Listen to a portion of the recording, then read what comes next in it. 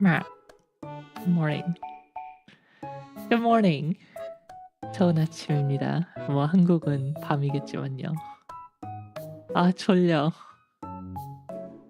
5시간도 못 잤어. I didn't even sleep 5 hours. I'm just so tired. 아. Big Mac. 하루님 니하. 만타리하. Alright. Yes, it's 5090 review day. Welcome, everyone. 다들 어서 오세요. 5090 리뷰 엠바고 풀리는 날입니다.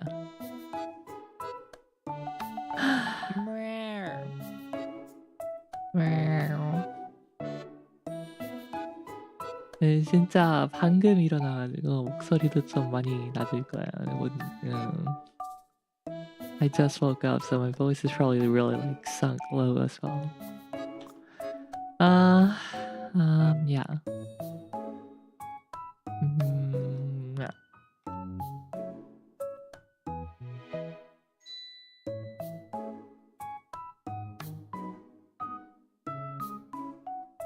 I have not looked at reviews yet.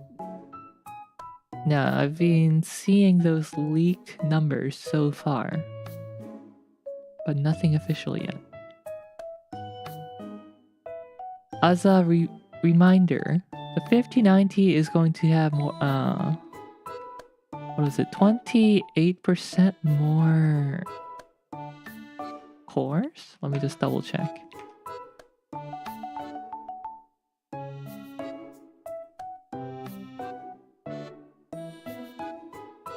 You know what? No, I'll just pop that up here.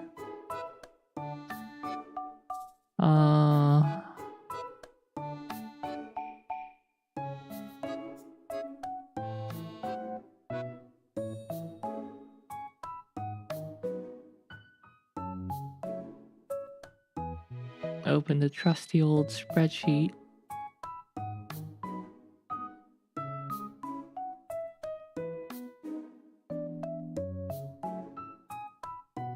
As well as the usual sources like TechPowerUp.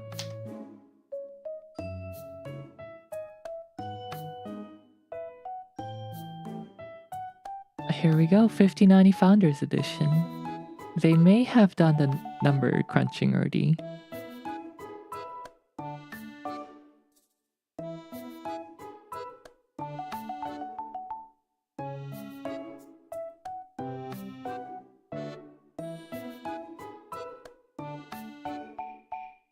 Okay, they haven't done the exact number crunching here. So 4090 had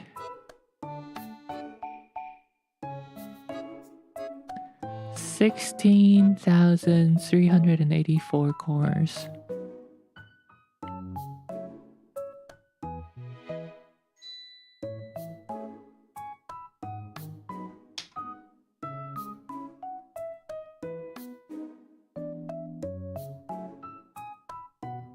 Percent increase.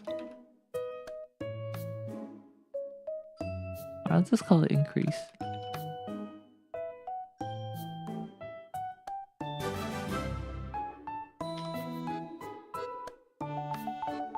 Yoi Bong Jackie, welcome to the National Alpha Association, thank you. And then the 5090 has that. CUDA cores.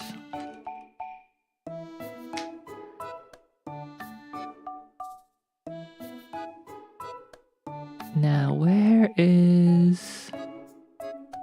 they don't have the... Alright, that's fine. Welcome to the party! Is it a party or is it a... funeral for the good old days of GPU that is no longer with us?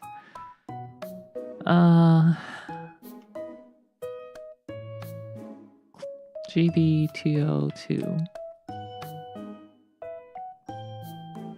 RIP GPU.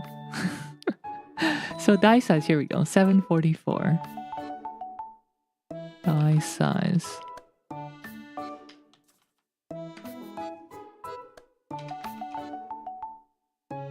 Millimeter square, 744, and I think it's like 610 or something. 8102. 609, I was so close.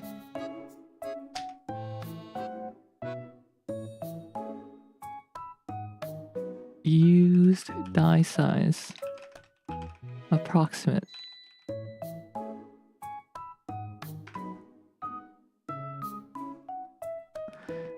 We're gonna calculate this by finding out how many CUDA cores the full chip has in total, and how many CUDA cores the 4090 and the 5090 has actually active in relative to that. So 8102 has 18432 in total. That would be divided by 18432 times 609. So we're getting about that much of usable space. And on the 5090,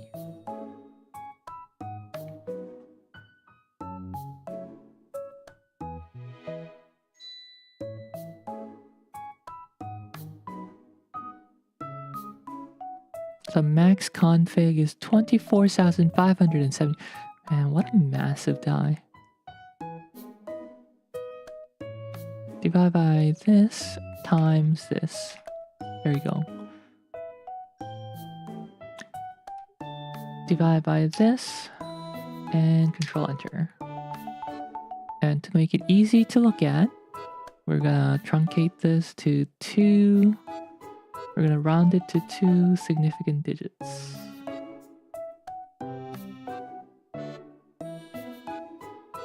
Or no, 2 decimal points. Or 3 significant digits, I guess.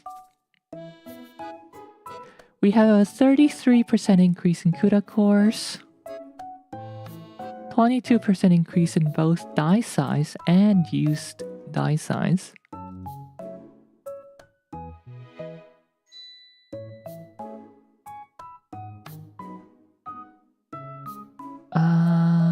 Format number 2.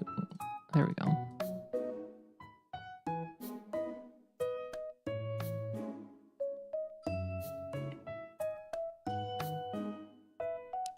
Price, of course, we can't forget about the price. Well, let's put that at the top, because that is a hot topic. Price. 4090 had an MSRP of 1600.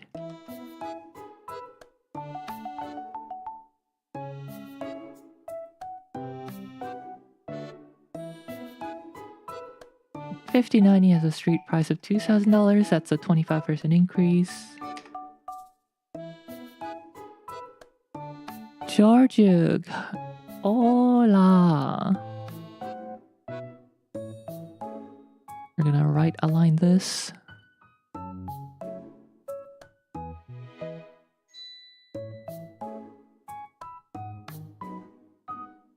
There we go.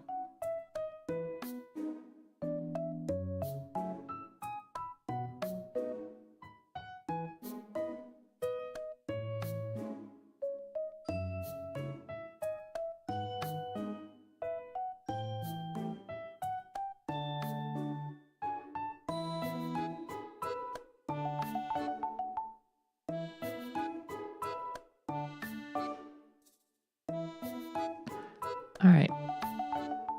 And then what else? What else do we need? VRAM amount, VRAM bandwidth,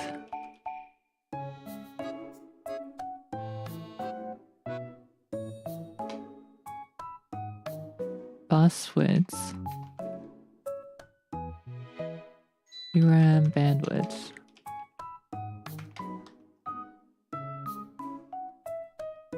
Bit. Gigabit per second. Oh, this is a gigabyte per second.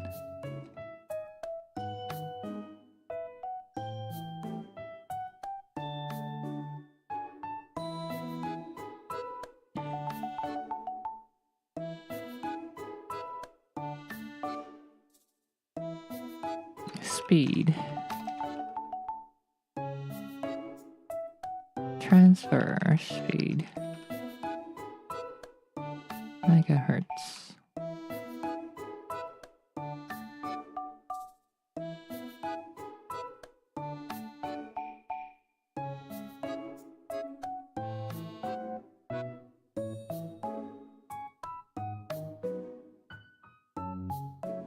Clock speed. 1313 for the 4090. We're going from GDDR6X to GDDR7, so we're seeing a healthy bump in the graphics memory system subsystem.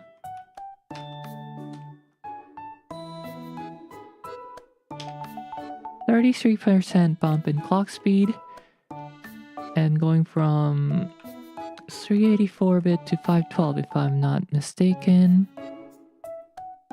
Yeah, 384 to 512.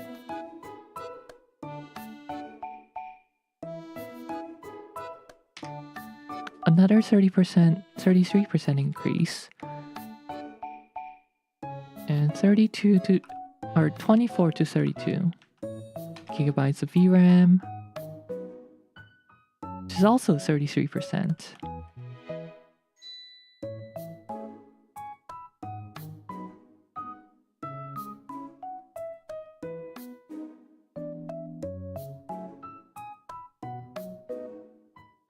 Let's see, if I'm not mistaken, the math should be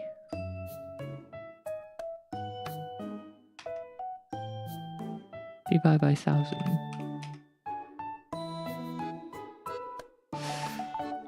I think that's it. We'll see.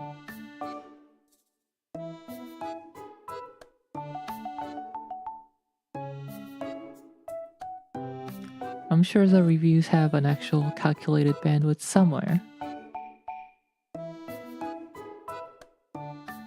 I'm just gonna color this because I'm not sure, or leave a note here. Not sure if calculation is right, but the percent increase is. Not sure if bandwidth calculation is right.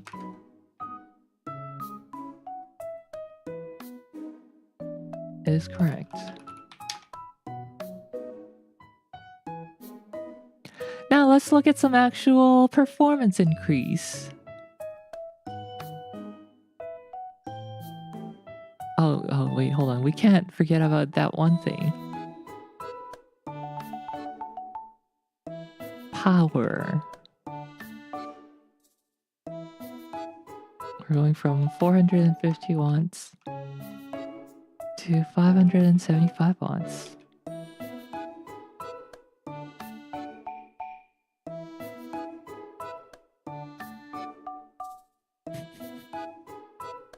%, increase in power.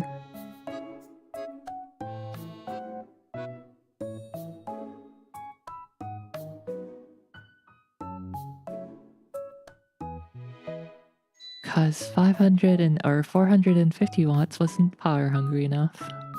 Alright, let's go. Numbers. Give us the numbers.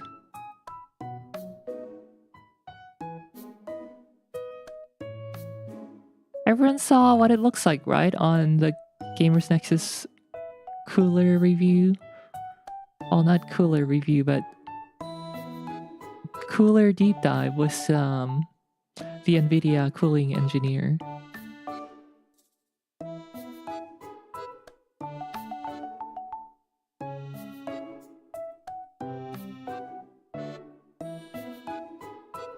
So the 5090 is the same size, at least two-dimensionally.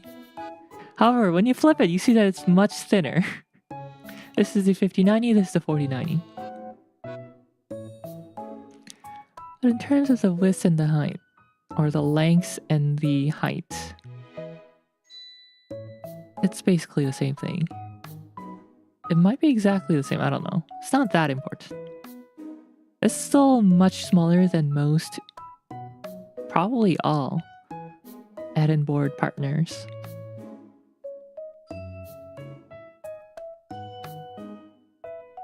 Let's start looking at games. Before that, sorry. TechPowerUp's using 9800 X3D.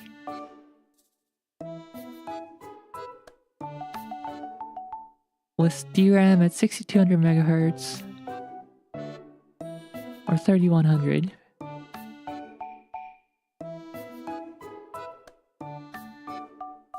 $6,200 mega transfer.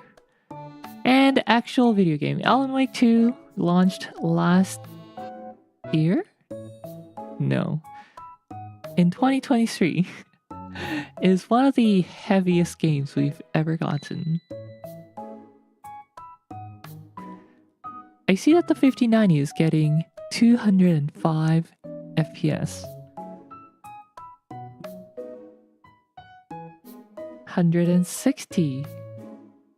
161 FPS.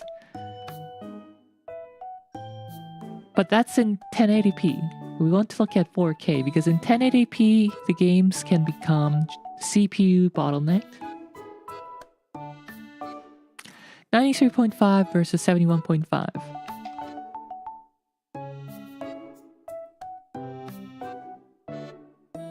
What is that?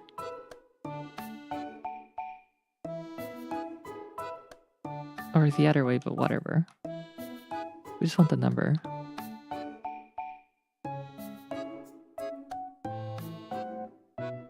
Did I put down the numbers right? 93.5, 71.5.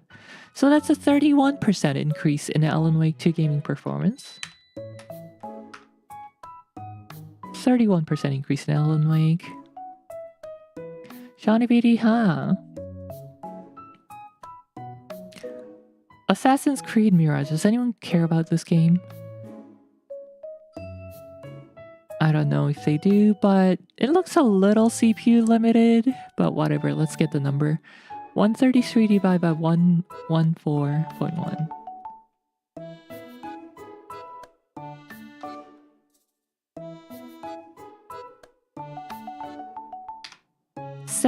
%, a mere 17%. Yeah, that feels CPU bottlenecked. 31% for Alan Wake 2, 17% for Mirage. Shadow of the Tomb Raider.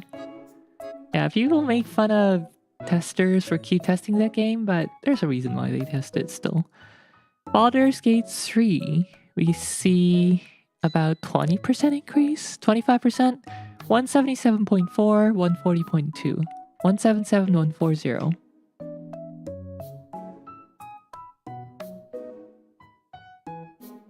That's a 26% increase. So 31%, 17%, 26% so far. RVD, huh? I know, I just woke up and I'm... that's why my voice is so sunk low right now.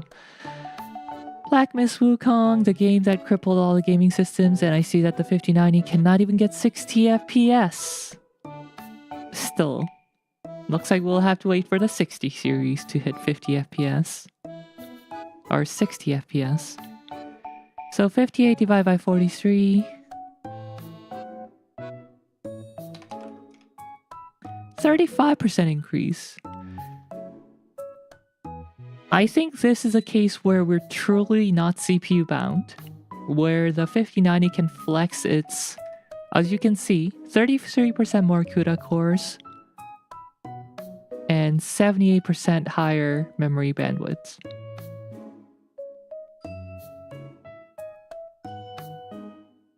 I can't make a purchase till I figure out how the 5080 will perform with Minecraft 1.7.10/Greg Tech New Horizons 2.7.x. Well, I don't know if you're gonna get any exact number for that, so good luck. I know you're just being facetious. Counter-Strike 4K 348 over 229. 348229.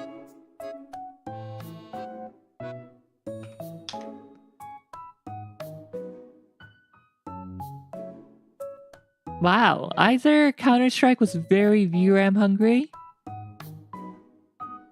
I mean, that makes sense. It's rendering so many frames per second. This does make sense. Looks like Counter-Strike is benefiting from the high bandwidth.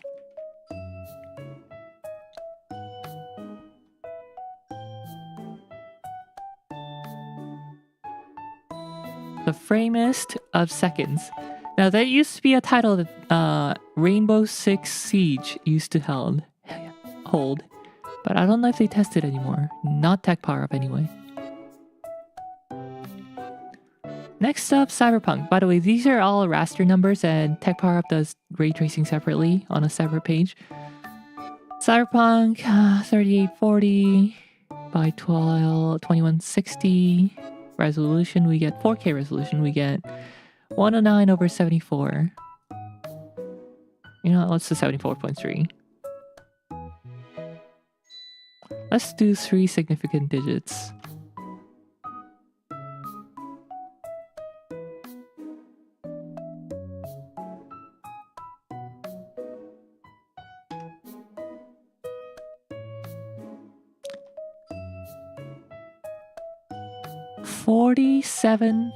%. Not bad, not bad at all.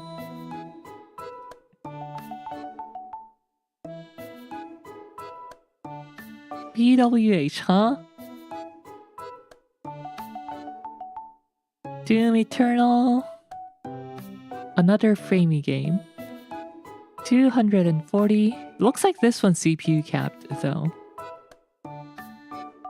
2492 or 249219. Oh, the 3 significant digits. Yeah. Okay, that's a mere 14%.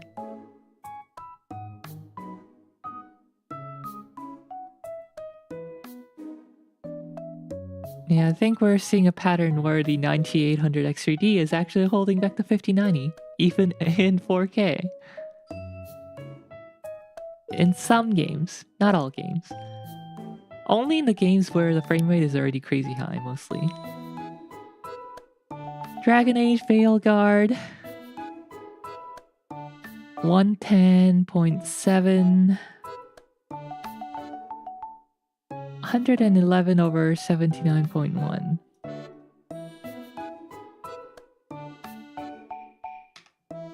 %.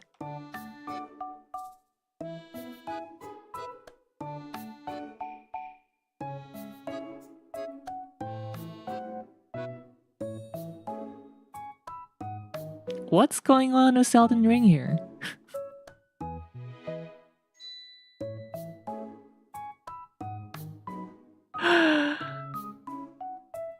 What the heck?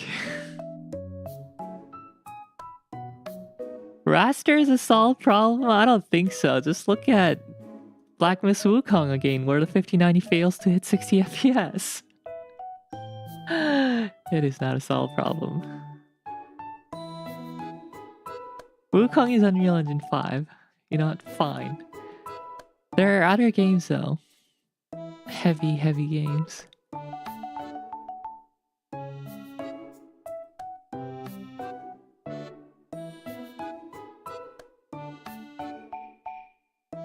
.0, not updated to the updated 5.5 or whatever. Okay. Truly cursed tech choice. 184, 185, 134.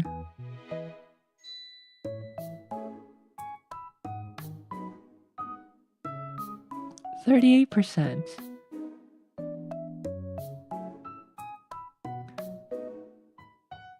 Now I'm gonna stop going through all the games, but just some of the games that I'm interested in. Hogwarts Legacy. This was also a heavy game when it first came out. Still is. 97.1, 68.6.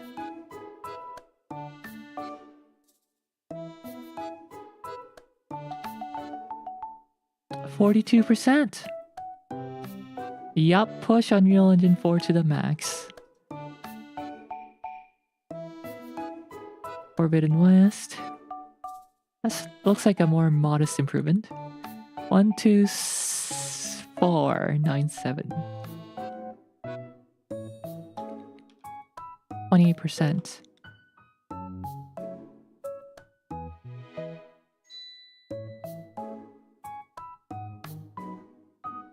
Space Marine. Oh, that's a nice improvement. 1258889. 886.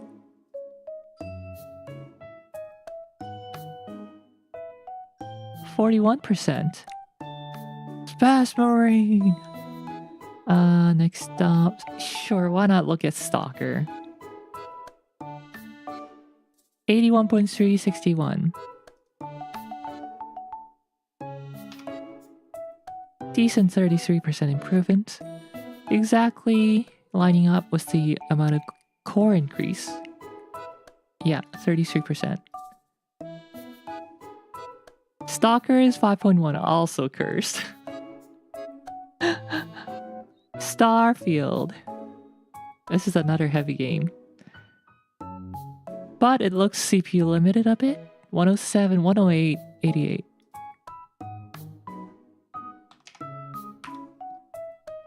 Only 23%. Okay, let's look at the average FPS.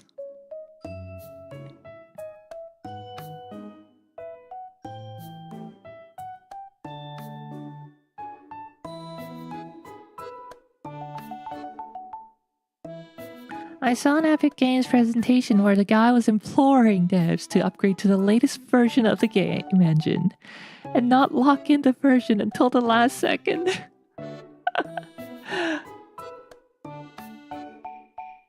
We're sorry, we're aware that 5.0 and 5.1 have huge troubles, but please just update. We made large strides in improving it.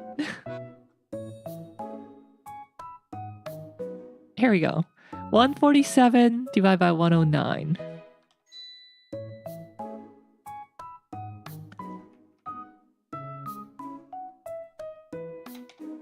Gaming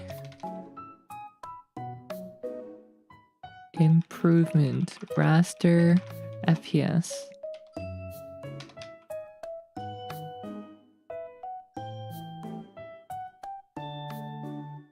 No, it doesn't even have to be. 147 109.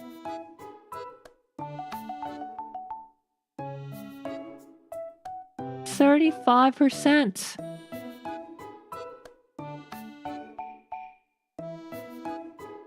35% increase. Not bad.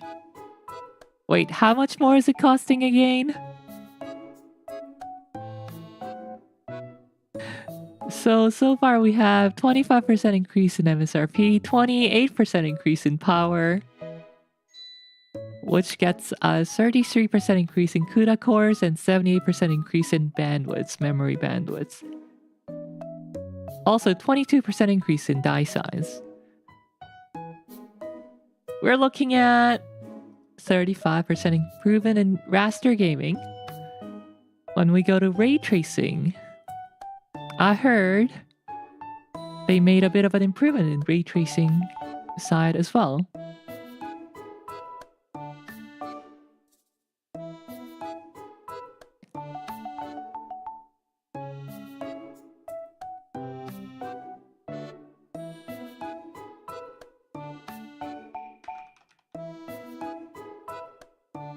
On one hand, I'm surprised that the ray tracing performance isn't as high, but they also test less games for ray tracing.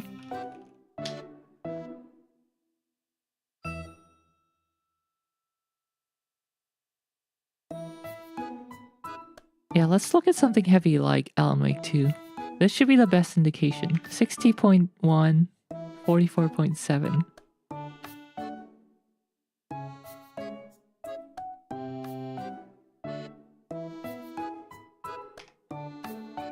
Okay, yeah, so it's about the same as Master, I think. Cyberpunk, is this the crazy FPS mode or sorry, crazy ray tracing mode, or is it the regular ray tracing mode? 581417. Looks like the path tracing mode.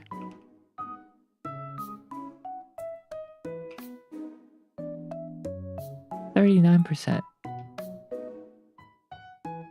Yeah, 39%.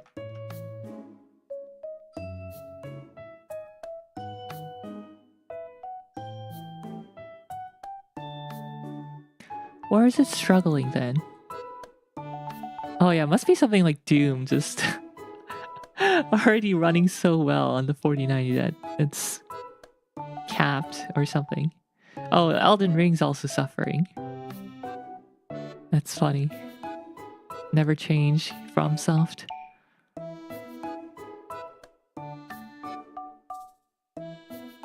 Elden Ring RT is a meme. Performance per dollar.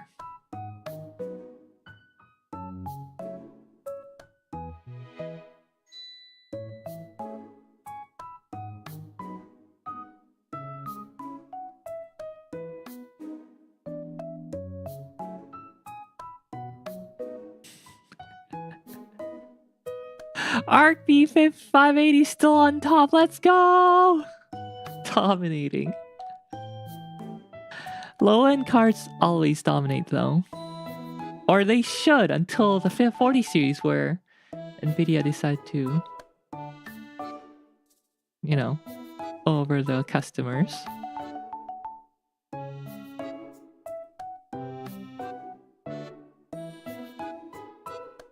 It beats 4090 at the street price, current strike pricing of $2,400.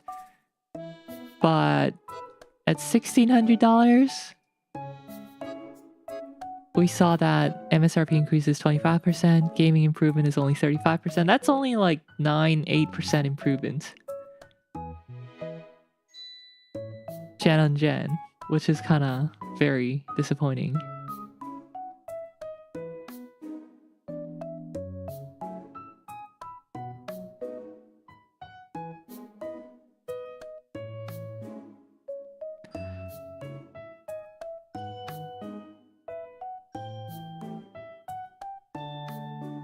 We're going from an TSMC 5 nano.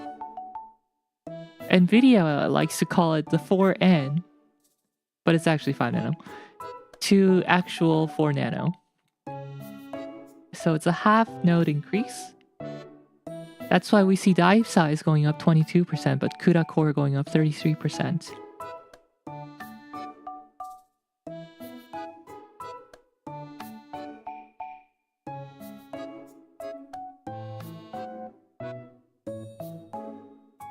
Yeah, you're paying for more silicon.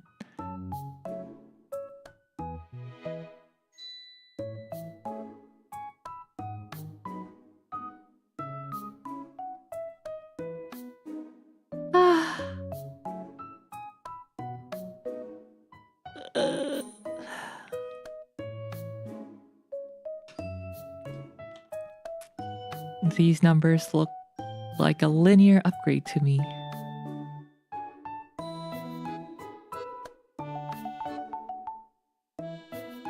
Yes.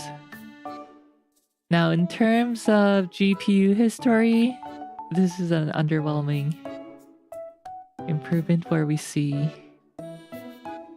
25% MSRP increase and only 35% raster. Well, ray tracing probably too if they test more games that are actually ray tracing heavy.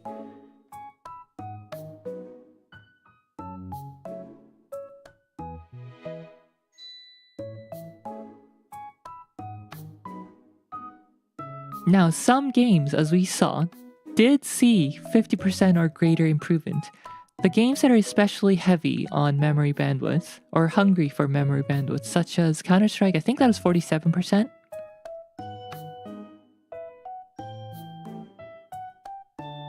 Three, 4, 8, 2, 2, 9.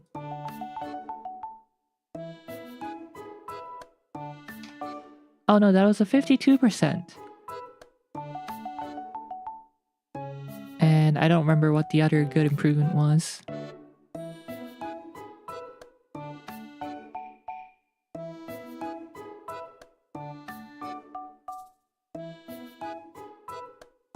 But yeah.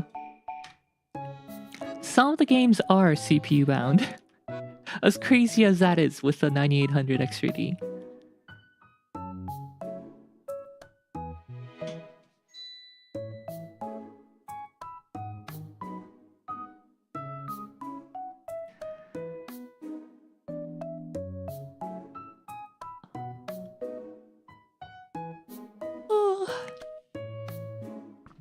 Now this is only TechPowerUp number. We should put this separately. Or, you know what? TechPowerUp. TPU.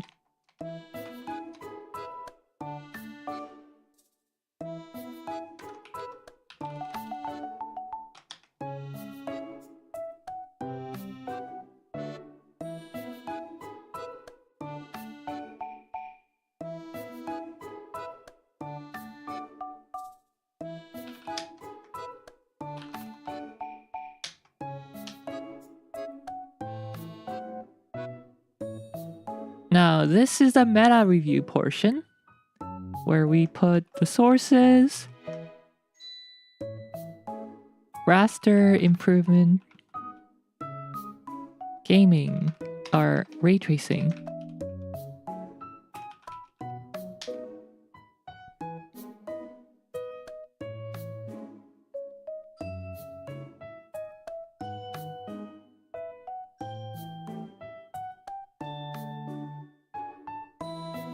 Actually, you know what? I'm gonna do something else. Just improvement. Performance. Gaming perf improvement.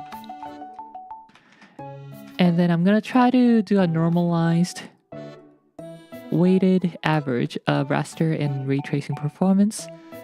So they tested 1, 2, 3, 4, oh wait, 8 to 32. Ah, my god, number, math. 24 games plus 1, 25 games. Is that right? 25 games. And then ray tracing they tested.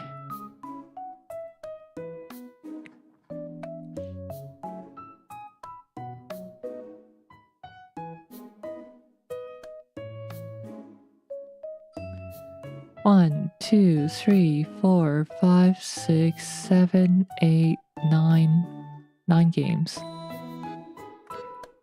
So we're gonna do an average of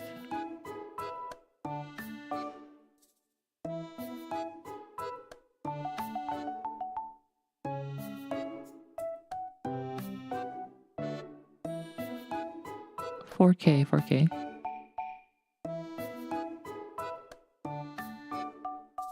TechPowerUp. Alright, fun mass times. 100 divided by 76 times 9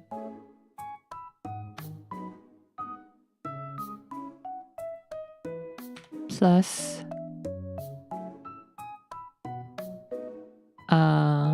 25, right? 147,109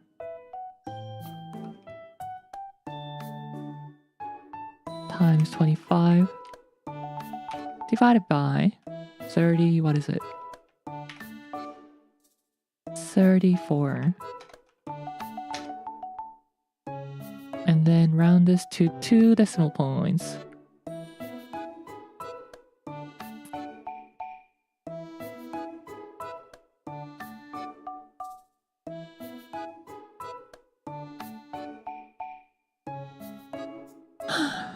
I'd ask if anyone reviewed DLSS4 upscaling, but I should be patient for the DF video. Really curious about the new transformer-based upscaling models. Yeah, me too. And the nice thing is that's going to be available on even on Ampere and, if I'm not mistaken, Turing, aka 30 and 20 series.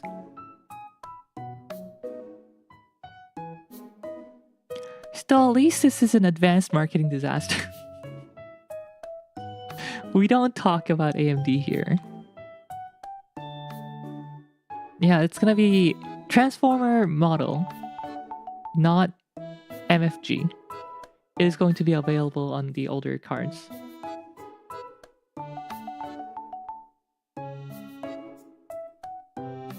If I'm not mistaken, maybe I'm just misremembering.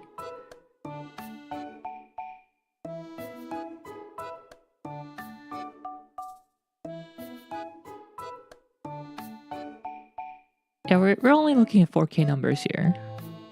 What's another good source? Let's go to Quasar Zone.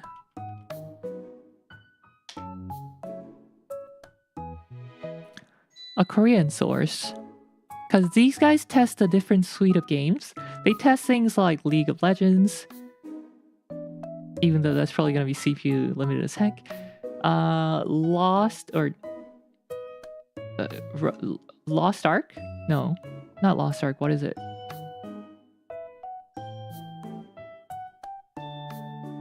The 3D MMO. I don't remember. Get in the zone.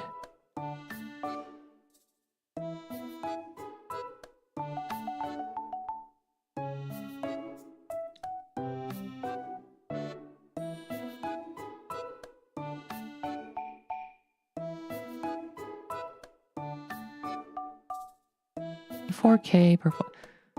What is the game I was thinking of? PUBG, Diablo 4. Yeah, these are some of the games that are not often tested in the West.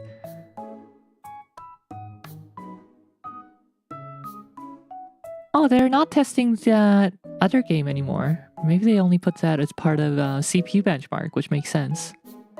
MMOs are CPU heavy. Anyway, we're seeing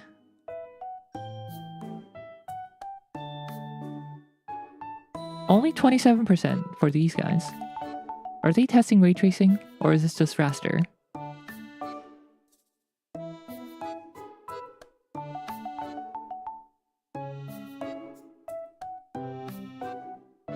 They have a separate section for ray tracing plus upscaling performance. So I'm assuming these are all raster. No RT, no upscale. Yeah, so that's raster. How many games is this? 15 games.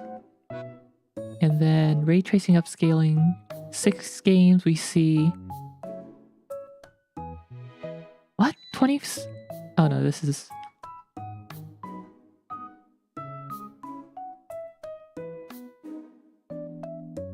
Huh. They somehow managed to get exactly the same ray tracing number, down to the decimal. 127.4%. I was confused. I was looking at this. I'm like, I just saw this. But no, this is RT plus DLSS. 127%. Okay, so there you go. 127. I don't even have to do a weighted average.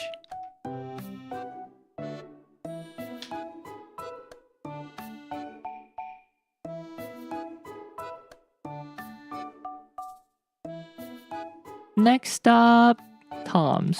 This will be the last of the written reviews.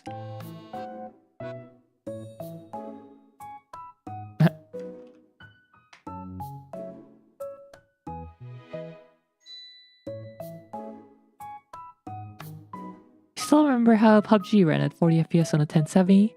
Now you can get 274 FPS.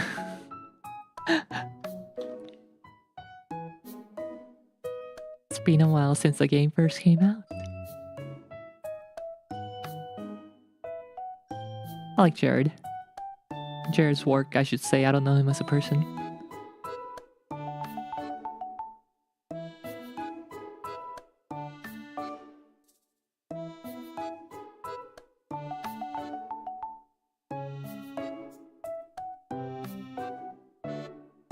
Oh, looks like he did testing on both the 13900K and probably the 9800X3D.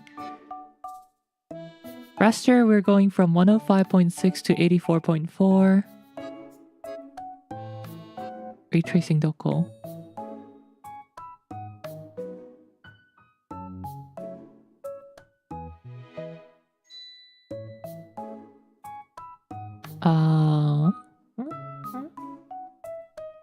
Was it a different page?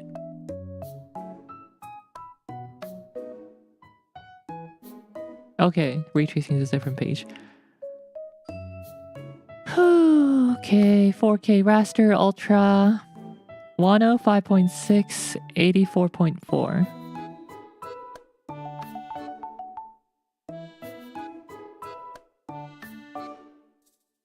We're gonna use this formula again.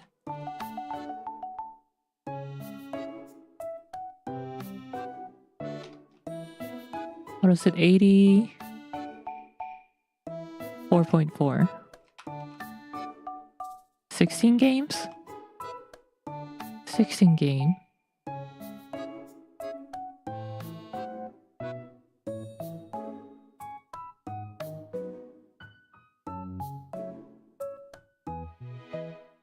Ah? Oh, he did do an overall geomean. Okay. We don't have to do a crazy complicated... Well, it's not crazy complicated, but somewhat complicated numbering. 101.1, 80.6.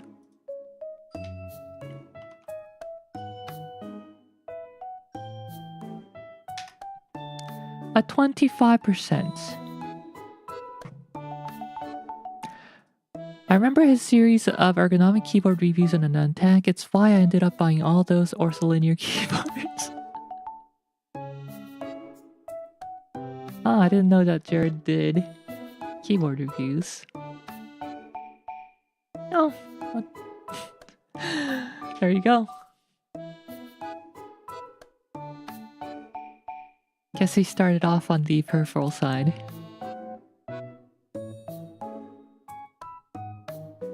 Let's see if there are any... Because this number is very low. Let's see if there's some outlier here.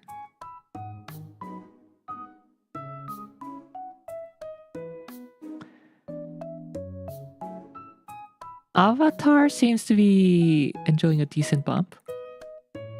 60 to 80 is, what is that? That's 33%. So it's around 30% increase here. 31%. I'm considering getting a split layout sometime soon. Never tried anything that's irregular or atypical. Control's seeing a nice healthy boost from 70 to almost 100.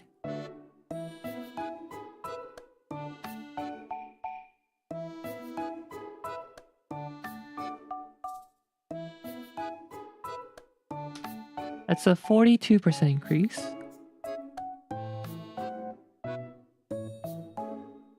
Cyberpunk, Ray Tracing Ultra, 55.5, 41.7. Another 33%. Oh, Minecraft! Thank you for testing Minecraft! Bless! I'm glad someone tests Minecraft RTX. Yeah, let's go! This is my game right here. And somehow the 5090 is broken as heck. I don't get it. I don't know what's going on here because 9800 X3D gets same performance on 4090 and 5090. Or rather, 5090 and 4090 get the same performance on a 98 X3D.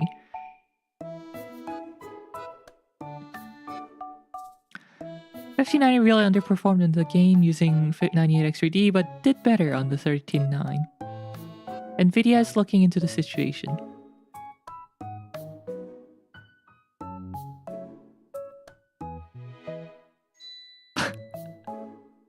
Wait, what's going on?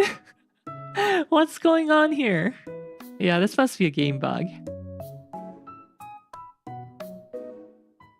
9800 X3D 5090 is performing lower than the 4080 Super, which he probably pulled out as a sanity check. Oh no, he was testing it the whole time. I just didn't even register. It just did not even register until now. That's so funny. Is this included in the average? This must have really sank the average. Let me count the games. So we have 1, 2, 3, 4, 5, 6, 7.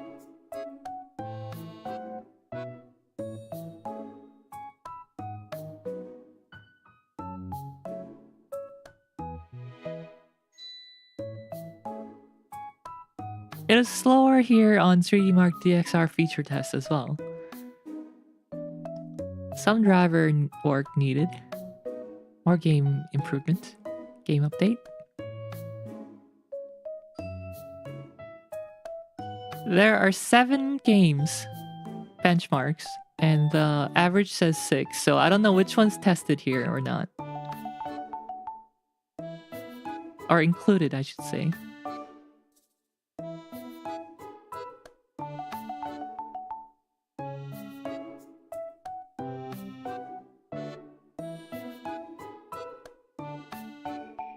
Yeah, look at that. 13900K performing so much better just because of that one Minecraft. Is your XTX broken? I caught on a VOD that you're using the 3060 Ti gain. It's not broken. I pulled it out to sell it. And then, you know, AMD decided to delay the 9070 XT.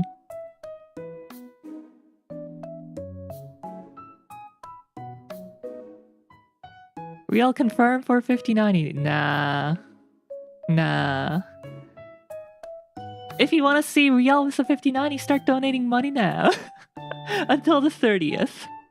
So that I can put it in order before it goes out of stock immediately.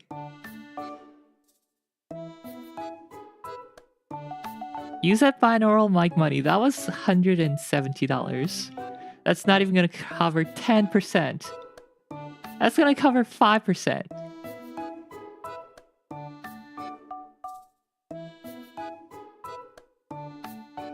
Alright, now what's the next game here? Or not next game, let's look at Hub. Hardware Unboxed.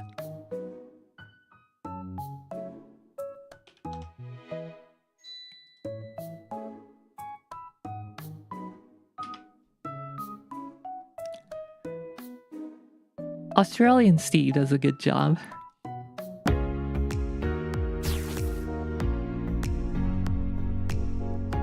Welcome back to Hardware Unboxed. Exciting stuff. Oh yeah, how about the thermals? Because we're going from here. Let me review this again with you now that everyone's here. The two-dimensional surface area is identical, at least from this side, between the 4090 and the 5090. However, when you compare the thickness, it's only 2/3 the thickness. So how does the cooler do?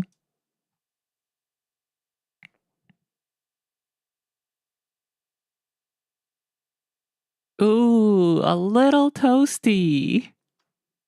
83.4. This is not going to be happy inside a small form factor.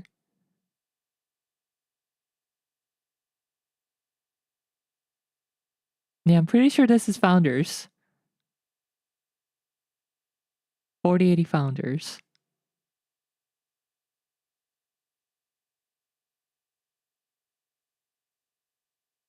Wow, memory temp at 95.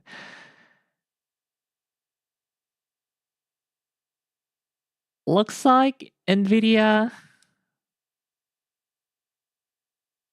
I don't know if I should say they made it.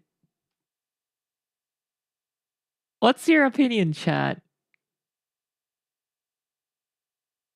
If the memory temp is 95.4, if the GPU core temp is 83.4, and the hotspot temp is probably 100 degrees. Between 95 and 100 degrees. Did they fail? Now, this is normalized at 35 decibel, so it's not running at full fan speed.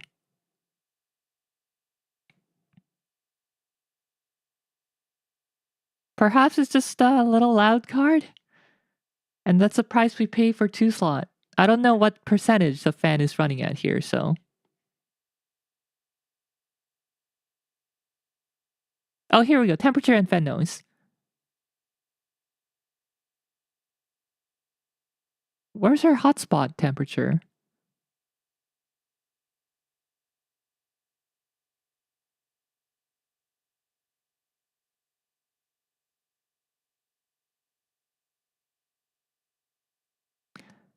Letting the fan run at default settings.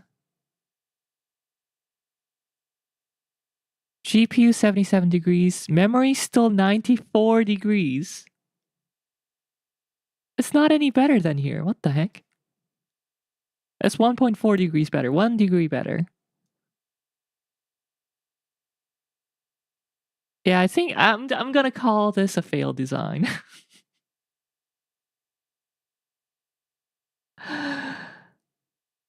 Remember, these guys are testing in an air-conditioned room. Probably set to, I don't know, do they say?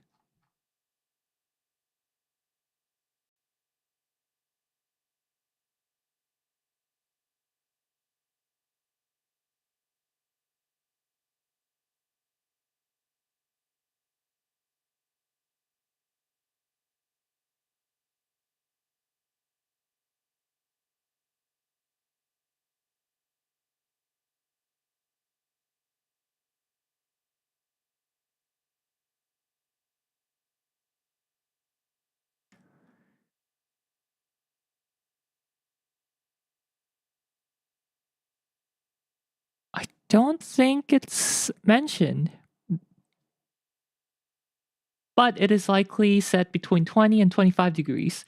So if your room gets hotter than this by a few degrees, you're already pushing 100 degrees. Well, if you are hotter by 6 degrees Celsius, your memory is pushing 100 degrees, even on auto fan, with the fan running at 40 decibel, which is pretty darn loud as far as modern designs go. 3090 had VRAM temp problems. The issue was that the chips on the backside. Oh, was with the chips on the backside. I can make coffee with those tabs. Also, hi. Metro Snacks, hello. Riha riha. Welcome to the party. It's actually a funeral. Funeral service for the good old days of GPU.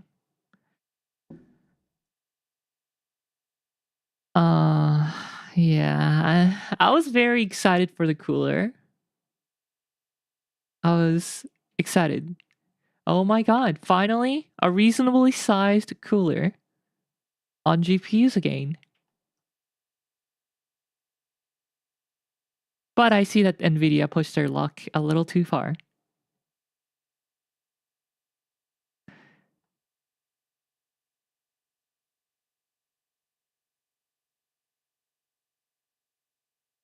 I think they were too focused on their silly SFF form factor guideline.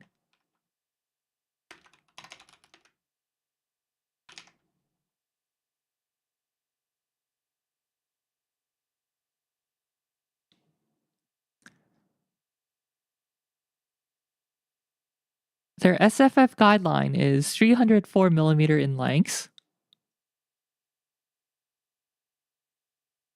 The card is 300 millimeter in length. I think they just really wanted to brag about this card fitting their quote unquote SFF guideline.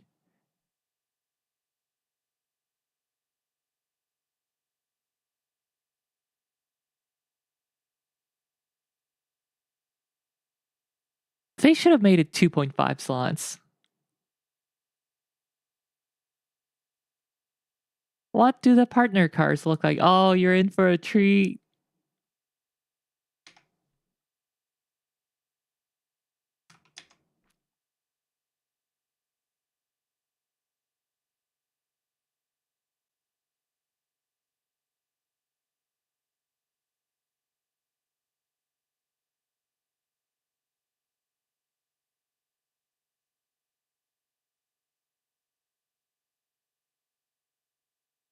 You could say, oh, it doesn't look too bad. It looks reasonable until you look at the PCI bracket size. How far it's sticking out and how long it is in relative to that. And look how chunky this is. Do they have sizes here? 358 millimeters, so 58 millimeter longer. 149 versus 140. Almost a centimeter taller. 76 versus 50 in thickness.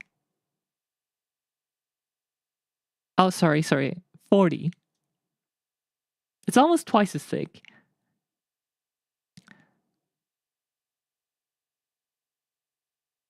Still sticking out less than my Noctua CPU cooler. Yes, tower coolers are generally taller than fat GPUs. My tower cooler is 157 millimeters or something.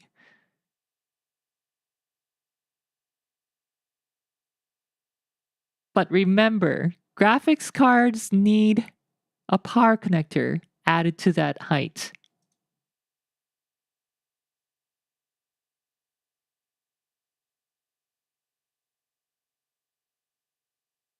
While NVIDIA did a decent job with their power connection positioning, so that it doesn't stick out too far up. Is there a better picture? Doesn't stick too far up if you want to route it this way or just behind, really tuck it in. But most of the partner models, they stick right up. Okay, so for Asus, they hit it inside a little by, I don't know, half a centimeter, 0.7 centimeter.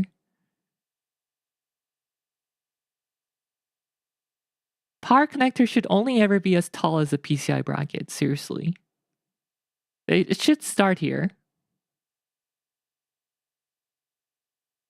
Canada Warrior D, huh?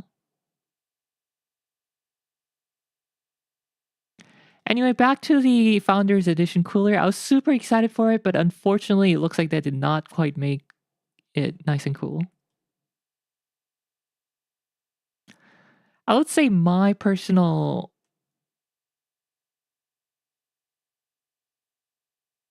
limit that I want to see on something like a TechPowerUp review where they're testing in an air-conditioned room would be like 85 max for hotspot and memory,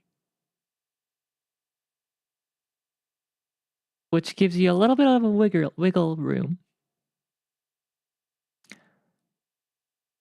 in terms of your own case cooling if it's more limited, and your room cooling if you don't run AC at 21 degrees or whatever.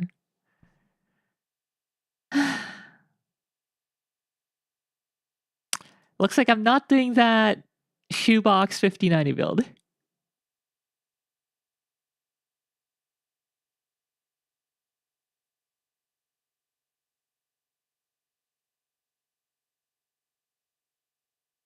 Do it anyway. Okay, let me start a goal. Let's see how much it works.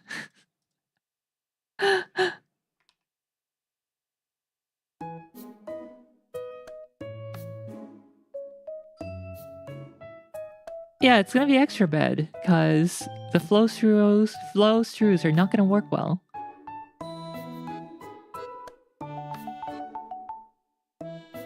Yeah, it's Asus.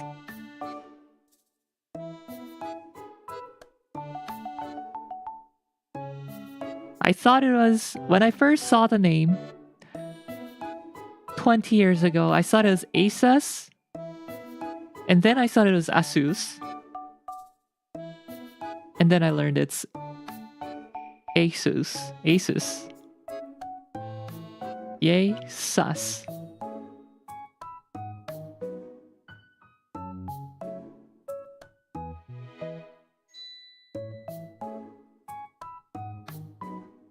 Honestly, ha. They still being kind of sus though, yes.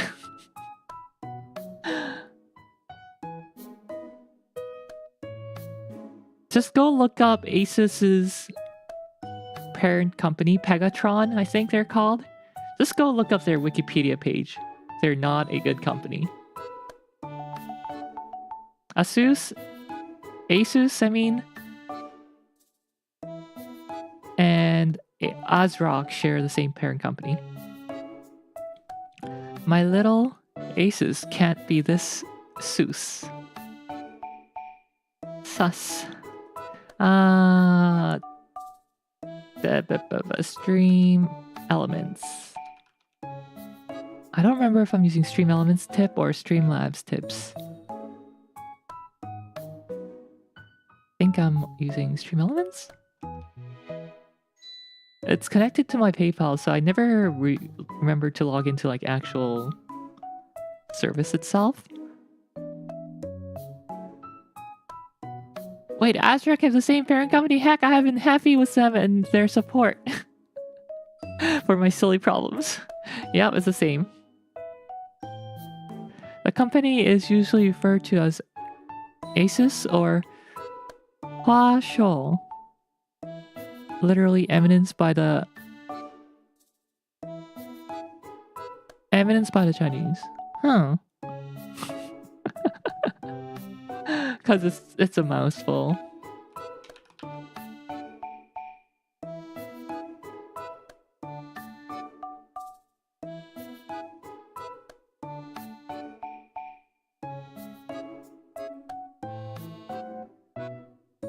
Let's not keep Steve standing there. Let's just let him do the talking while I'm doing my thing.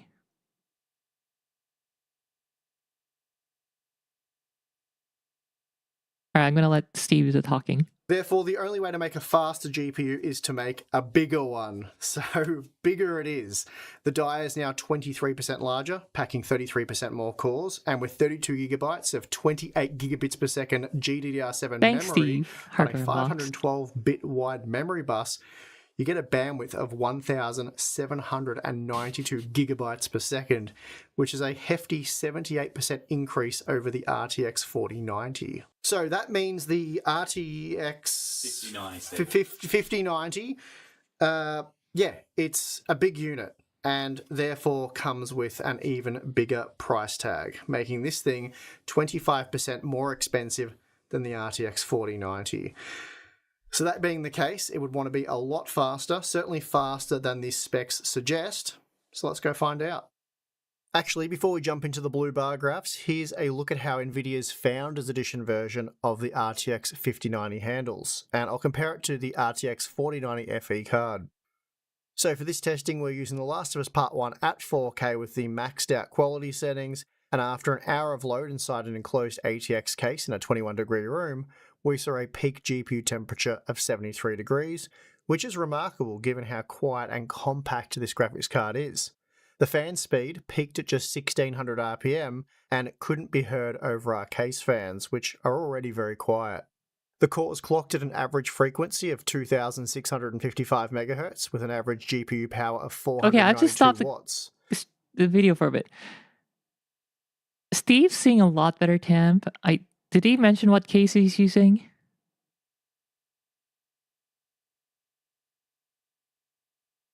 '88's not good, but it's certainly not 95 or 94 on auto mode. What is TechPowerUp using? I thought their test bench was reasonable, or very good in fact.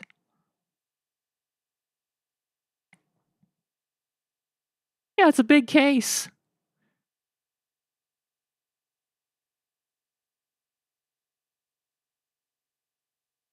I like how the photo shows the 4090 though.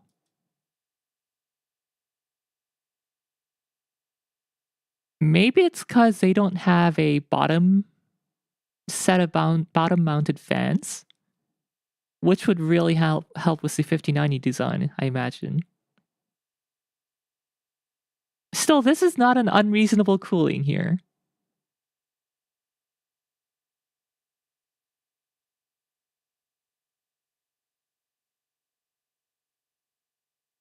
I don't know. The memory temp peaked at 88 degrees with an operating frequency of 2,334 MHz for a transfer speed of 28 gigabits per second. Now compare that to the 4090 FE model, which peaked at 68 degrees for the cores and a memory temperature of 80 degrees, while the fans spun at just shy of 1500 RPM. So it's clear that the 5090 is a little bit louder and a little bit hotter, but given that the 5090 was also consuming on average 35% more power in this test and is a considerably smaller graphics card, the results are Unrelated, but I'm pretty eating some incredible. tteokbokki. I'm happy for you. So I I'm want some extremely tteokbokki. impressed with what Nvidia has been able to achieve here. This might be the most impressive graphics card we've ever seen, and you'd never guess just by looking at it how much thermal load this cooler can efficiently handle. Great stuff indeed, but of course, now you want to know, how does it perform? Starting with Marvel Rivals at 1440p, we see that the 5090 is delivering 30% more performance than the 4090, which is a decent performance improvement, though once you factor in the 25% price hike, it's considerably less exciting. Jumping up to the 4K resolution only slightly increases the margin to 33%, which again is a solid uplift. It's just a shame that it comes at such an extreme price premium. Stalker 2 isn't the most well-optimized game, I guess you could say, and as a result maxed out the RTX 5090 is only good for 94 FPS at 1440p, making it 22% faster than the 4090, so a very mild performance gain there. Thankfully, at 4K we are looking at a much more reasonable 42% performance gain, rendering 71 FPS on average. Next up we have Counter-Strike 2. No, that was 1440p testing. That was results testing. Look a bit odd, as the RTX I forgot that I 5090 already had is it set slightly up. slower than the 4090. Sorry, I'm just gonna pause the video. I was just testing here. Here, another test. Dear Kevin, thank you for donating $1 to the NEA. Kevin, scan me.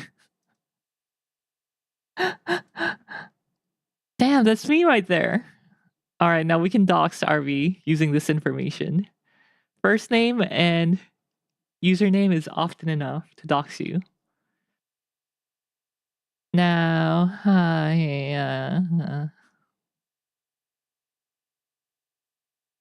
oh no. Where do I set goals though? How do I set a tipping goal? I'm currently trying to sell the XTX for around 1,000 maple bucks. So we'll set that as our starting point, and however much we can add on top of that, I'll get a better graphics card. All right, back to you, Steve. Here, though the 1% lows were notably stronger. Now, it is worth noting that we saw multiple examples where the 5090 was actually slower than the 4090 at 1080p, suggesting that there is a possible overhead issue here with the Blackwell architecture, but it could also be just an issue where the 5090 has so many cores that it can't be efficiently utilized at such a low resolution, so we'll have to investigate this one further. But even at 4K, the 5090 isn't much faster than the 4090, just an 8% increase here, and the issue doesn't appear to be a CPU bottleneck given how much higher the frame rates were at 1440p. Performance in God of War Ragnarok is insane at 1440p, 268 FPS using the Ultra preset. That said, this did only make it 22% faster than the 4090 at 1440p, so pretty poor given it costs 25% more. The 5090 does scale better at 4K though, opening up to a 36% margin with 195 FPS opposed to 143 FPS with the RTX 4090, so a pretty good win here. Next up we have Delta Force, and at 1440p, the 5090 is providing just 17% more performance than the 4090, though to be fair, frame rates are extreme and likely approaching a CPU bottleneck. Still, while jumping up to 4K does extend the margin out to 27%, that's still not a terribly impressive uplift, despite rendering 160 FPS. And again, this is largely due to the fact that the 5090 costs 25% more and is arriving a little over 2 years later. As we know, Space Marine 2 is a very CPU-limited game, and at 1440p, we certainly appear to be finding the limits of the Ryzen 7 9800X3D. However, What's really odd here is the fact that the 5090 is coming in 4% slower than the 4090. So as we've seen a few times now, though, mostly at 1080p, this either suggests to me that there's some kind of overhead issue or the workload is limited in a way that makes the 5090 inefficient due to how many cores it has. Thankfully though, switching up to the 4K resolution does solve this problem, and now the 5090 is seen to be 30% faster than the 4090, which, as I've noted a number of times now, it's an okay performance uplift. It's certainly not amazing. It's decent though, but it's also entirely undone by the fact that it also costs 25% more. The Star Wars Jedi Survivor performance improvement at 1440p is again weak, just a 14% improvement here, though we are looking at 191 FPS on average, which is very impressive. Then at 4K, we're creeping over the 100 FPS barrier with 102 FPS, making the RTX 5090 21% faster than the 4090, so again a pretty disappointing margin there. Moving on to A Plague Tale Requiem, we see that at 1440p the 5090 is just 21% faster than the 4090, though the data is in part CPU limited, as indicated by the similar 1% lows. Jumping up to 4K does help with that. Here the RTX 5090 is able to pull much further ahead of the 4090 and is now delivering a 42% performance uplift, so certainly one of the better margins we've seen. Cyberpunk 2077 is another game where the 5090 struggles to offer noteworthy gains over the 4090 at 1440p. Just a 19% improvement here, again with similar 1% lows, though of course other system limitations will be coming into effect here. An increase in the resolution opens the margin up to 32%, which I'd still say is quite underwhelming despite performance overall being excellent, though we are using the second highest preset and ray tracing hasn't been enabled. Frame rates in Dying Light 2 using the high preset are extreme at 1440p, 198 FPS for the new RTX 5090, though that did only make it 24% faster than the 4090. And then even at 4K, we're still looking at a 25% performance gain over the 4090, which scales with the 25% price increase, so probably not amazing there in terms of value. Dragon Age the Vanguard is limited to just shy of 130 FPS at 1440p when using the Ultra preset, which does selectively apply some ray tracing effects. So be aware that this portion of the review isn't looking exclusively at rasterization performance, though that is still mostly the focus here.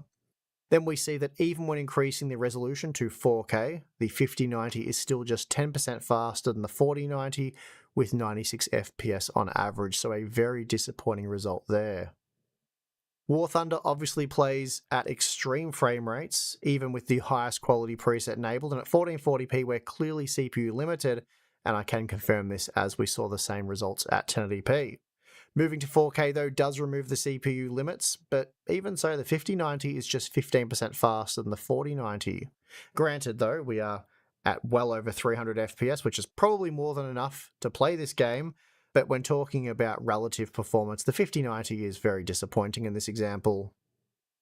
Marvel's Spider-Man Remastered is yet another game that is heavily CPU limited at 1440p with these extreme high-end GPUs, and that means both the 4090 and 5090 were limited to 222 FPS. So very good performance overall, but that limitation there meant that the 5090 was no faster than the 4090. And then increasing to 4K, it does mostly remove those limits, though I suspect the 5090 is probably still being held back a little bit by the CPU as it averaged 212 FPS, and as a result, the 5090 was just 26% faster than the 4090. Hogwarts Legacy is yet another new game that is mostly CPU limited at 1440p, and as a result, the 4090 and 5090 delivered similar performance. Then pushing the resolution up to 4K allowed the 5090 to pull ahead of the 4090 by a 31% margin, so pretty amazing performance overall, but not exactly amazing in terms of value. The Last of Us Part 1 does allow the 5090 to provide a decent performance uplift at 1440p. Here it's 28% faster with 204 FPS on average, so pretty amazing performance overall. Then at 4K we're looking at a 40% increase with 125 FPS on average, so a great result here, at least relative to most other games. Now the RTX 5090 is able to render over 100 FPS in Star Wars Outlaws at 1440p using the Ultra preset, and this game does force the use of ray tracing, and this meant it was 22% faster than the 4090 at 1440p, though quite oddly, the margin is reduced at 4K, and now the 5090 is just 19% faster, so a similar margin overall, but typically we'd expect the 5090 to look better at 4K, but that's certainly not the case here. Finally, we have Starfield, and here the 5090 is just 4% faster than the 4090 at 1440p using the ultra quality settings, and this limited performance to 125 FPS. Moving to 4K didn't really help too much, as here the 5090 was just 7% faster than the 4090, so there's some kind of limitation in this title that is stopping the 5090 from delivering the margins that we've typically seen in other titles at 4K.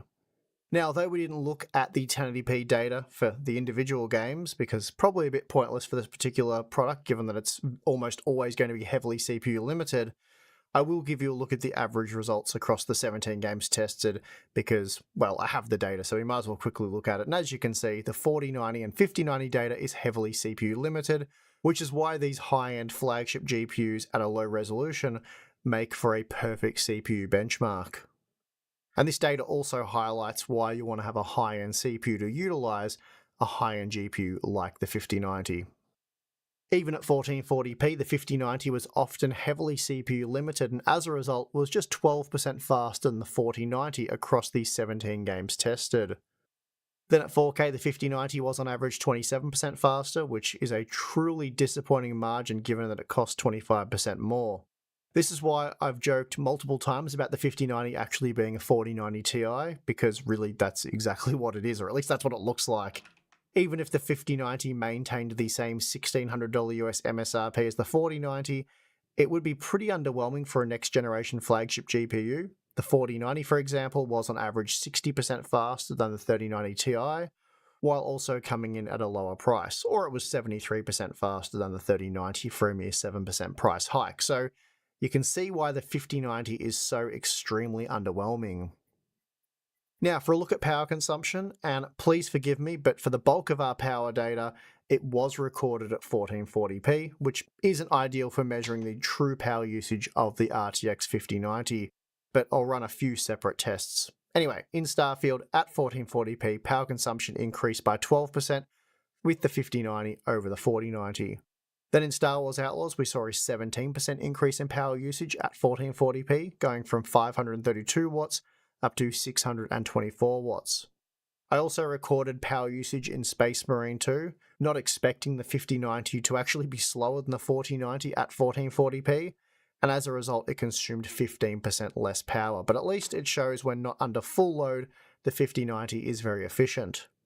But what I have done is go back and retest the 7900 XTX, 4090 and 5090 at 4K in 3 games where the 5090 performed well at 4K. And those games were Dying Light 2, Cyberpunk 2077 and A Plague Tale Requiem. Here we see that the 5090 increased power usage by 37 to 41% depending on the title, which is more in line with the performance gains seen in those titles. And I am combining both CPU and GPU power usage for these numbers, as we have seen in the past that GeForce GPUs can increase CPU load, which helps reduce GPU load and therefore power consumption. Finally, I also reran those same tests, but with a 60 FPS cap, and there's some interesting results here. Testing with A Plague Tale Requiem, power usage of the 4090 and 5090 was extremely similar when capped at 60 FPS. The 5090 only increased consumption by 2%. But we did see an 8% increase in Cyberpunk and then a 15% increase in Dying Light 2. Okay, so unfortunately, I have had some issues with Metro Exodus Enhanced Edition when using the Radeon GPUs. I've been able to run this game in the past on Radeon GPUs, but for whatever reason, it is now broken with the Radeon GPUs when enabling ray tracing, hard locking the system every time I try and load into a game. And I've tried multiple AMD and Intel systems with no joy. AMD has been made aware of this issue and have successfully replicated the problem, but sadly a fix was not issued in time for this review. So rather than drop the game entirely, I've decided to go without any ray tracing data for the Radeon GPUs, as we're just really looking at the 4090 versus 5090 performance anyway. Okay, we're almost done. I think the goal should be in USD though, because I'm pretty sure this is USD. Quick, someone dono me 50 cents and see how it changes, or one. I don't know. No, you don't have to. Let's set it to USD then. Da, da, da, da. 1,000 maple blocks is 696. How do I update the goal? Tip goal.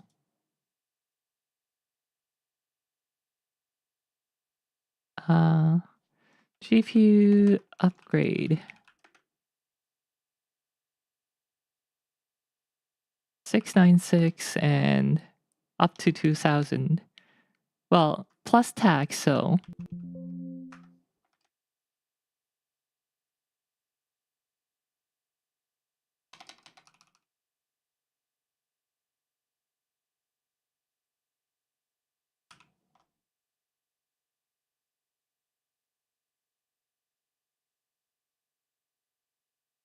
Copy.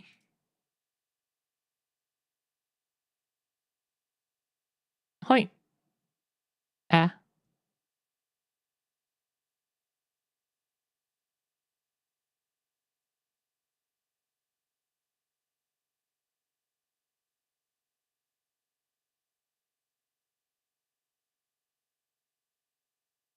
It's not working. What did I do? I killed it. All right, back to video. Also, Metro Exodus Enhanced was one of the few ray tracing titles that Tim believed to be truly transformative with ray tracing enabled, so I did really want to include it. Now, at 1080p, the 5090 was 21% faster than the 4090 and then 33% faster at 1440p.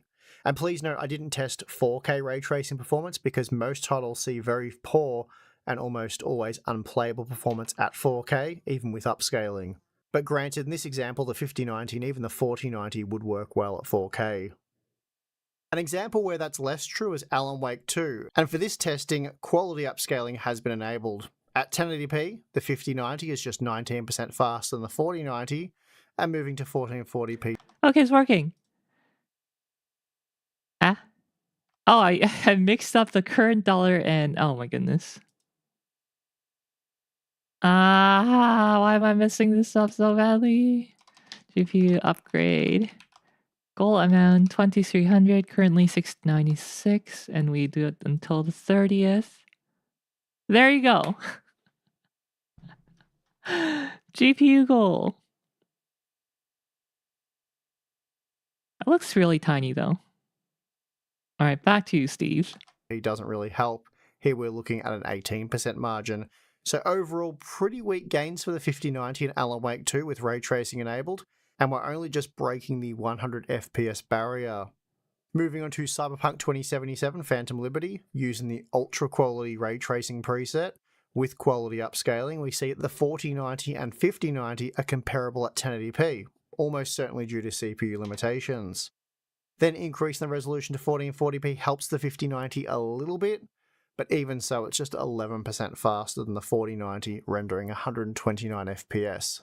Marvel's Spider-Man Remastered sees performance heavily CPU limited at both 1080p and 1440p, which is problematic as we're only talking about 128 FPS at 1440p, and this was achieved by the 4080 Super. Now, you could argue that we need to include 4K benchmarks here, but I'm more concerned with the fact that 128 FPS is the cap. Granted, that's still very good performance overall, but for those with high refresh rate monitors, it's more of a starting point, and I can't imagine too many people spending $2,000 US or more on a graphics card will be happy gaming at, say, around 60 FPS, which is likely where you'd find yourself at 4K, especially without the aid of upscaling. Now, the Dying Light 2 results are interesting, as here we're using the high ray tracing preset with quality upscaling, and at 1080p, the RTX 5090 rendered 208 FPS on average, making it 18% faster than the 4090. And interestingly, we're not CPU limited at 1440p, but even so, the 5090 is just 22% faster than the 4090, so an extremely disappointing result. Finally, we have Black Myth Wukong, and previously using the very high ray tracing preset with the 4090, it was only good for 92 FPS at 1080p with quality upscaling. The 5090 is able to deliver an additional 34% performance, averaging 123 FPS. And then the 1440p data, it's quite similar, at least the margins, as here the 5090 is 36% faster, rendering 98 FPS. So not amazing performance overall, especially given we've had to enable upscaling, but relative to past products, it's a reasonable step forward. Okay, so we've had to go with a 5-game average for the ray tracing data, as I couldn't include Metro Exodus Enhanced given the Radeon GPUs didn't work. So on average, we saw a 14% performance improvement for the 5090 over the 4090 at 1080p with upscaling. Then at 1440p, we saw on average just a 17% performance increase, and it's interesting to note that at 1440p with upscaling, we're looking at just 123 FPS on average, which really isn't Okay, I'm done messing around with the gold bar. US graphics card. Okay, so here's how the current and previous generation mid-range to high-end GPUs compare in terms of value based on the MSRP. At $2,000 US, the RTX 5090 is 1.5% better value per frame than the 4090. Almost. So in other words, after a little over 2 years, we're seeing no improvement in cost per frame. The 5090 is essentially just a faster GeForce 40 series GPU. But if we shift to the best retail pricing for mid-2024, and just assume that the RTX 5090 will actually sell for $2,000 US, it does look a little bit better, but I guess, do we honestly believe the 5090 will be $2,000 US? Do we really believe that? Yeah, it's probably going to be pretty damn ugly in terms of value, because at $2,000 US, it's already pretty ugly. So there you have it, the RTX 4090 Ti. Steve, it's a 5090! I mean RTX 5090. Yeah, it's now the world's fastest gaming GPU. So no shocker there. What is shocking though, at least based on our testing, is that it was on average just 27% faster than the 4090 at 4K, while it costs at least 25% more, which is why I have repeatedly referred to this as the RTX 4090 Ti. But thank you, Balin, for all the corrections. You're welcome. But let's be real here. That is exactly what this thing is. Alright, I actually missed all the benchmarking. He did say 27%, so I'll put the 27% here. Was that including ray tracing games? Did he just test a mix of ray tracing and non-ray tracing games?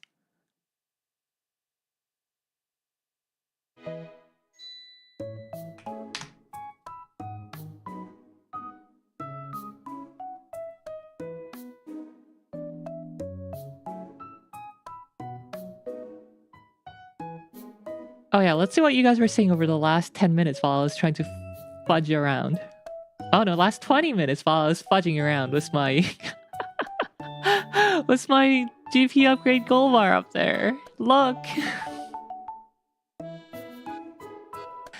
Alright,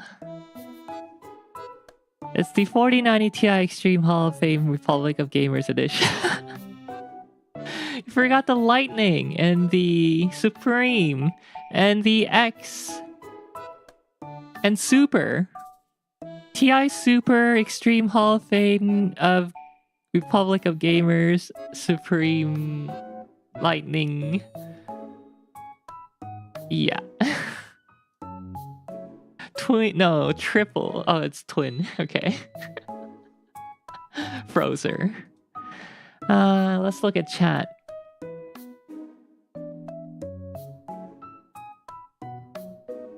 Are you gonna buy back your 4090? No.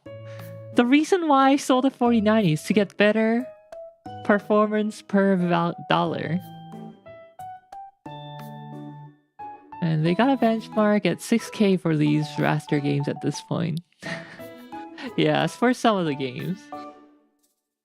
Generally, you want to see all the games reach, I don't know, 120 high FPS before honestly really testing the next step up.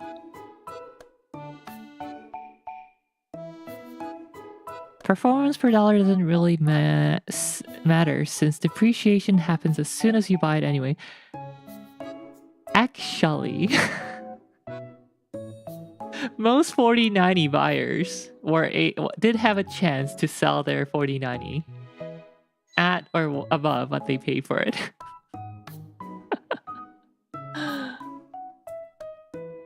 Take Real, for example. No, I sold mine well, yes, on par, so yeah. Yeah, at or above. Ahem. Granted, I bought it secondhand, so I didn't charge more than the MSRP.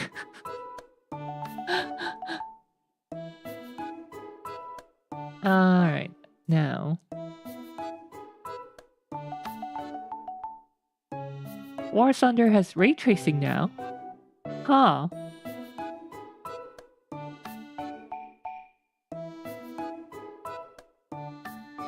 $3090 and $3084, that is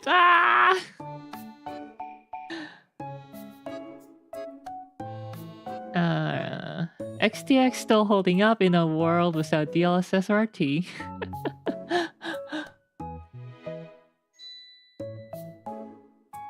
I can't believe this peerless Halo card delivers an underwhelming value. There can be no greater shame. I think his point was more along the line of comparison against the 4090.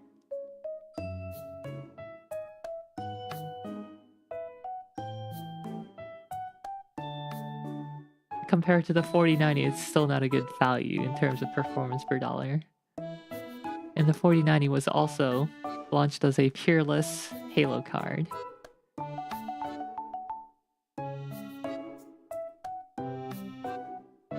Can't believe we're not seeing any improvement at 1080p.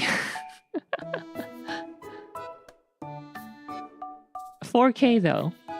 At least in their suite of benchmarks, they saw 20%, 27% increase for $25 increase, 25% increase in MSRP.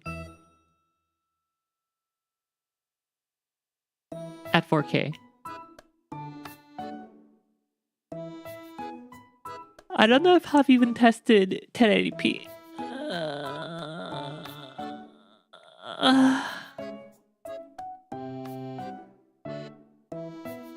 Yeah, 1080p testing for high-end cards nowadays is pretty meaningless.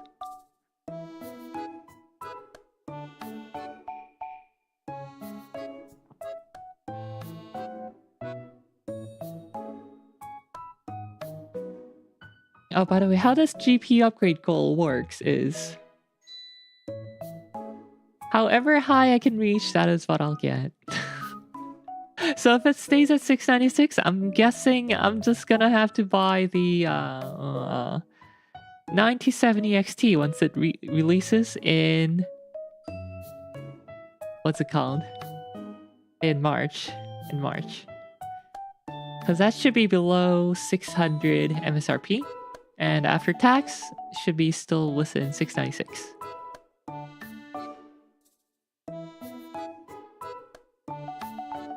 It's supposed to have worse faster than the XTX. Ray tracing on par or better.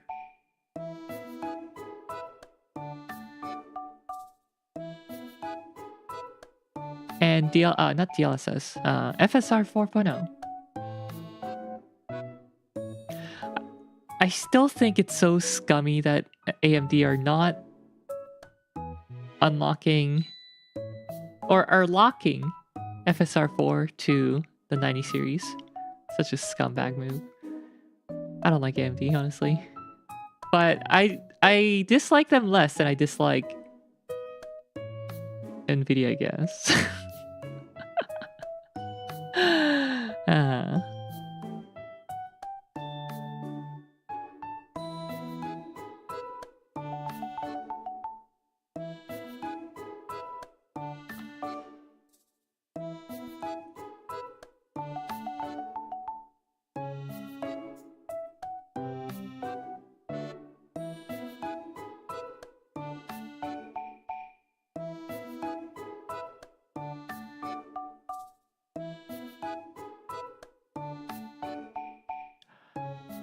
Sorry, when I said the 90 series, I didn't mean the 90 tier. I meant the 9000 series for AMD. So all RDNA 4 cards. Only those cards are going to have FSR 4. And yes, you could say, sure, it could be a hardware limitation that RDNA 3 isn't able to have it. But but isn't it a hardware feature?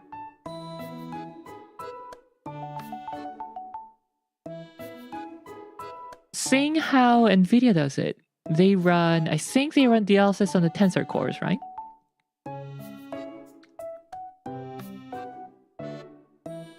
I think RDNA 3 architecture has...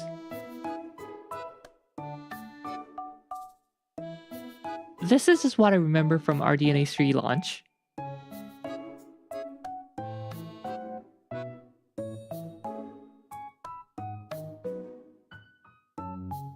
That RDNA 3 does have a portion of each compute unit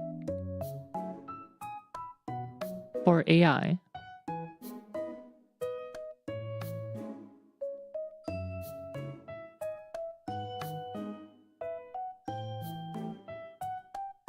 Either I'm misremembering, or AMD were lying through their teeth, or they were using a reality distortion field.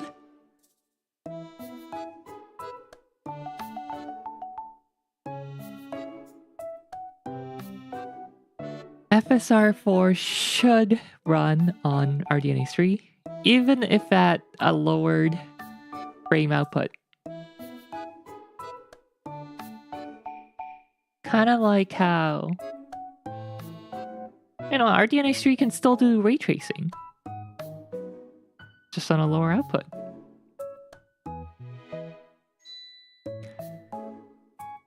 PS5 Pro does have and doesn't have an NPU, and they do have PSSR, which is kind of not great looking in a lot of games. Probably because Sony doesn't have the multi-million GPU farm for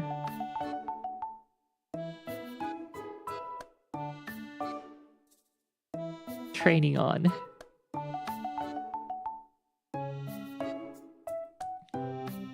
That NVIDIA has.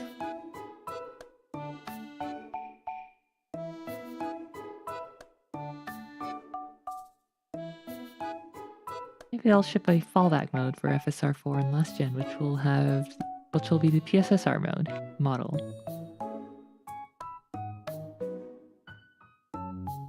It's a joint AMD Sony research agreement.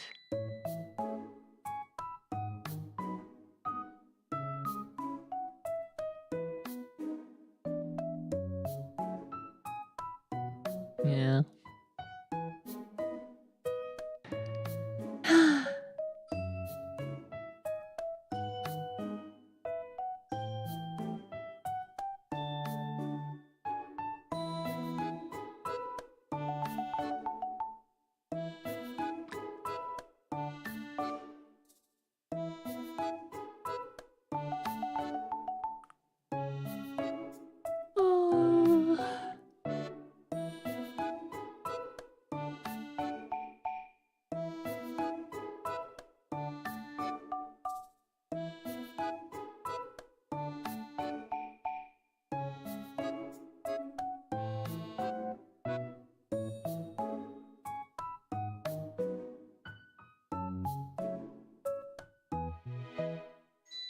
Monoristicity ha 14 times. No.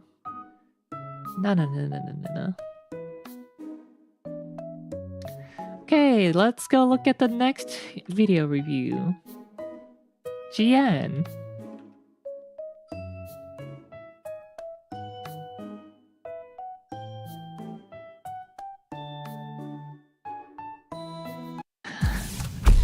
"40 minutes. There's a big review today. We'll try to respect your time. It almost hit me in the face. The gaming performance uplift. Try to respect your time, Steve says, while presenting a 40-minute long video. Depending on the title, versus the RTX 4090. Ray tracing at 4K is commonly 27 to 35% uplift, depending again on the title. It's also without FSR and some of those scenarios with FSR. And Weekly others, we'll talk about real that today. tech streams And then there's an when additional story. it basically happens review, every week which is that anyway. the 9800X3D Watching GN remains a vicariously completely insane, surreal. in a good way, CPU. It can keep up even at 1080p in situations with the 5090. Now, that's also where the 5090 starts to drop some of its performance gains relative to the 4090, because at 1080p, Testing method and benchmark. now, if you want to see our testing methodology, we've published a Or the test test bench bench. list and the list of games and their settings on our living document webpage, so it saves time in the videos. If you want to go look at what we're using, you can click on that link in the description, and that'll get you the quick answers to what we're doing for our testing and our approach. It doesn't have every single answer. That's only when they do the acoustic testing. But we're slowly adding to it with each review cycle. That has the test bench hardware, the settings, the games, and the game settings. All right, there's going to be dozens of charts today. Acoustic testing for the GPU. So, to get through it as efficiently as possible, as you can see, I'm entering Rossmann mode for speed. Here's a thermal chart running the RTX 5090 under its Auto VBIOS fan curve with a Port Royal RT stress test at 4K.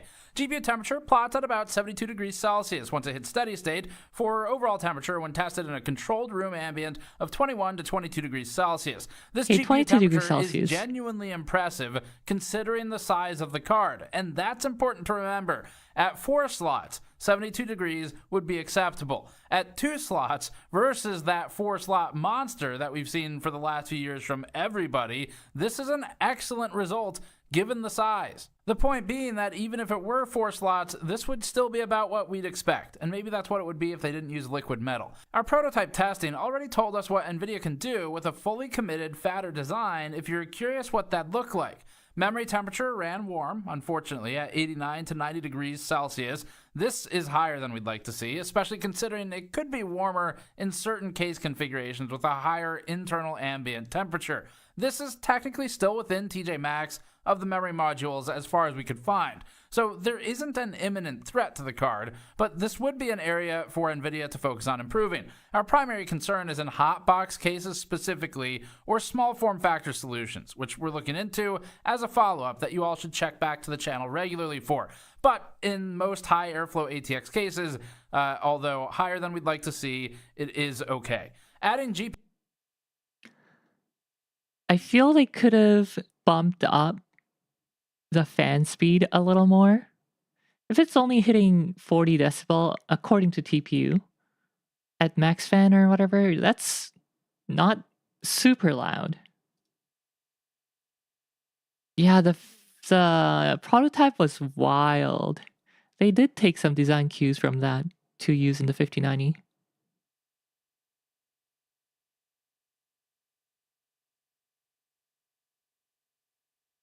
Yeah, if it's only hitting 40 decibel, I feel they could have done a little louder and little lower temperatures.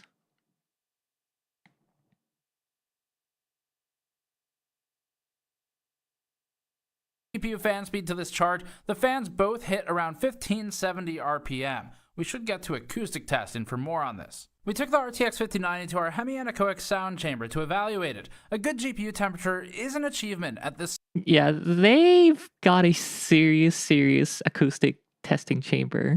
To our hemi-anechoic sound chamber to evaluate it. A good GPU temperature is an achievement at this size, but that can always be done by just blasting the fan speeds and compromising on noise levels. So, we ran the card at the default fan RPM that the card set itself to at steady state under our thermal workload that we just looked at. Here's the frequency spectrum plot in our acoustic chamber with a noise floor of about 14 to 14.5 dBA on the day of testing. The RTX 5090 was measured in our passive Hey, at least I don't have a crazy peak anywhere. anywhere. 32.5 dBA total. That's at 1 meter distance. The RTX 5090 had some spikes during testing, including above our frequency cutoff, but overall it has a very gradual curve for the plot. The limited presence of peaks and spikes in this plot help illustrate the relative uniformity of that fan whir noise, which we subjectively think helps blend it into the background more. Noise is subjective, so although this plot objectively tells us that there's a pain at 350 Hz and a bump in the plot around 515 Hz and then again around 2000 Hz, what matters is how that sounds. This is a sound sample for you to judge on your own. Note that this is not identical to the data we're presenting because we have to boost it for purposes of being level with our video audio, but listen for the type of noise, not for the volume, and you can decide what you think. So this is the Schlieren imaging of the 5090 Founders Edition, and you can see our light source here, and then that's hitting the mirror, and on the razor blade next to it, you're seeing the bounce back of the light, where we're kind of splitting the light in half as it re-enters the camera lens. So this is the Schlieren imaging setup, and if we pan over here, this is what we're actually showing. So what you just saw, I don't know, about 10 feet away, let's call it 3 meters for those of you in civilized countries. That is the image Civilized countries. of this 5090 Founders Edition card. And specifically, we have it oriented so that if you come straight on, the card is right in the middle of the mirror. And then these vents on the top, which are angled very slightly back, are ejecting the exhaust back the other way. So that's what we're going to look at with the Schlieren imaging, plus some of the other flow through. The middle of the mirror is almost perfectly level with the middle of the light source. And as for how all of this works, I'll walk you through the setup first. So we have a camera that's got some ND Steve's so filters proud on of it, his so Schlieren 1/16 image right setup now. that he's going to As for explain the whole the thing again. principles of physics for how this works, I'll explain it to you. I have no fucking idea. All I know is we bought stuff and followed internet videos, and it works. Why does it work? I don't know. But I know when it doesn't work, and this is what works. If you'd like to learn about the science of it, there's a whole Wikipedia page. Really what we're looking for is we know the direction the air is going to move based on where the fans are. What we don't necessarily know is how does it circulate or recirculate. What it's showing is the air density gradient, or the change in the air density. So hot versus cold air has different density. It's cool because simulation can do this stuff. I love then this we get to see Schlieren it in imaging. practice with the Schlieren imaging configuration. Here it is. In our interview with Malcolm Gutenberg, he explained that And the beautiful thing is they're angled to reduce recirculation. So basically, a pure aerodynamic change to redirect the airflow away from the inlet of the fan. You know, the PCB is slightly larger than the fan.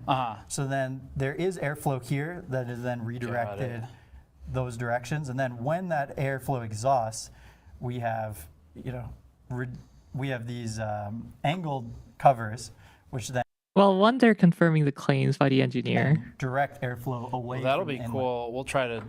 And two, you can also see how the case airflow would be affected, or how it will be affected by case airflow. See if Schlieren Schlieren can show it. Yeah, that'd be awesome. It'd be awesome. In this image, we're looking at the GPU straight on, with it perpendicular to the camera frustum. This is where the fans are off, but the heat load has already started. You can see the density change as the hot air leaves the card passively. As the fans turn on, we see a sudden flare-up and movement of the air to the right through the flow-through area out the back and toward the CPU tower. What's super cool here is that we can see the air kick up and out to the right at a 20 to 30 degree angle or so. We can also see a really high flow area of air exiting from the fins at the outer edges of the heatsink design. This hyper focuses the flow and reduces recirculation around the front of the card, which just means the whole design is incredibly efficient at getting air away from the board and into the case exhaust fans. Here's the table shifted to see more exhaust. The flow-through area has super high-speed exhaust, illustrating why flow-through is so much more effective than shoving air into a straight PCB wall. And this is a time-lapse of the fans spinning down at the end of the load and returning to passive cooling. Everything drifts up and away. This next angle shows the card on the left and centered. The most interesting thing we see is this straight line of air shot out from those fins at the outer edges of the fan diameter. This is what Gutenberg was talking about in our interview, where they're capitalizing on the area of most efficacy for the fan blade. Finally, here's the card straight on, where we can see the amount of air just shot up and out. You'll want to choose cases with some spacing between the glass panel and the card to help get that warmed air away faster. Let's take a look at frequency. The next line plot is to ensure the GPU is functioning properly and meets the spec NVIDIA publicly claims. NVIDIA claims the 5090 runs at 2.01 GHz base and 2.41 GHz boost, with room for that to change based on the load. Assuming the software monitoring is correct for this new architecture, we measured about 2600 to 2700 MHz during the test. Commonly, 2600 to 2600. Oh yeah, how was the clock speed comparison of the 5090 to the 4090?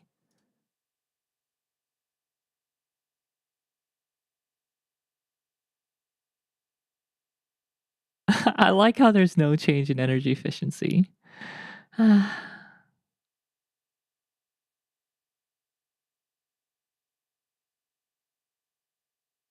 2684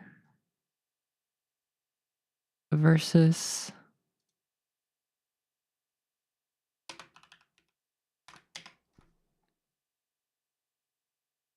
now this isn't gonna be apples to apples because apple to apple because their gaming bench changed a bit. So they're testing different games, their entire setups got changed a bit, but I can look at it roughly.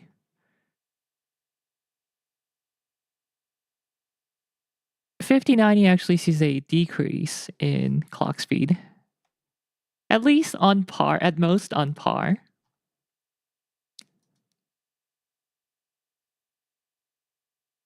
If we just look at Cyberpunk, raster, it's going from 2732, 2655. On Firmark, we're going from 2548 to 2200. Wow. Okay, Firmark is really dipping.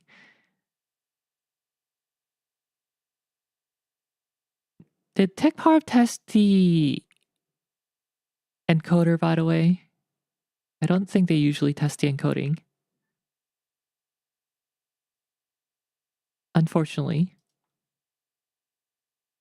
50. The RTX 4090 ran at about 2745 in the same benchmark back when it launched and when we tested it. Frequency clearly isn't everything though. It's higher on the 4090 by these numbers, and it's common that higher end configurations bring frequency down in some capacity. It's also true that architectural differences make the frequency indirectly comparable. So this frequency number isn't everything, but what it does tell us is that the card is exceeding the specification advertised 14 by is NVIDIA, a so it's first-class running citizen. which is good. And now it's time to get into the gaming benchmarks. Everyone is jumping to this timestamp. In Final Fantasy XIV at 4K, the 5090 ran at a comically high 182 FPS average, with 1% lows that were nearly identical to the average frame rate of the 4090. That makes it 31% higher frame rate than the RTX 4090. For average frame rate, to be clear. For a quick value discussion, the RTX 5090 is supposed to be $2,000, with the RTX 4090's MSRP originally being $1,600, though it was commonly in the $2,000 range. The 4090 is not commonly available anymore at this point, for a reasonable price at least, so just MSRP to MSRP, the 5090 is 25% more expensive and 31% higher frame rate in this test. The memory 35% on 14? I'm sold. capacity increase benefit isn't seen in this game, which is expected. That'd be more of an impact in professional applications like maybe You see that bar up there? Top left corner? Yeah. Adobe Premiere, 3D work, or machine learning workloads. The RX 7900 XTX ran at 104 FPS average, the same as when we tested it in December, so there's been no change, which gives the 5090 a lead in this rasterized benchmark of 74%. The 0.1% lows are about the same between these devices at the top end. That mostly comes down to specific game level frame pacing. We might look at that later in frame times in this video. Prior NVIDIA flagships include the RTX 3090 Ti at 88 FPS average, meaning the 5090 has doubled that performance. The frame time pacing was excellent on the 3090 Ti, as it closely follows the average. The 3090 was more or less a flagship as well, and at 77 FPS average, the non-Ti version. The 6950 XT was also once a flagship, closer to the RTX 3080 levels for performance here. The RTX 2080 Ti held a 54 FPS average, meaning that 5090 owners would see an increase of 237% over the 2080 Ti. At 1440p, the 5090 again continues the comically high frame rate by running at 317 FPS average. This has it about 17% ahead of the RTX 4090's 272 FPS average. The advantage has been trimmed here, which could be because of an encroaching CPU bottleneck or because of some differences in the architecture and the memory bandwidth. 1080p will help us answer that. For games like this, you'd really need a high-end CPU and ideally a more intensive resolution to get full use and value out of the 5090. Wukong is relatively new to our test suite and is tested using the built-in benchmark.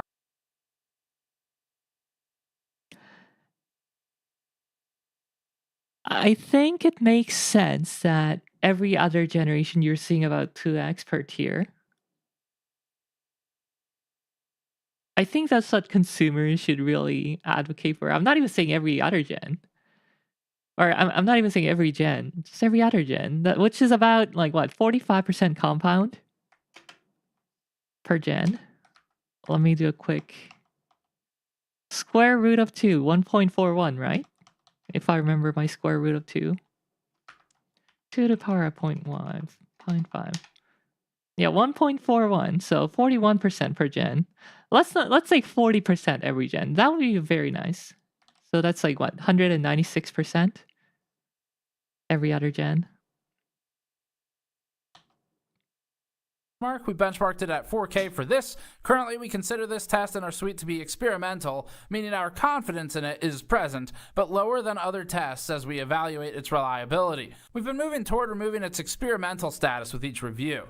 At 4K, and where we've only tested a handful of cards due to the intensive load, the 5090 ran at 86 FPS average with lows at 74 and 70. This has it 28% higher in average frame rate than the 67 FPS average of the RTX 4090. So far, we're seeing a few titles around this 30% number at 4K. Comically, the 1% lows, which for us is an average of the slowest 1% of frames, are higher than the average frame rate for any other card on this chart. In fact, the 5090's slowest 0.1% of frames are faster than the average frame rate of the RTX 4090. That's crazy. The 7900 XTX's 49 FPS average gives the 5090 and the 2080 Ti at 62. Starfield is up next. We haven't run that many cards for this at 4K, but we have a lot of 1440p data. We'll start with the more limited 4K dataset. At 4K, the 5090 held 108 FPS average with lows that were within expectations for this game. The 4090 ran 92 FPS average, giving the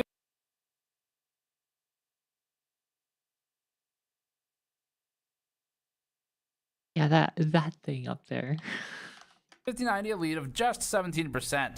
That's lower than we've seen in some of the other tests. The lead over the 7900 XTX's 77 FPS average is 40%, with the lead over the 58.3 result for the 3090 Ti at 85%.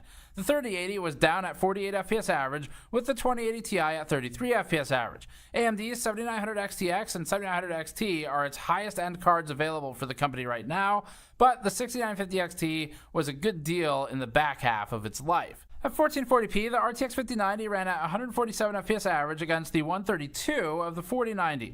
This is down to a 12% uplift now. The 7900 XTX ran at 112 FPS average, a big improvement from its 4K result, as you'd expect, with the 4080 FE at 108 FPS average. Let's look at some ray tracing.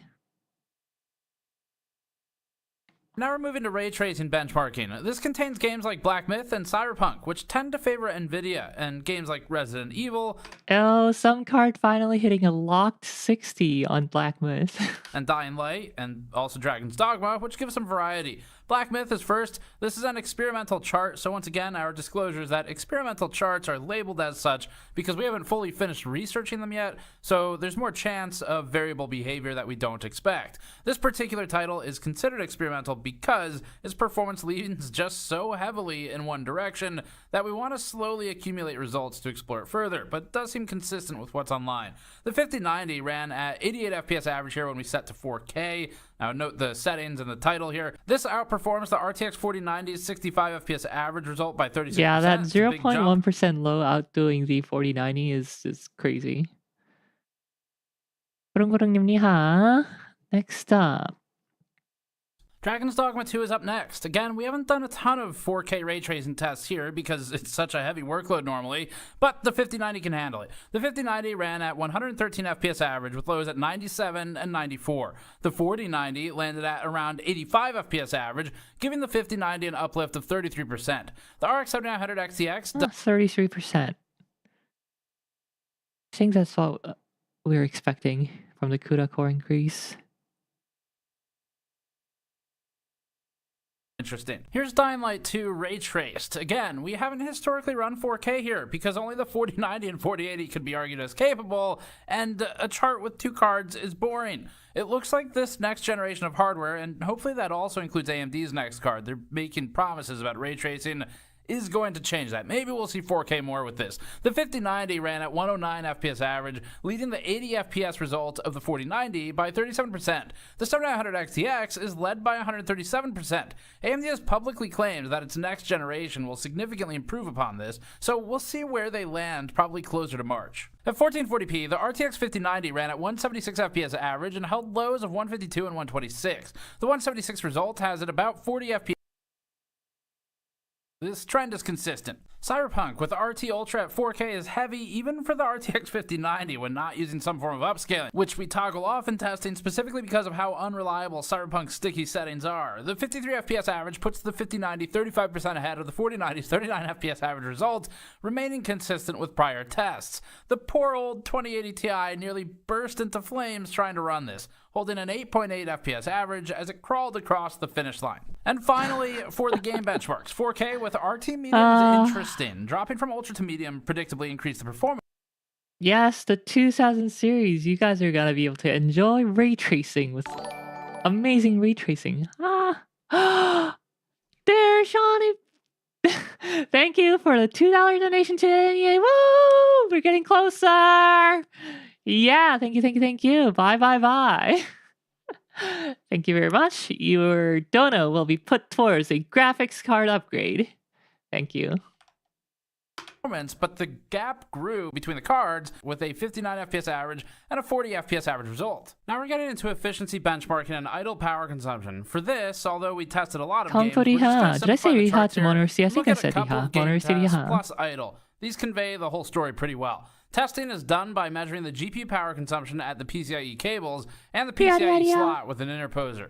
Although we initially had trouble getting the card to work on the riser due to PCIe generational differences, in the final literal hours before going live here, we found a solution to measure through the riser. This testing eliminates the remainder of system Why are you power turning me into some so sort we're of side? isolating for just the GPU. Testing idle power consumption, the 5090 No, you didn't say edition Riha ran to me. at Well, 46 watts I on the just did desktop so. with our Okay, I hope you benchmarking feel approach. better now. The 5090 FE measured lower in idle power draw than No, I the just did. RT580 and about the same as the A750. Even just sitting there, it's drawing a lot of power. Our testing uses the Windows High Performance Power Plan for benchmarking. I like how even then it's still drawing less power than Intel Arc Alchemist. Purposes, so switching to balanced may help reduce this. However, we use that power plan for all tests. So these are all like my random comparable. streams We and measured me the having to 4090 put in at the effort 28 to catch 29 watts. The 5090 has relatively high idle power consumption with our test approach, and this is an area where clearly there's some room for improvement. If only Hey, I judging posted by on Blue the Sky 4090, yesterday although the that power I'll consumption of the I might be TDP doing is a stream. higher on this card. Final Fantasy 14 at 4K is low on results since we just started using this. At that point, if you're a diligent NEA member, you should have gone, okay, when is the 5090 releasing? Okay, it's releasing at 5 or 9 a.m. Eastern. Riel will likely have a stream at 9 a.m. Eastern. For efficiency for this launch, the 4090 was the most efficient here at 391.7 watts to produce 138 to 139 FPS average. That puts it at 0.35 FPS per watt. The 5090 FE was efficient as compared to other cards we've tested here, but technically worse off than the 4090. Realistically, they're about the same. Despite frame rate improving by 31%, the power consumption also increased by 37%. The end result is reduced or equal efficiency versus the last generation. This might be why NVIDIA is pushing the narrative so hard that MFG improves efficiency. Except that's like saying, why compare apples to apples when you could compare apples to oranges? In the very least, against the 3090 Ti, actually like for like, we can see clear and massive iterative improvements. We're showing 1440p to get a wider selection of cards, although the lighter load won't look better for the 5090. The 5090 ended up around 520 watts average for this work, landing it at 0.61 FPS per watt. Efficiency is down comparatively overall, since we saw the performance advantage go down when at 1440p as compared to other cards. The card should show the best gains in 4K. You can heat up food. Yeah, my microwave is only 600 watts. No, my microwave is actually 1200 watts. RT workloads like F1 though. Here's F1 24 at 4K with ray tracing. On a technicality, the 5090 is the most efficient in this test. It pulled 569 watts on average during testing. It had spikes, not pure transients, but just spikes here of 580 to 590 watts. And because of the frame rate advantage over the RTX 4090 with its 428 watt draw, it ends up at 0.21 FPS per watt instead of 0.20. This isn't particularly exciting, and we have to highlight that NVIDIA's claims of efficiency improvements largely centered around artificially generated frames, which isn't like for like. The steam turbine-based cooling solution to reclaim all that energy. So overall, it's looking like they're about the same efficiency as they were. All right, so wrapping this up, first of all, we need to get into NVIDIA's marketing because unfortunately, NVIDIA has once again. That is a thought, though. Now that GPUs are becoming so power hungry and data centers are using so many GPUs, they should really look into converting that waste heat and putting that to work, turning some turbines or something. Again, stepped on every single rake that's been left on the floor of a hardware store on its way to selling its product that might otherwise be completely fine. This image shows the RTX 5090 as being 2 times faster than the RTX 4090. Oh yeah, I love this section. What is this section called? The marketing BS section. Regularly, but as you all know from the review you just watched, that's not true. This chart doesn't have a big title that says different DLSS versions where we needlessly compare apples to oranges, even though we have perfectly good apples to compare against each other and nothing to be shy of if we tested it properly.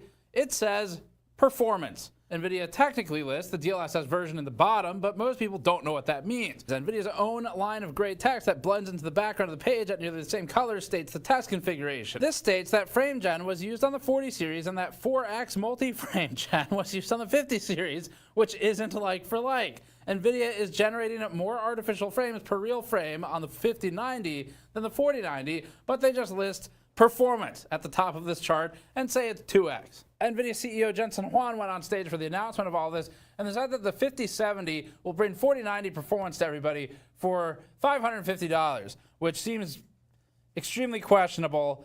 Wish me luck. The decision to market any of it this way, it comes across as insecure and like NVIDIA is sensitive to the value that they're providing, or like the uplift's not good enough, as if to say the 5090, it's not good enough on its own. We need to put makeup on this chart to just make it feel like it is closer to what people want. It really comes across as just strange from NVIDIA. But anyway, enough of the marketing bullshit. The recap is this. First up, users of VRAM-intensive professional applications should consider the 5090 for different reasons, but we don't have that data for you today. Not sure if we'll run it, but maybe in the future. For gaming, anyone who isn't playing on 4K or higher resolutions won't get as much relative gain out of this card. Generally, we saw a 27 to 35% uplift in 4K gaming over the RTX 4090. In one instance, we saw 50%. In one RTN instance, we saw 44%. Most of the time, it's about 30% better at 4K. At 1440p, we saw that drop into the 20s, typically when not CPU bound. Did you guys see overall idle power consumers we've average ever tested, here? and it's the most power-hungry card we've tested, period. The thing we're worried about is that NVIDIA has elected to push this much power through 12-volt high power. So there's some slot draw, but most of it is still going through that cable. The 12-volt 2x6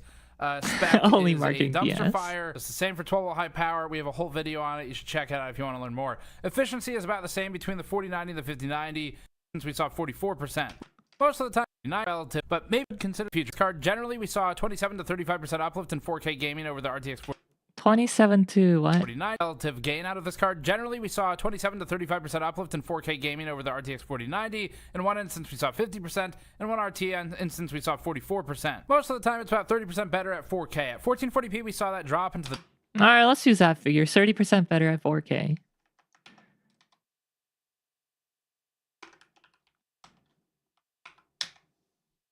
There we go. Let's get one more source before we do an average. Let's go look at... Last time we did KitGuru, so let's do KitGuru again.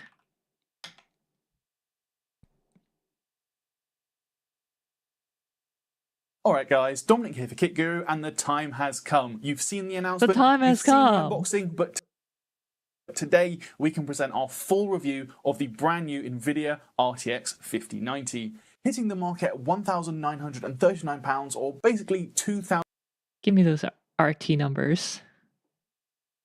native resolution. Kicking things off then again with Alan Wake 2, there is a clear golfing class when looking at Why ray are they tracing performance in testing this game. Only a handful of 1440p? GPUs can actually deliver playable performance. Okay, no, you know what? with No, ray that's... 1440p testing is fine. Do they test 4K though?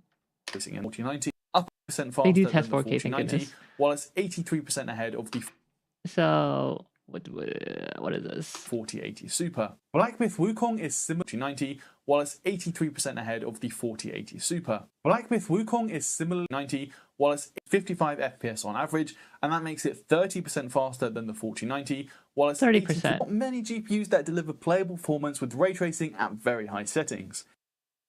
And there's not many GPUs that deliver playable performance with ray tracing at very high settings. Here, the 5090 delivers 95 FPS on average. The 5090 40p. It's compared to 57 FPS, stretching its lead to 37% over the 4090. 24 also delivers similar gains, though the ray traced effects aren't as demanding, so the 5090 is actually able to hit 155 FPS with everything maxed out at 1440p.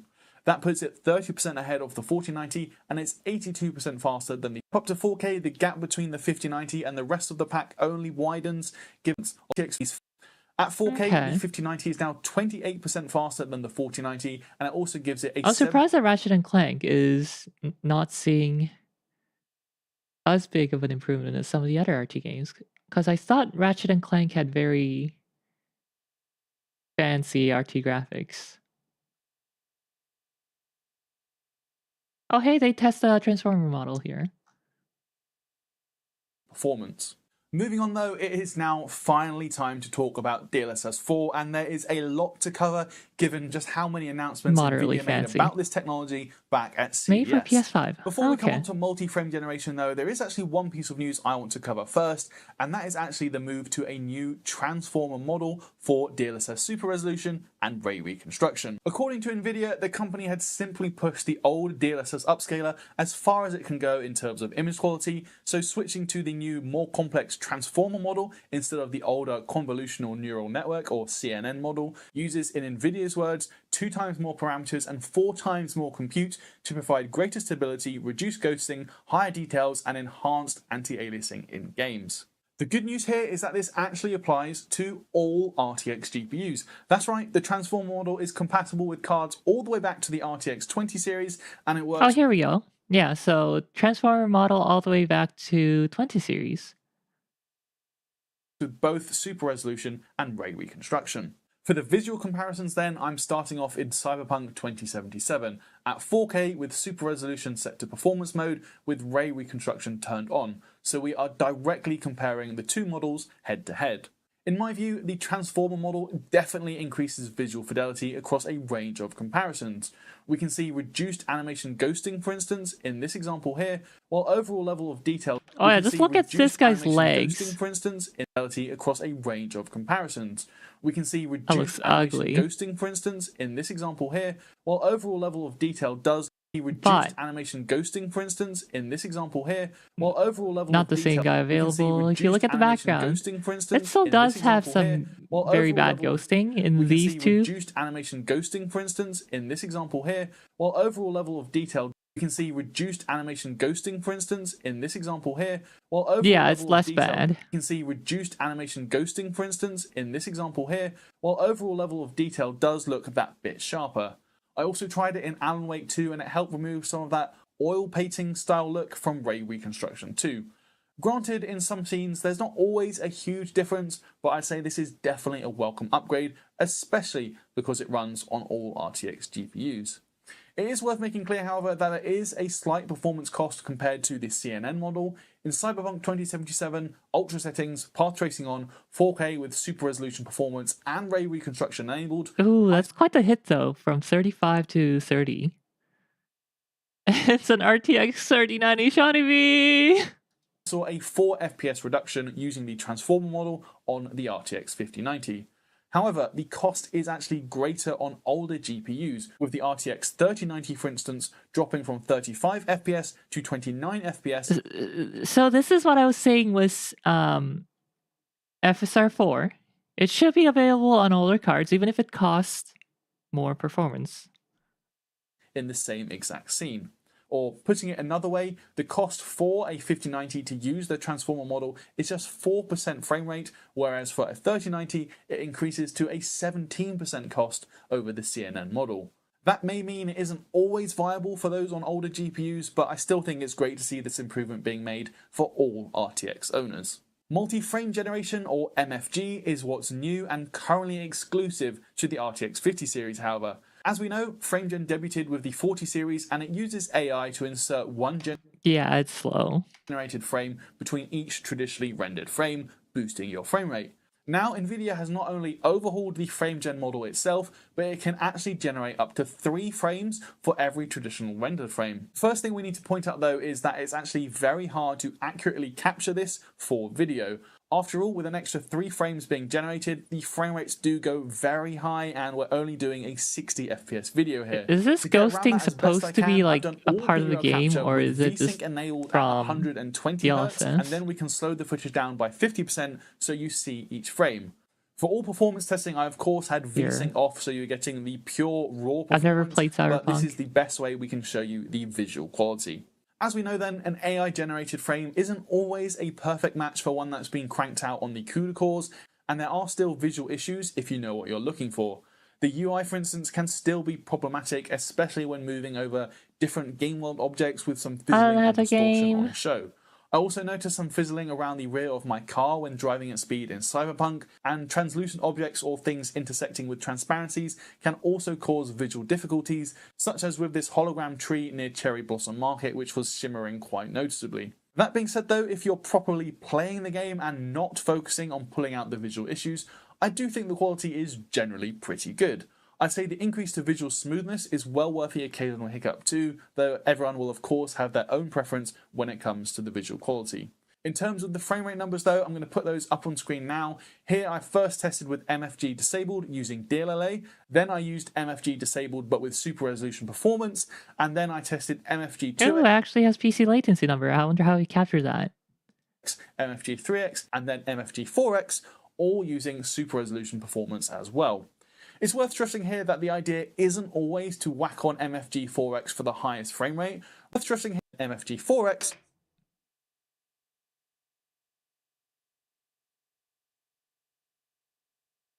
So this is what we should be comparing here. We're going from 27 millisecond to 36 millisecond. That's not bad. That's not bad.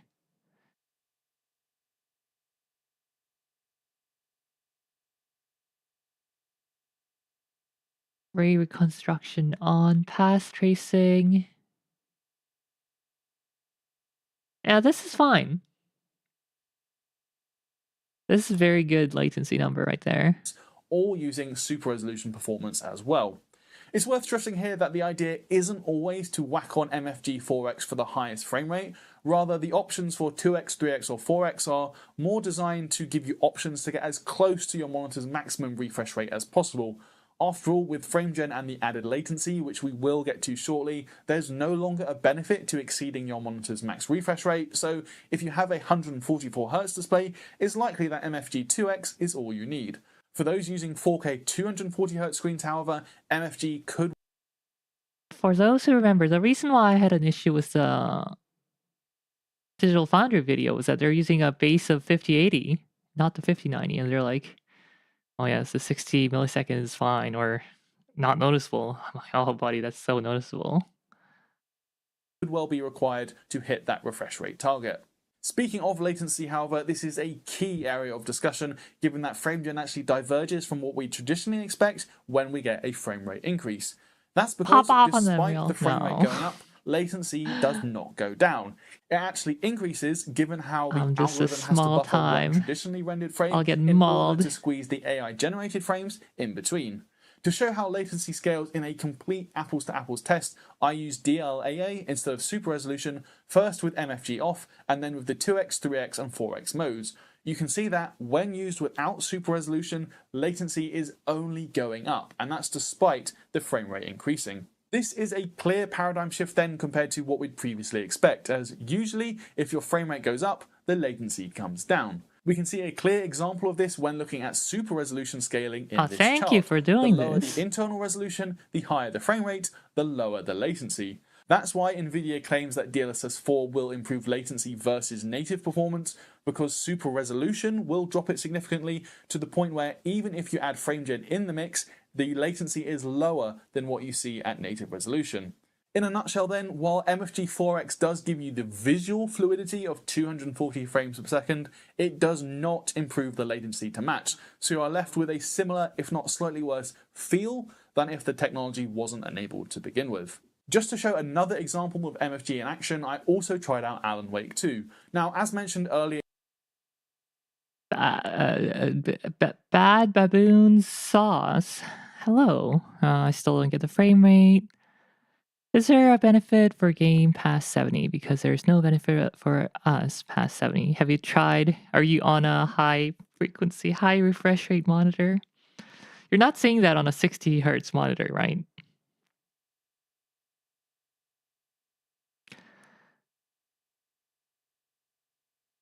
Look at all them fake frames. Woo-wee, soon we won't even have to play the game. It can all just be generated frames. Gino, riha, riha.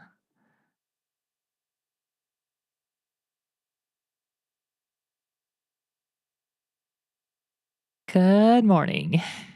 Welcome to the funeral service for the good old days of GPU.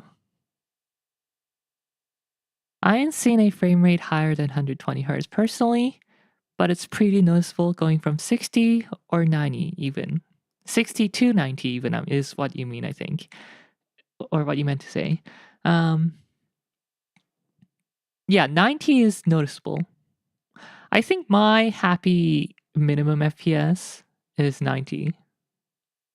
For slow paced games, I can't tell a difference between 90 and like 120, 240. Oh, okay. 90 to 120. Yeah, for fast paced games, I want at least 120. Higher the better. My monitor maxes out at 240.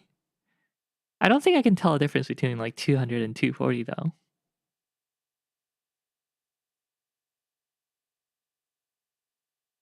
In the review, I have been having frame time issues with the 5090. Anyway, Baboon, if you are still on a 60 hertz monitor,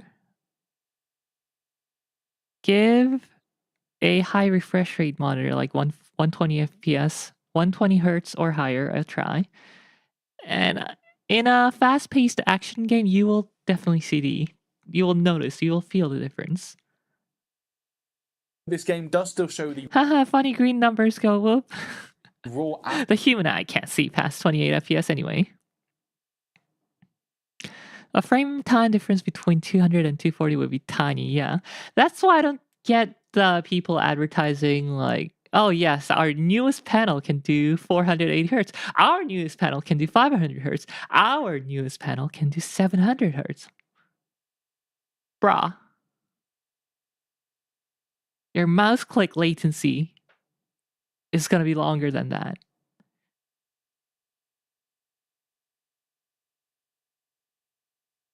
It's like less than 1 millisecond. Yeah.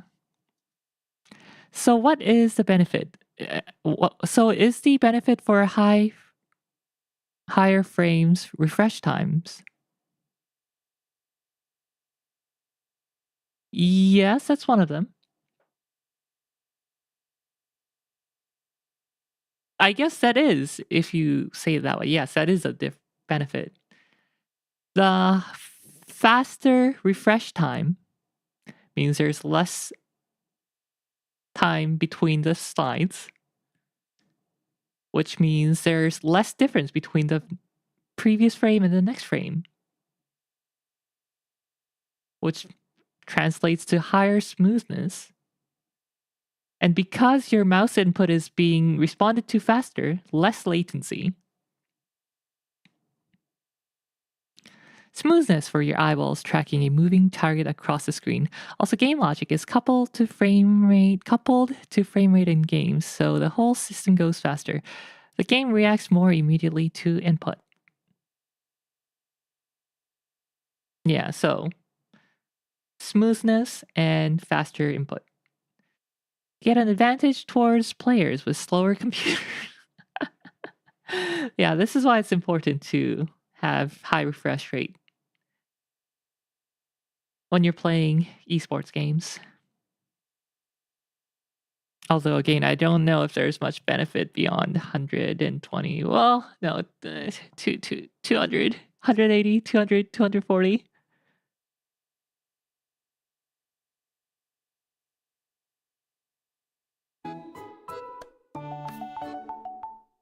I suppose if you're swinging your screen, doing a 90 or 180 degree swing in third of a second. In a quarter of a second. At 120 FPS, that's only 40 frames. 40 frames over 90 degree. At 200 FPS, that would be 80 frames. No, that would be 30 frames over 90 degrees. So each frame would be, assuming linear speed, that would be 3 degrees per frame. And at 240, that would be 1.5 degree per frame.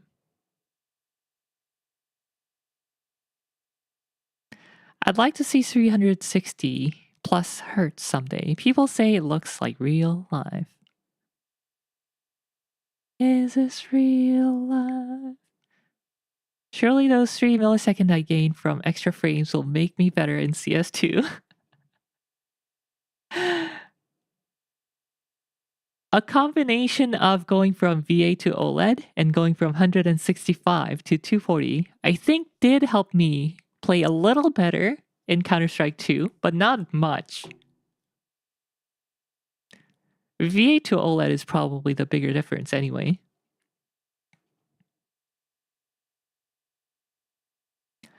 Surely those 3, I read that. In Resident Evil 2 Remake, the knife's damage is tied to...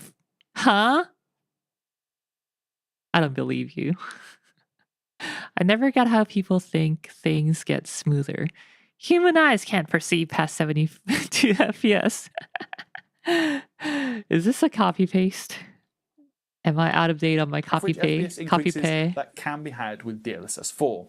Once more though, latency is increased with the technology enabled. We see 51 milliseconds of PC latency when using MFG4X alongside Super Resolution Performance mode, compared to 38 milliseconds when just using Super Resolution Performance.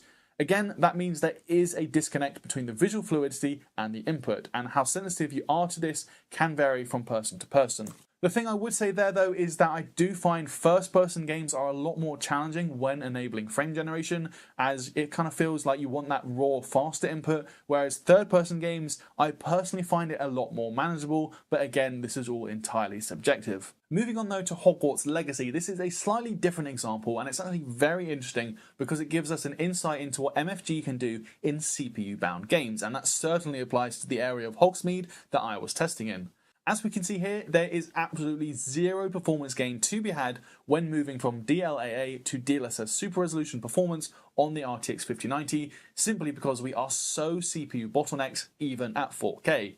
It's only when enabling MFG that the frame rates increase, first to 115 FPS with MFG 2X, up to 229 FPS with MFG 4X. It's also interesting that as the 5090 is so CPU bottlenecked, the PC latency is only increasing by smaller amounts too, though it is still going up rather than going down as we typically expect from a frame rate increase. The snag is of course that the frame pacing in Hogwarts Legacy has always been terrible. You've probably already noticed the stuttering in the video, and MFG cannot fix that. Here for instance we're comparing Super Resolution Performance mode without MFG to the same upscaling but with MFG 2X enabled. Yes, the overall frame times are lower as the frame rate has increased, but the consistency is still very poor and there's a number of large spikes. That's not MFG's problem however, that is just central to the game and how it renders. Hopefully it'll get fixed one day, but it does go to show if a game is having frame time issues, MFG is not going to fix that. As the final area to touch on then, I am going to... I wonder if you can help that by capping the frame rate to, say, 40 FPS, 45 FPS, so that CPU is not pegged at 100%. Include some comparisons to the RTX 4090, which of course only supports frame generation rather than multi-frame generation, so you can have the insertion of one AI-generated frame rather than up to 3, as with the 5090. As such, that means you can get significantly higher frame rates with the 5090, and of course that is how Nvidia devised its 2x faster marketing slides that generated all that discussion earlier in the month. I'm presenting this data with other... It's actually alarming how many games tie the game clock to frame rate.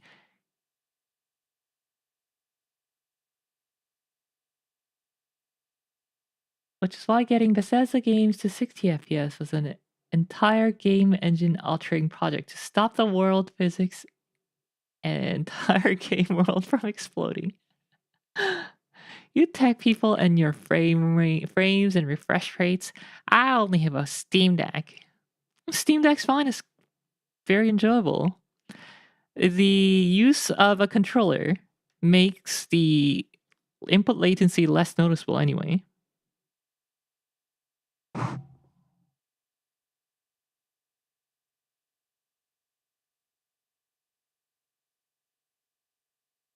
No, it's just a biology thing. We're a predator species, so our eyes are adapted to seeing the world through frame stills.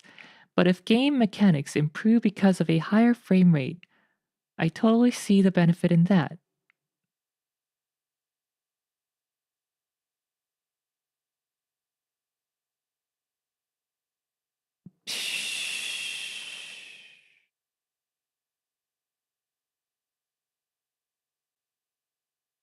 Okay, so yes, the human perception does not refresh the entire vision or by line like a computer screen does. When a computer screen does that faster, we do perceive it.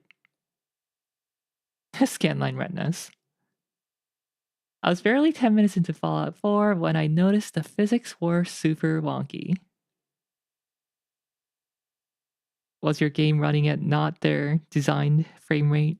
Otherwise, no comments. If the idea of generating more frames is valuable to you, then great. The 5090 can often double the frame rate of a 4090 Perceive this with real. MFG 4X. If not, we can move on. If you're looking for a new chair, then definitely go and check out boolies.com. No, I'm not looking for a gaming chair. Don't you ever advertise gaming chair at me. Let's look at another thermal source. Tool. In terms of its thermal performance then, it really is quite something to see a dual slot graphics card deal with 575 watts of heat in such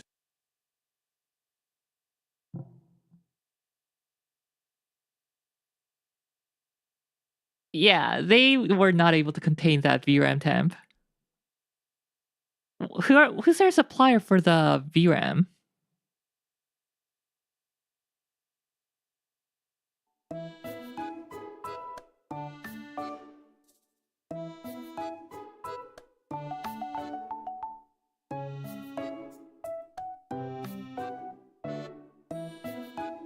Micron.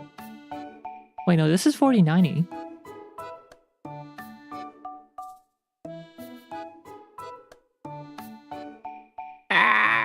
Samsung.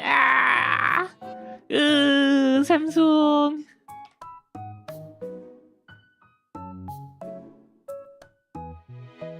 No wonder the memory is running so hot.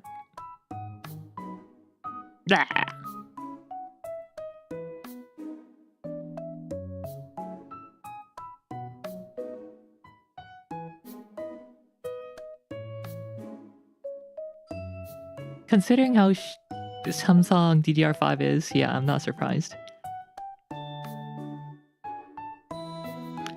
Maybe it'll catch fire like their phones. It was the batteries that caught fire. Chips don't spontaneously catch fire most of the times.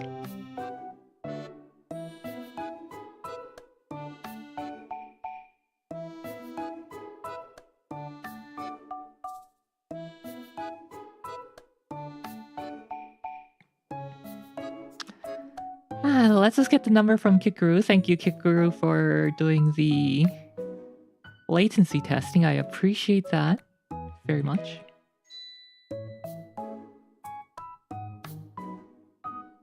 RT 8 game average. Here we go. Oh, cost per frame.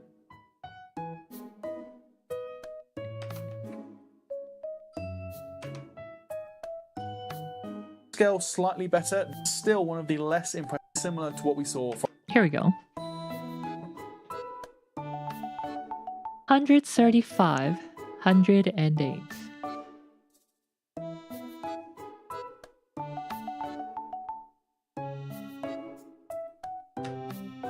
Let's use this formula again. How many games did they test? 6 game, 8 game, 135.3108.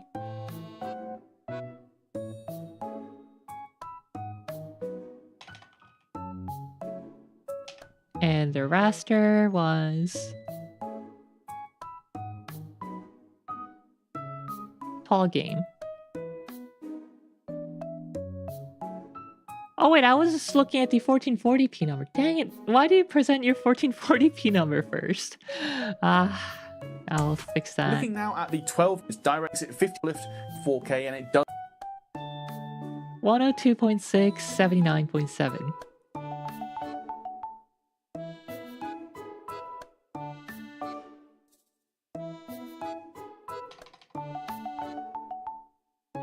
Game, right?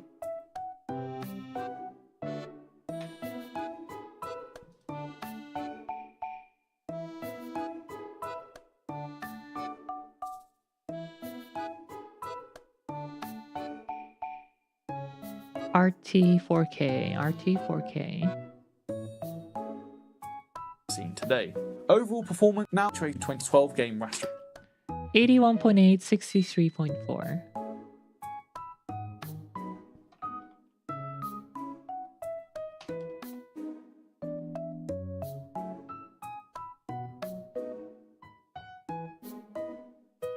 $63.4.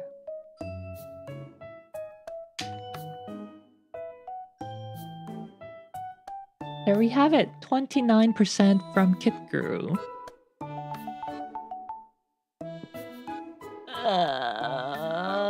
Eurogamer. Oh, is Eurogamer Digital Foundry's owner right now? They were saying something about that. Yeah, Rich was saying something about that, I think. Or whoever the owner is. That they have a new owner. Or the founder of DF was saying that someone has yeah. DF in writing is at Eurogamer. Okay.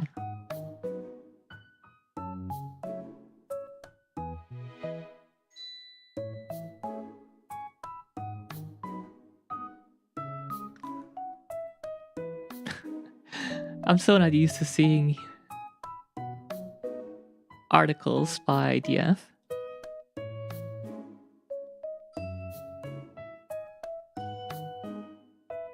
Do they not have an index?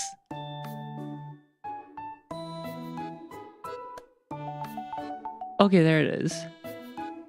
Just, you know, not the most convenient. It should be right there, drop down index. RT benchmarks, game benchmarks.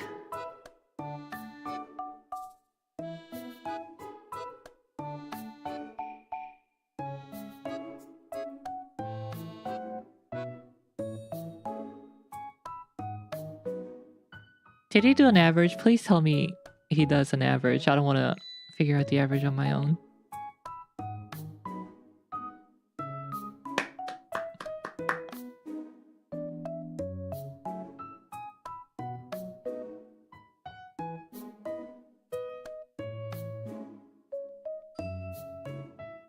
Wait. Yeah, this is the average perf. 30.9%.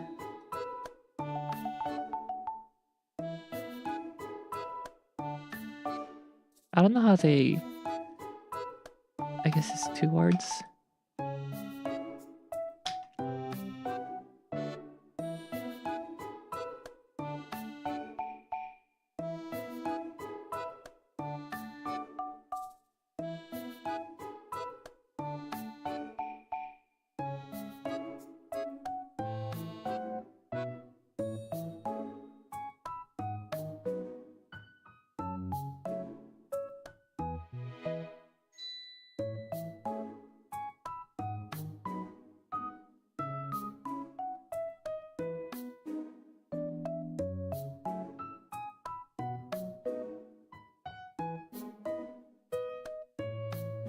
And I guess Alex will do the...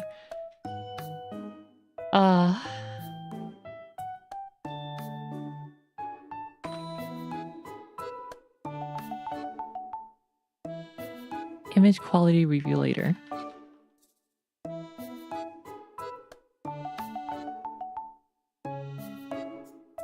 Wow, you're so smart!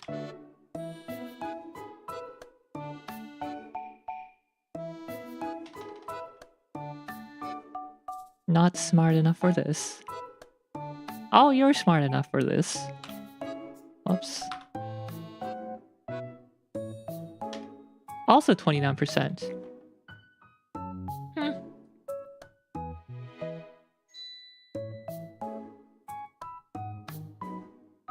NVIDIA brand color.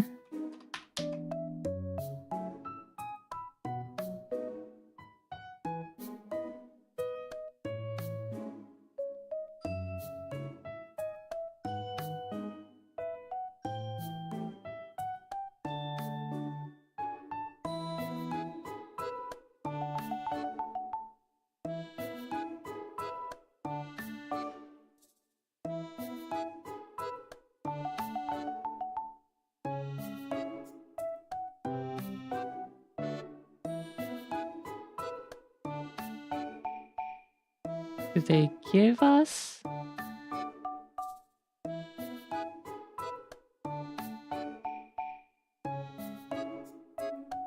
Okay, I guess I'm just color picking.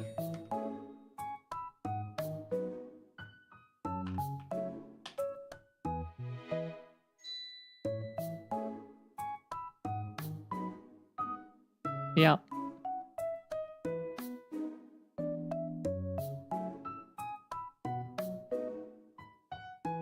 Yeah, color picker.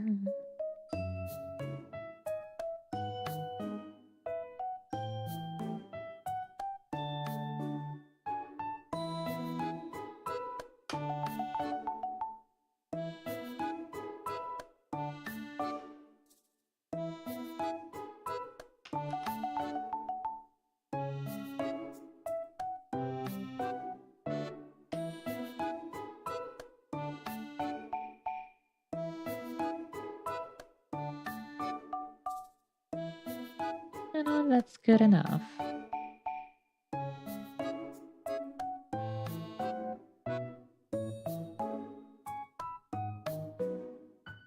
Lake님, 你好想오세요.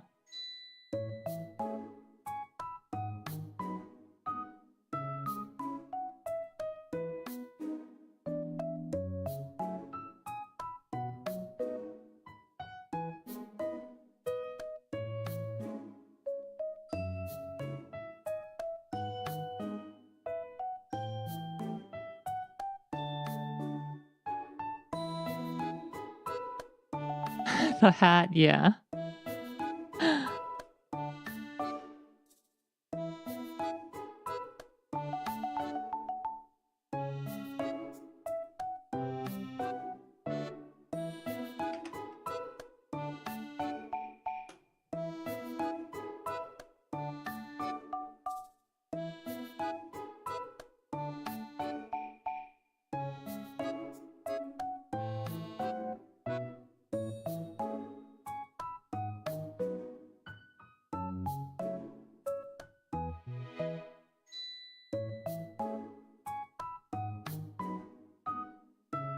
Oh man.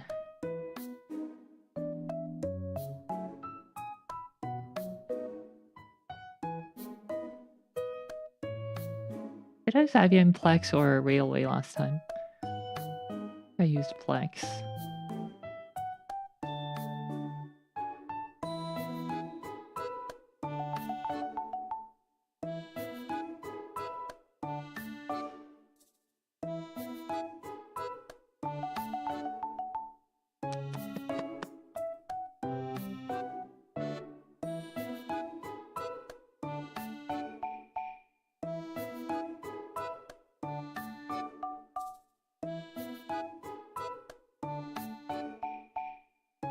아, 퀘이사전! 네, 퀘이사전 것도 가져왔습니다. We see up to 34% and as low as 25%.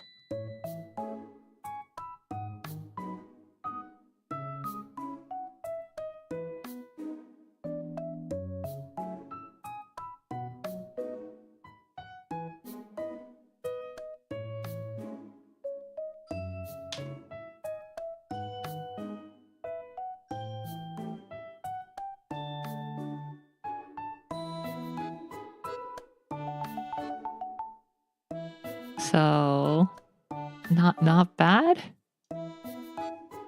About what we expected. I should have done a stream before the launch, just trying to guess the exact improvement. I think that would have been a fun stream.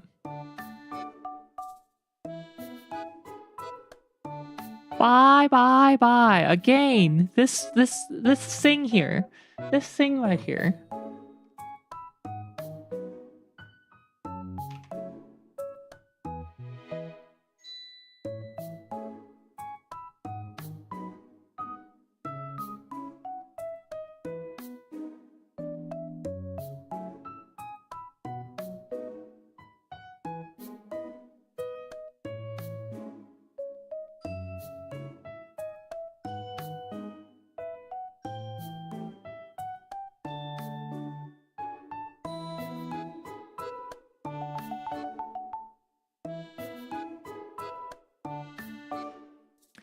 Just a plain straight 1.3x over last gen, yes.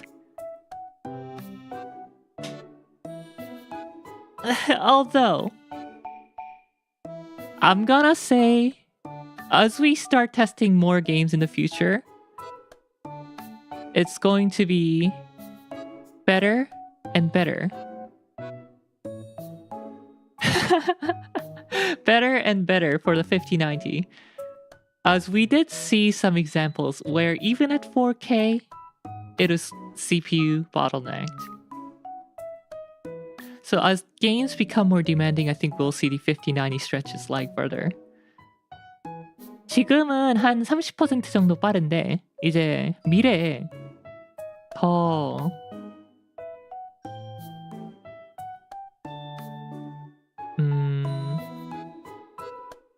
뭐라고 하지? 더 렌더, 더 그리기, GPU가 그리기 어려운 이제 게임들이 나올수록 5090이 4090 대비 상대적으로 이제 조금 더 상대적 성능이 늘어날까 생각해요, 저는. 왜냐하면 이제 오늘 본 리뷰 중에 몇몇 게임들은 딱 봐도 CPU가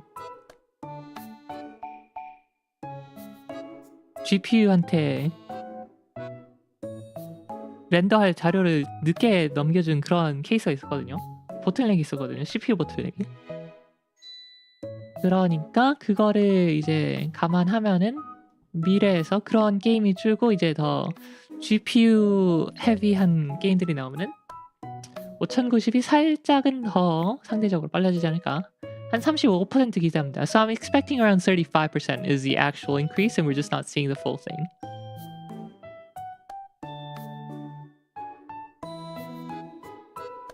Of course, we saw games even higher than that today because those games, I believe, are memory bandwidth limited, and the 5090 does see over 70% memory bandwidth increase. 아니, DLSS 안 치고 이건 DLSS 하나도 안 쓴 거예요.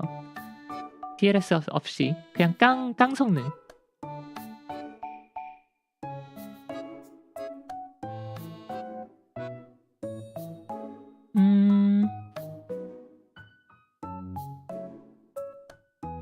Linear increase feels like it's a good value on paper, but Jansen blinded us with his crocodile jacket, so we're all confused. Bye. No, linear increase is not a good value on paper because it's been 2.5 years, 2.2 years or whatever since the 4090 launched.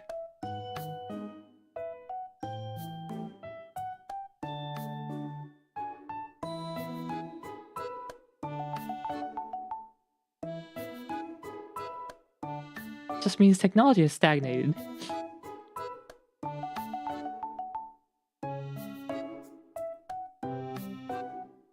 If we had a 4090 Ti, as Steve, Hardware Unboxed Steve, was saying, if we had a 4090 Ti with this many CUDA cores, we would have seen this performance 2 years ago.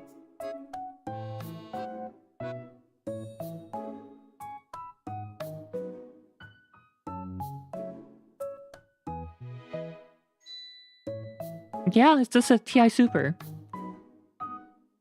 Just increase CUDA cores and increase in performance. Increase CUDA core, increase memory bus to 512. Even on DDR6X, it would be this performance.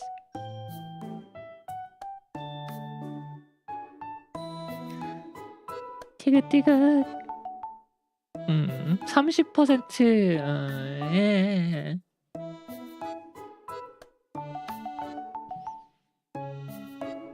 Anyway, I'm not using NVIDIA logo. So Jansen Huang can't say anything about that. They can't patent a single hex code. Alright, now... View grid. How do I hide grid? There we go.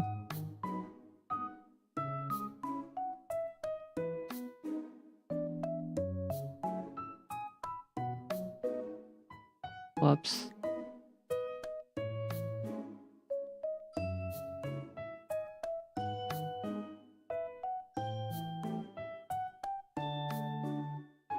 How did I format it last time? Something like this? Ah, where?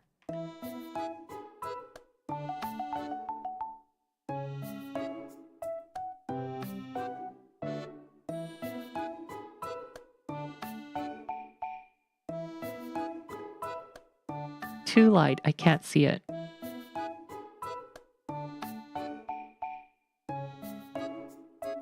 Good enough. The fact that Transformer DLSS is coming to previous gen kinda dampens the excitement, though 50 series seems to run it faster. Yeah. Now, who was that? KitGuru did not test the... or did not show using the effect... using Transformer on a 4 series and the performance impact it has. On the 4 series, I don't think it'll be that different. More AI, more faster. That's the most applicable feature. Exactly.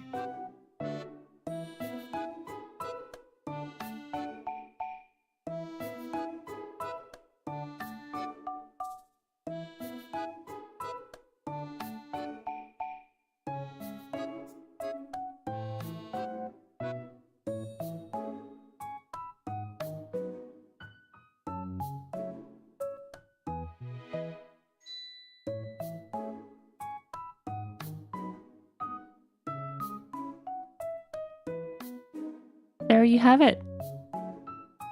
I suppose I'll say something short for that YouTube short.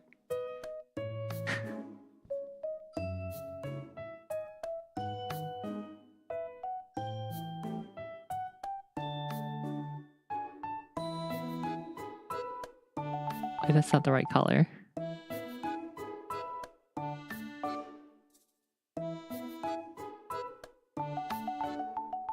Let's format this nicely too.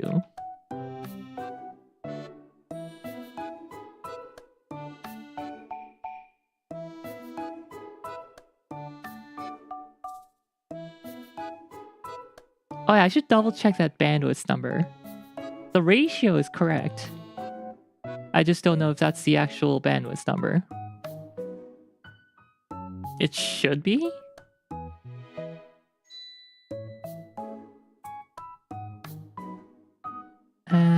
Borders.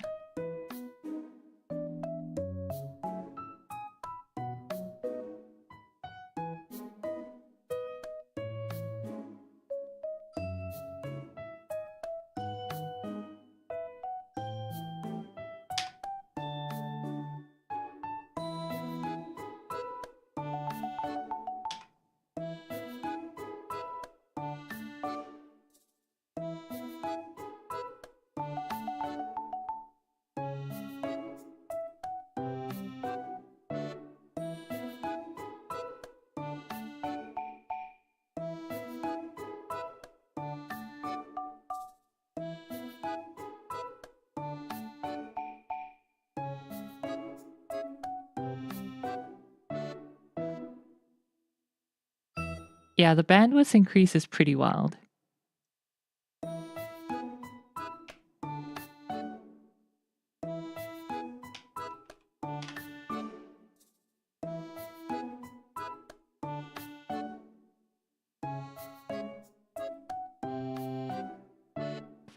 Format.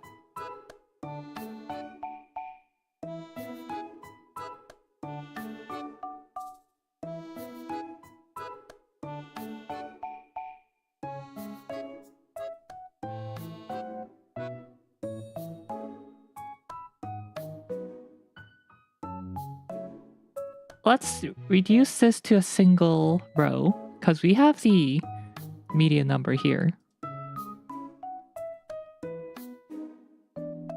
Delete row.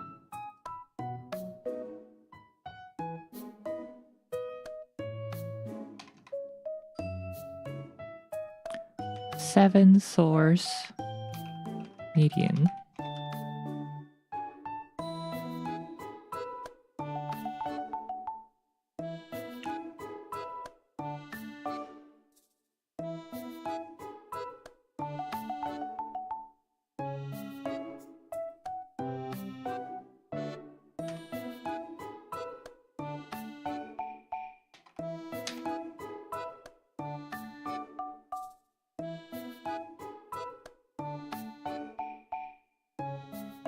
Seven, right? 1, 2, 3, 4, 5, 6, 7, yes.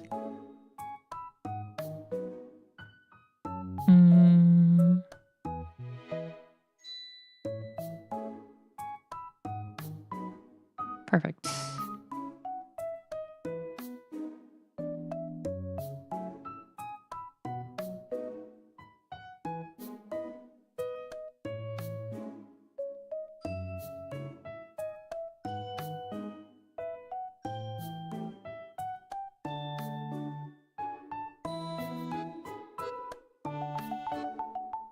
What's 12?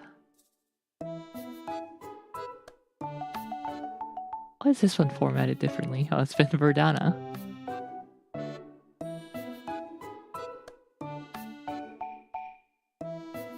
There we go.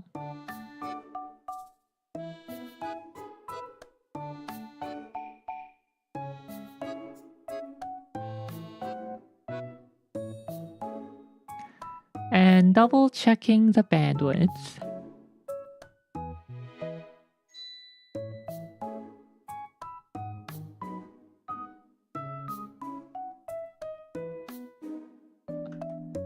.21 gigabit per second divided by 8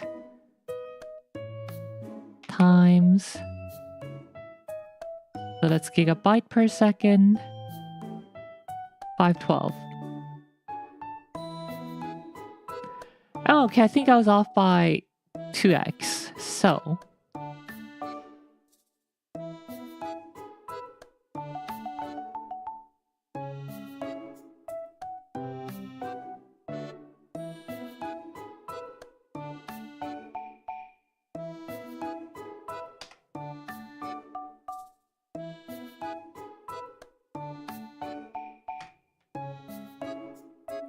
$5090 memory. Let's see if anyone did the calculation or if it's published anywhere. Bandwidth.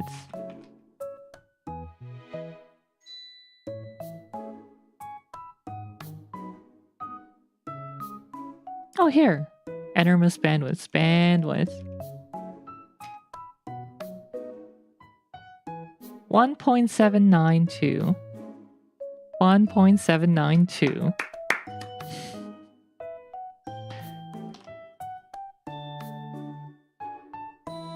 Yeah.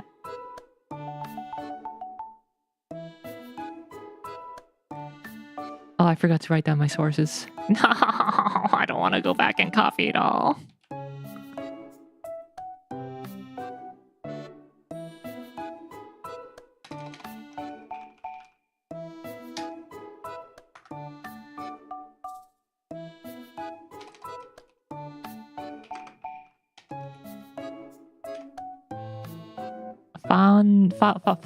Foundery.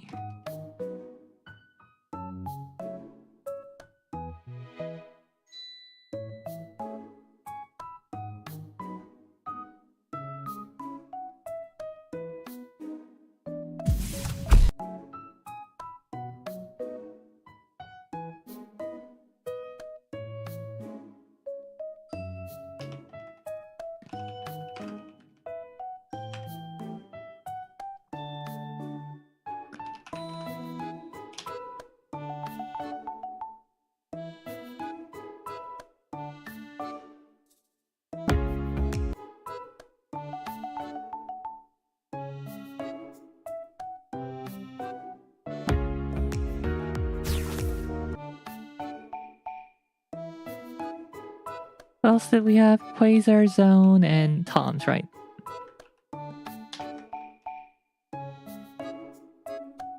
Do we have Tom's open? Please tell me I have Tom's still open.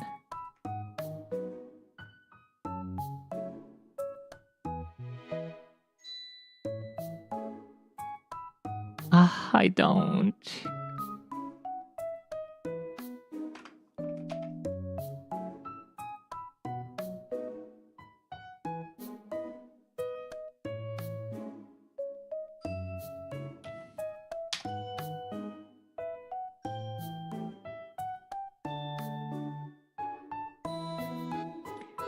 Perfect.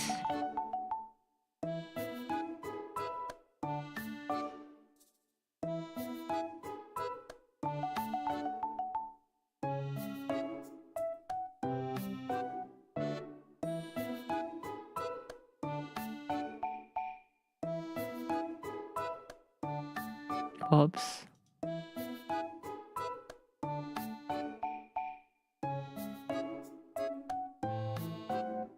Excellent.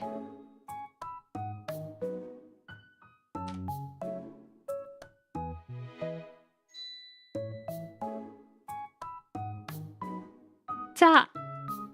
Okay. How do I conclude this?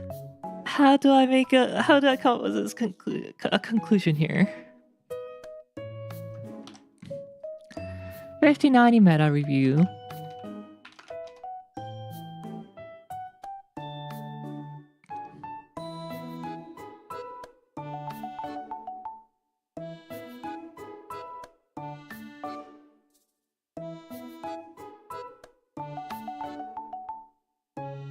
This is a premier card for Final Fantasy XIV. Please donate to my fund.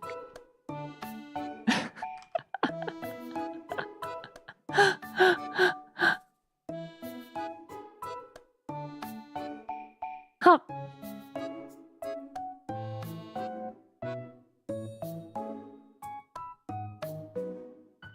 I need to win these raids and heat my home at the same time. This is so true though. My heating bill last month was almost $300.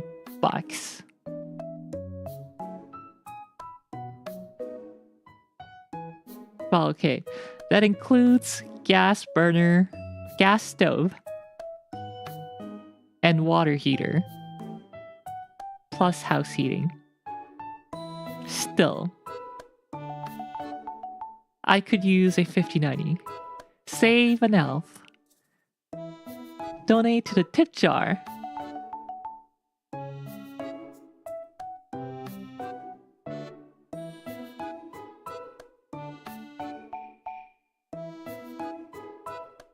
All right.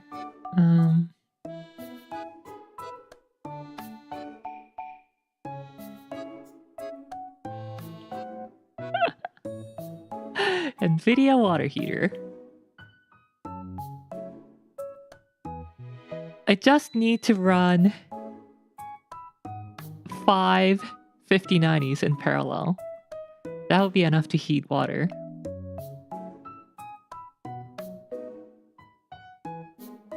I think.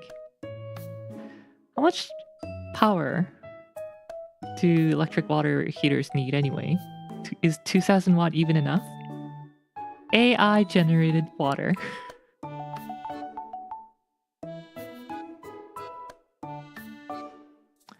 And then multi-droplet generation, MDG. For every one real droplet of water, you get 3 additional AI generated droplets of water.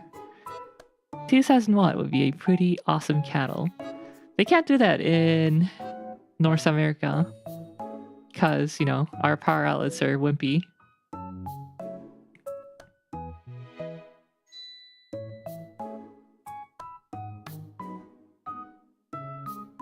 $240 volt wire.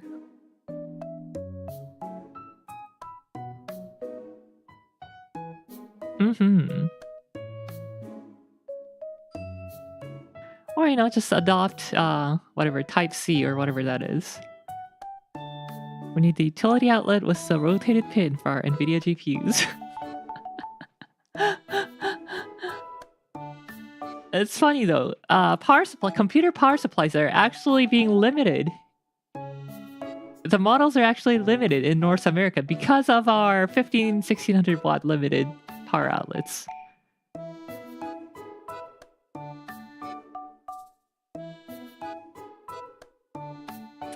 Ryan is solving world thirst with blockchain.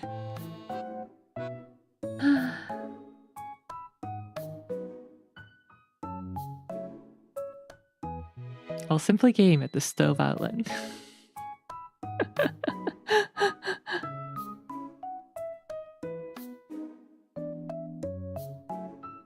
Okay, first of all, what is my overall tone for this meta review? Am I impressed? Am I disappointed? I'm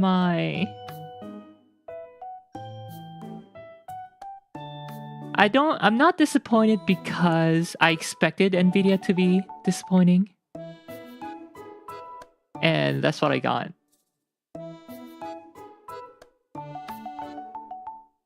Tragic. Put some violin tune back there.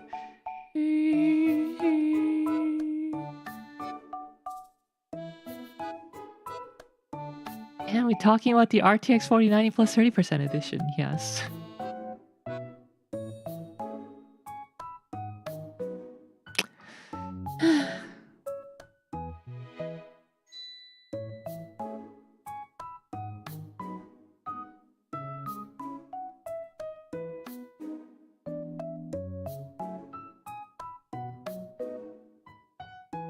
Don't believe her lies, she's spying. Are the numbers they're putting out comparing real frames to real frames, or are they trying to get us to put value in fake frames? They have both numbers. If you look at this GN video,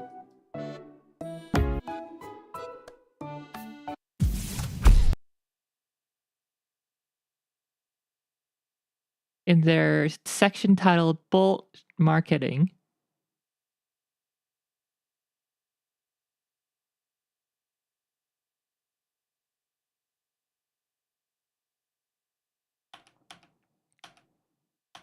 But Apple's a different DLS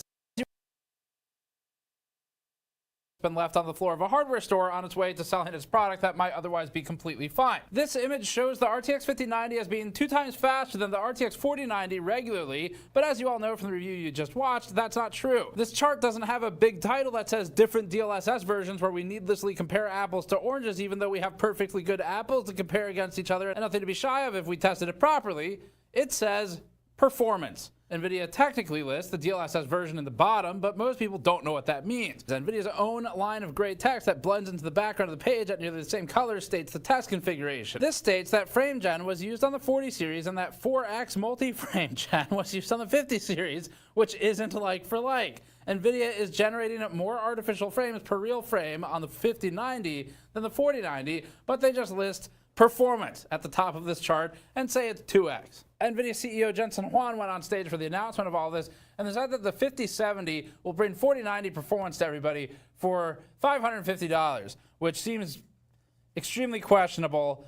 Wish me luck. The decision to market any of it this way, it comes across as insecure and like NVIDIA is sensitive to the value that they're providing, or like the uplift's not good enough, as if to say the 5090, it's not good enough on its own. We need to put makeup on this chart to just make it feel like it is. So the left 2 bars are traditionally rendered frames. The rest of the bars, the higher bars, are 5090 was 4x frame gen and 4090 was 2x frame gen.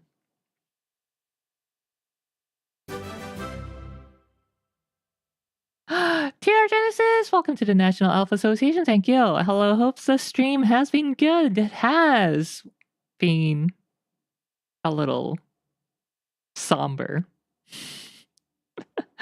put sad violin tune in the background when you're editing this, someone. Don't worry, I saved my Gamer Rage blood for AMD RX 9070. Oh my god, don't even mention it! I think all the Gamer Rage blood has been squeezed out of the stone back during CES. What? 5070 matching a 4090 performance?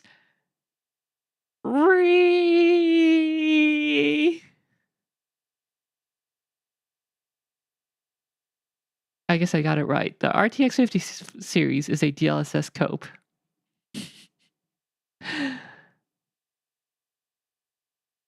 I can't imagine. I was 2.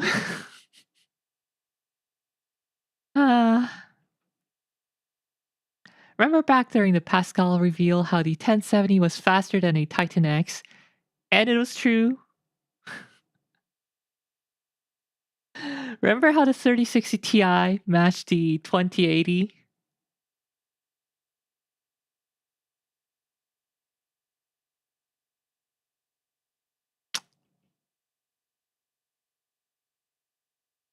It will never get that level of uplift again. Yeah, basically, yeah. TSMC can charge whatever the heck they want. And then NVIDIA can charge whatever the heck they want. So that's 2 hurdles already.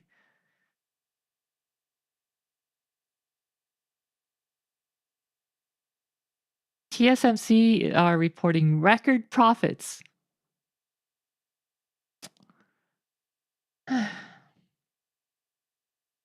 One, because Samsung Foundry effed up. 2, demand overall is also very high. Someone is giving CEOs fake reviews that just say, I love AI sloth. I want subscription-based games. So they don't need to develop new hardware. Intel Foundry, please! You're the hope! Samsung's apparently giving up on 3 nano gate all around and moving straight to 2 nano. I sure hope that turns out nicely for them, because we seriously need competition back in the foundry market and in GPU chip market. My only hope is that the government breaks up NVIDIA and GeForce as a monopoly, but that will never happen. Even if that happens, I still think the GeForce division will clobber Radeon division.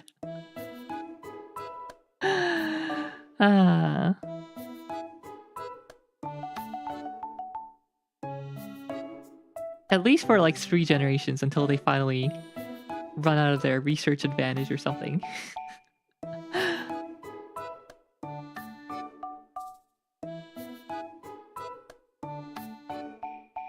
I don't think we'll see much competition from AMD and Intel in terms of technology for the next generation at least. So what I'm hoping is that for next generation, we will see more competition from Samsung and Intel in terms of foundry. Imagine the next gen Celestial Intel GPUs produced on Intel's 2 nano. Or sorry, 18 angstrom, because I think they gave up on 2 nano or something. Imagine Intel Celestial on 18 angstrom. But he still buys into the Intel foundry. I trust in Intel. They're American. They represent all that is good with America. Tell someone back in the day that the best value for money PC in 2025 would have an AMD CPU and an Intel GPU. Yeah. I suppose it depends on your budget, because at low budget, Intel is still doing pretty well for CPU. The 13900K was selling for $200 and something. That is an amazing deal. You couldn't get anything half as good for that price from AMD.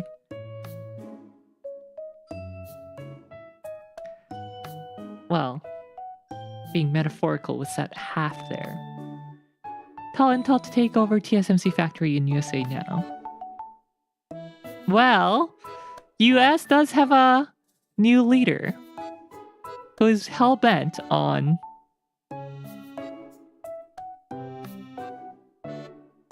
I won't go any farther.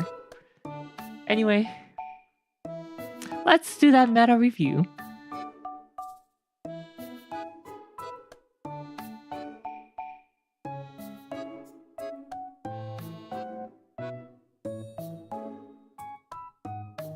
Playing golf 4 days a week.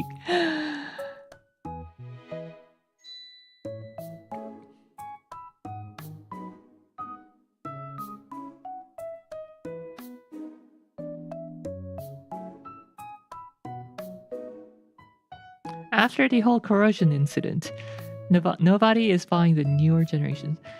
No, I don't think that's true. I think no one's buying Air Lake because Air Lake itself is kind of bad, not because of the potential issues with the production.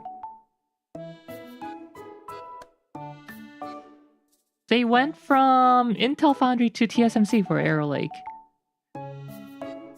And AMD are not having problems with their CPUs or GPUs corroding. NVIDIA's not having that problem.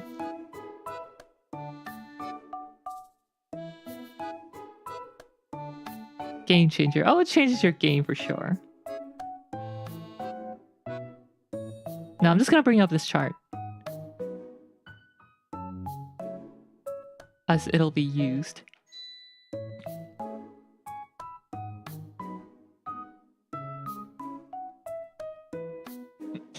Okay.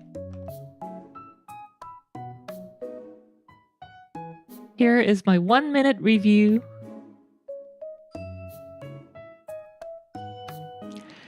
Okay, internet, here's my 1-minute meta review of NVIDIA 59T. Ah, I already messed up. 59. The NVIDIA 59. I think the 5900, FX 5900, was like... Or 5700, FX 5700 was 21 years ago? 22 years ago or so. We fumbled her. I guess I'll write down the overall structure of the thing, so I'm not just speaking off the top of my head. Notepad. 5090. NVIDIA promised, advertised, around 2x performance. Quote unquote. Uplift.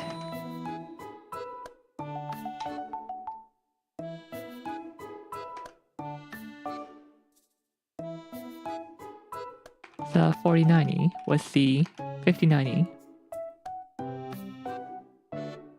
NVIDIA advertised the 5090 as being about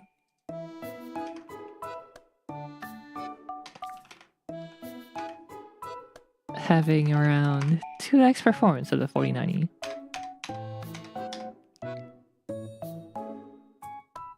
Just keep doing takes for the next 10 minutes. Nah! Riel would do practice takes for 30 minutes and proceed to wing it for the real take anyway. You know me too well. That's, yeah, more Gulag time for ya.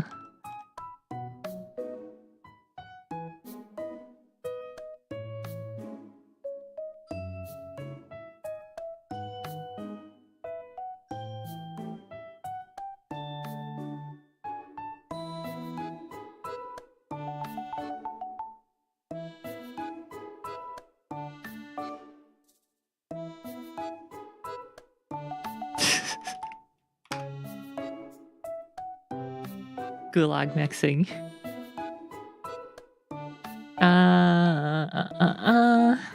And then I talk about the increase linear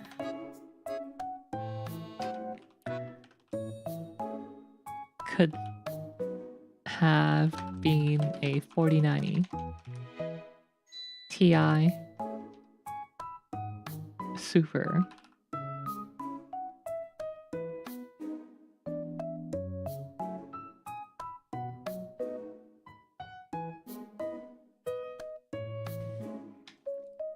And let me write down the conclusion out in full.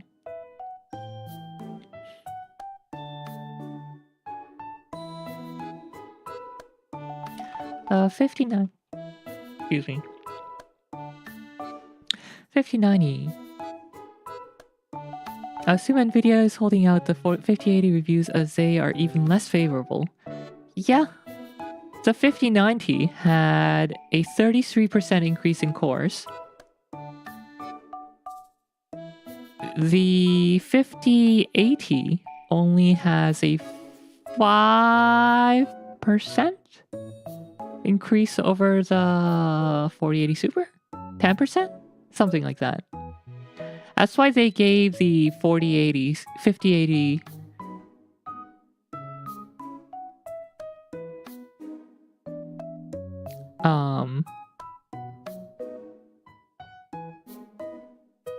30 gigabit 32 gigabit RAM VRAM versus 28 or 30 on the 5090.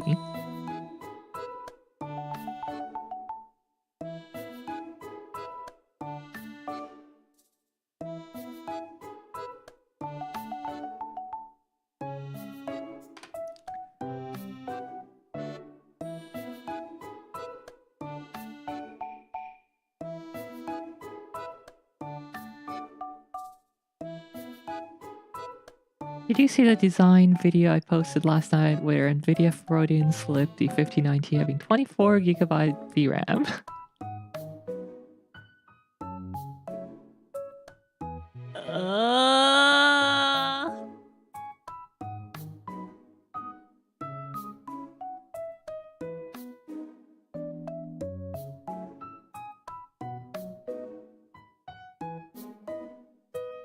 Well, that could be interpreted in multiple ways. What's your take on that? A 5090...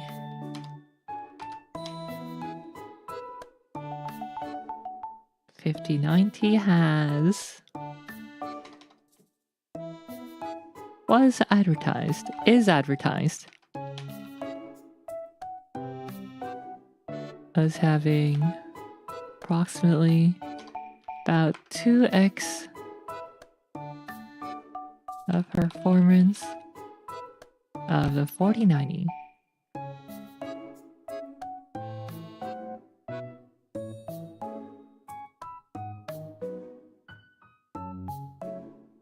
However, when comparing the base frame rate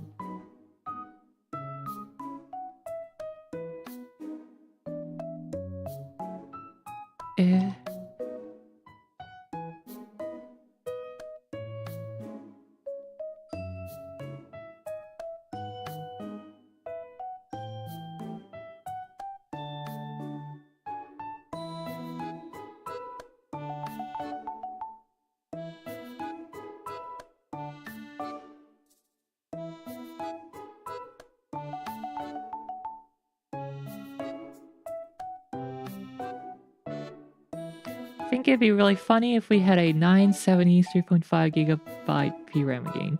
The last 8 gigabyte VRAM is just really slow and bad. 24 gigabyte is already prosumer territory, AI tinkering, video editing, offline rendering, so I guess VRAM increase decision is for that market.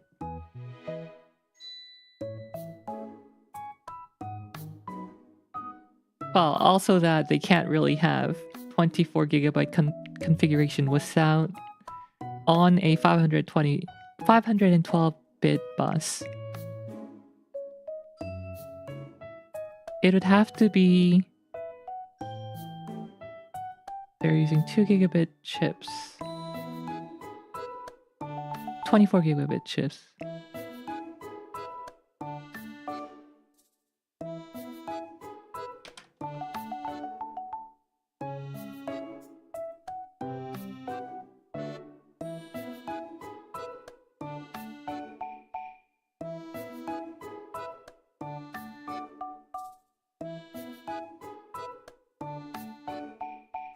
They would need to find 12 gigabit memory chips And I don't think anyone supplies that.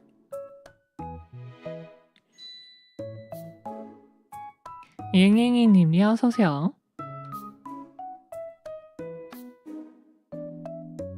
Nvidia could have had it made. Maybe. I think the saving in giving less VRAM would have been offset by the custom order. And instead, they can just use commodity VRAM. So there wouldn't have been much saving.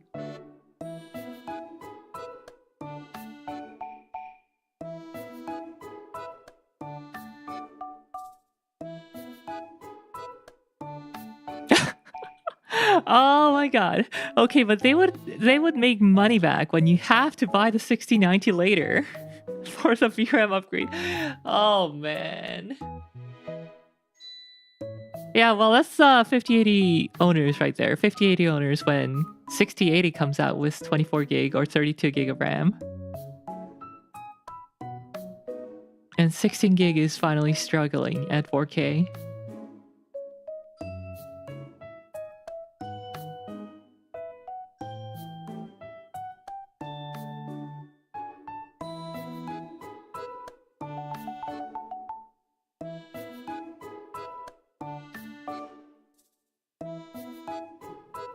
No, not right now. I'm saying when it's finally struggling. Some games are currently approaching like 14 gigabytes.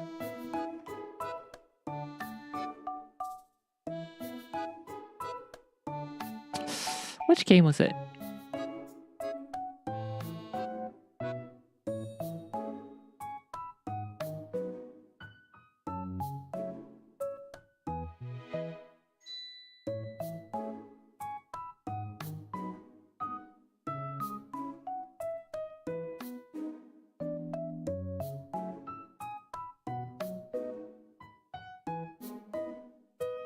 My guess is Microsoft Flight Sim 2024. Okay, Stalker 2 uses only 10 gigabyte.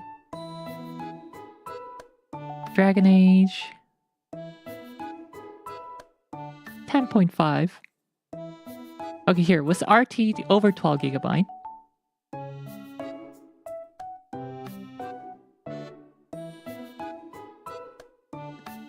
Silent Hill, Epic plus RT. Wait, what? How does Epic use more than Epic plus RT? 10.5 gigabyte or so. I don't think Ragnarok uses much. Spash Marine.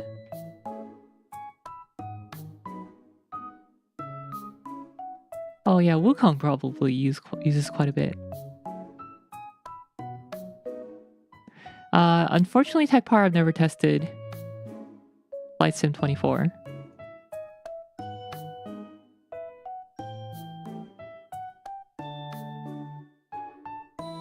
I'm surprised Wukong is very reasonable with its texture size. Cinematic plus RT is only 10 gigabyte. Only.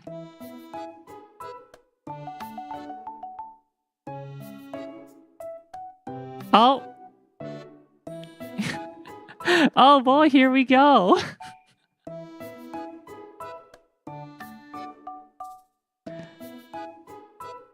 With RT and ray reconstruction, 20 gigabytes.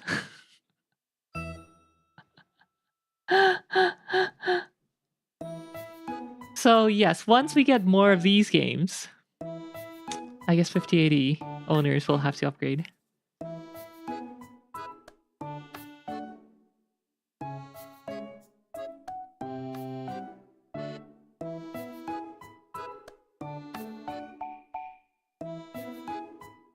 Oh, okay, never mind. You know what? I think this game actually just uses as much VRAM as possible, or allocates. Please read the conclusion on how the game engine manages VRAM. So yeah, I don't think this game will actually suffer if you have small VRAM.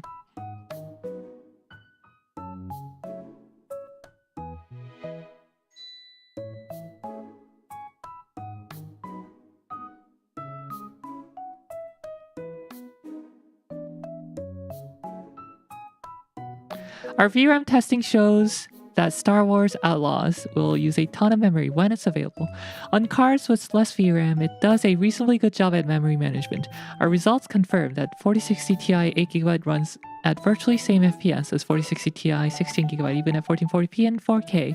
As we turned on all the additional NVIDIA Candy, memory usage kept increasing and it topped out at 21GB when we were running Ultra plus Ray Tracing XDI. I don't know what that stands for, plus RTX reconstruction plus range gen. While the number sounds high, it makes sense to allocate as much VRAM as possible to avoid stutter. Empty VRAM doesn't do you any good.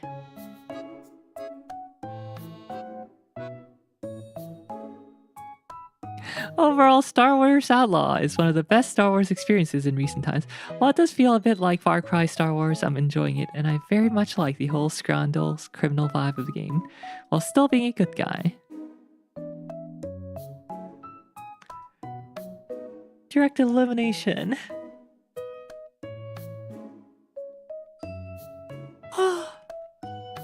If that game reviewed better than generic Ubisoft open world formula game, I would have played it. Star Wars as a universe does have some appeal still. Can we get a show of hands for how many people here played Star Wars Outlaws? Not me. Okay, let me go do my review so I can finally have some food. I haven't had breakfast yet. It's almost 1 p.m. and I haven't had breakfast.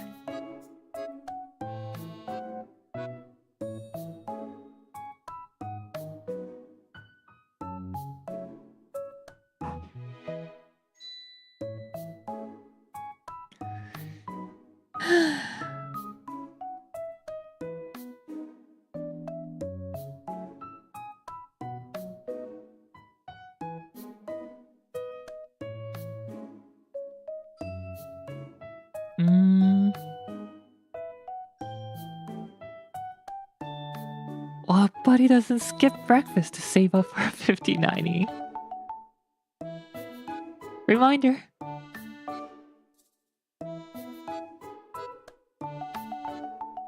Seen a couple of people call their format UV slop. Ubiquitous slopware.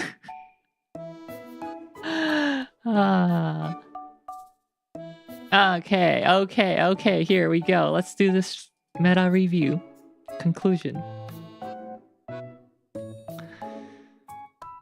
When 2x the performance over 405090 when compared without.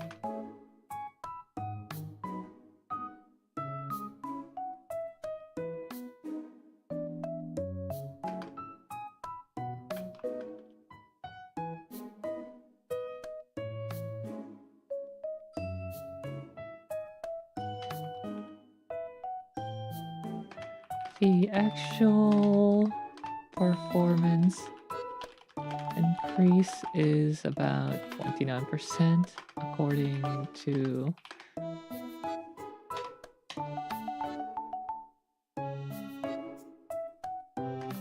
seven independent reviews we looked at. I looked at.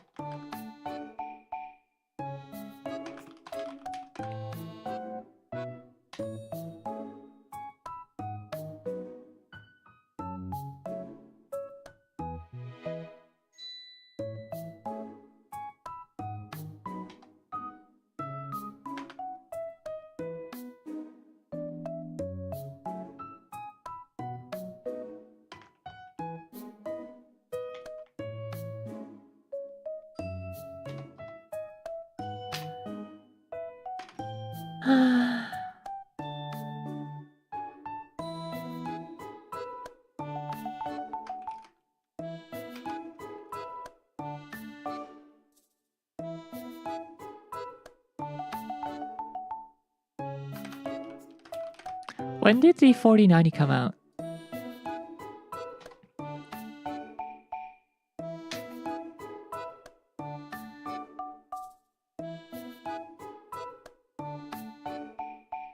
October. So that was 2 years plus 2 months ago.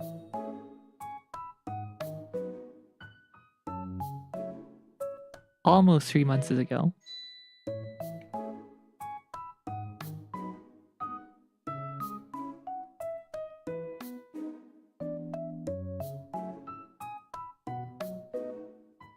No, sorry, that was almost 4 months ago, I think. Yeah. 3.5 months ago. Okay. So in terms of months, that's 24 plus 3.5, 27.5. 2 years and... Let's just call it 2 years and round it up. 4 months is. Because it's closer to 4 months than 3 months. Launching on January 30th.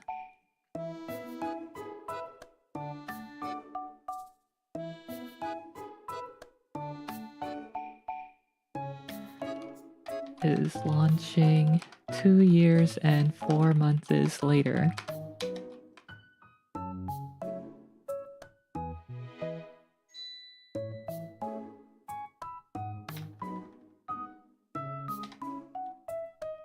At 25% higher MSRP and 30. How much more power usage? We should actually get in-game numbers. Who did gaming numbers? Shoot, I forgot to look at that. Power consumption.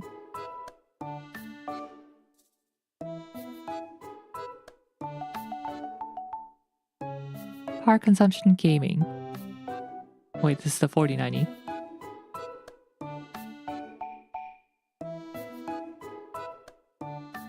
We got 1% performance per month.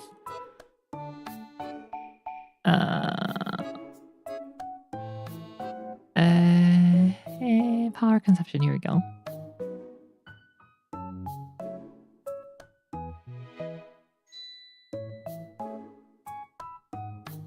Oh, it actually uses more than 575. What the heck?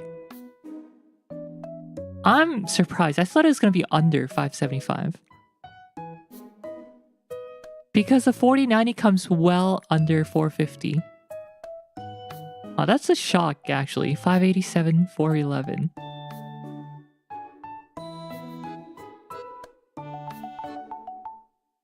%more power.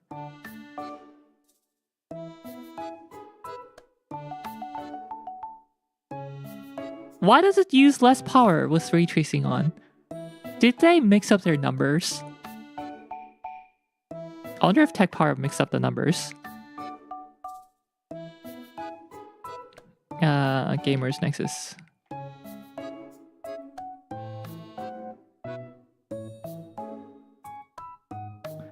If you want to steal my take, the 5090 is a huge improvement over the 3090 as a Halo card, but if you have a 4090, you may as well hold on to it until there's a TSMC 3 Nano successor.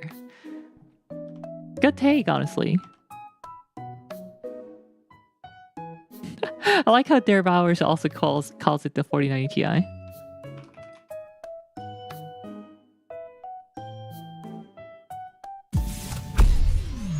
There's a big... Jeez, there's a big... Power.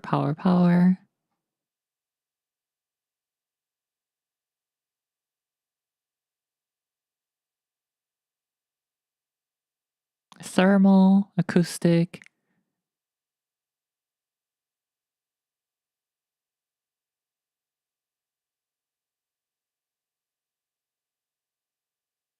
SC14 at 4K is low on results since we just started using this for efficiency for this launch. The 4090 was the most efficient here. 538.4 divided by 391.7. So that's a 37% increase.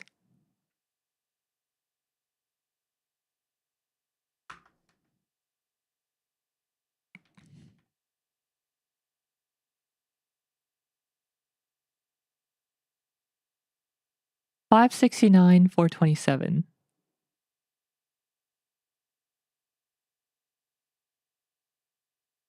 %33% increase. Yeah, I think TechPowerUp may have up their numbers, mixed up the two numbers for ray tracing and non-ray tracing.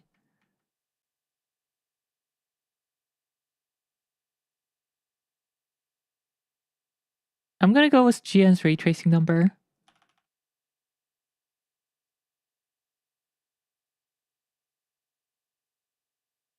$427.5, $569.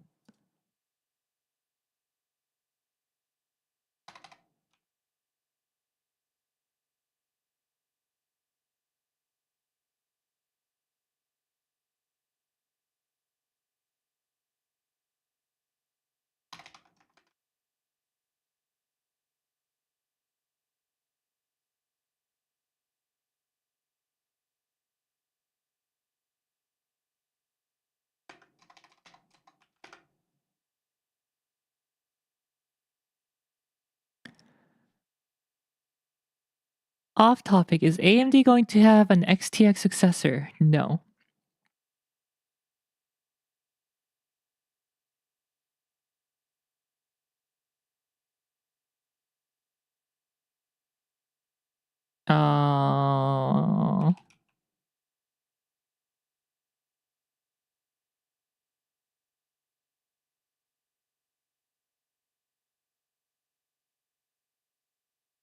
AMD's Senior Vice President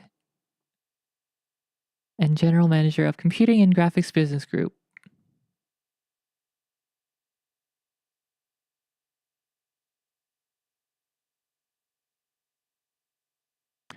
I'm looking at scale, and AMD is in a different place now. We have this debate quite a bit at AMD. Question is, do we want scale or do we want to... So he's saying he wants to address the bigger market, the mid-range. Yes, we will have great products, but we tried the king of the hill strategy. It hasn't really grown. ATI has tried this king of the hill strategy, and the market share has kind of been the market share. I want to build the best products at the right system price point, so think about price point wise, we will have leadership. Tom's Hardware asks, price point wise, you will have leadership, but you won't go after the flagship market. And Jack says, one day we may, but my priority right now is to build scale for AMD. So this gen, they're not going to have anything higher than the 9070 XT.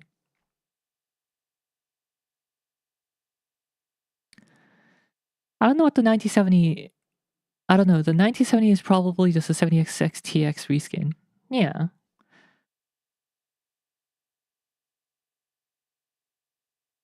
There were some rumbling about RDNA 3 not performing quite as well as expected at each tier. So I have a feeling they addressed that with RDNA 4. And that's just what it is. A 390 millimeter squared RDNA 4 chip, which is bigger than the 7800 XT, but smaller than the 79 XT.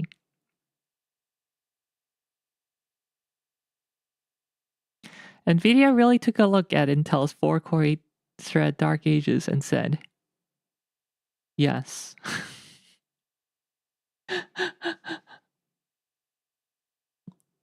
Don't even have to look at that far. The 14 nano plus era.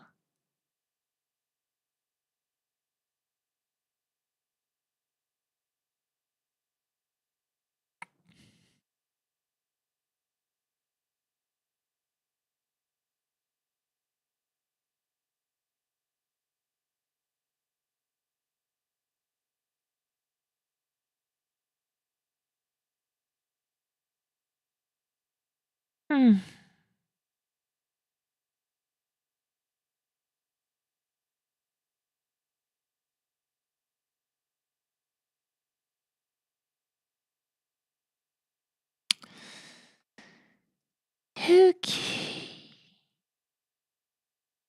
And 33%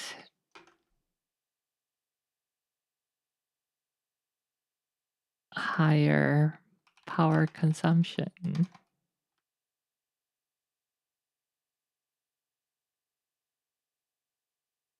I don't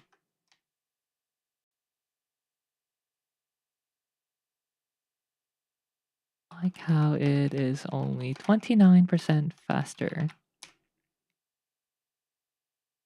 I need more 7s from AMD. We had the R7 7700 and the R7 7700X or RX 7700 XT. I'm thinking 7777 next. Sarcasm. Yeah, make a 7777 GRE, GGSE, Golden Snake, or BSE. Not the shit edition. Not the Bolt edition, but the Blue Snake edition.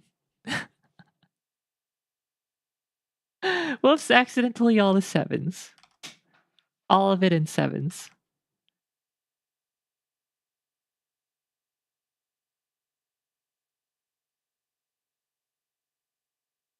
Yeah, I can't wait for the BSE. Make it happen, AMD. Make it happen, Jack. If you want to address the market, they are craving that BSE right now.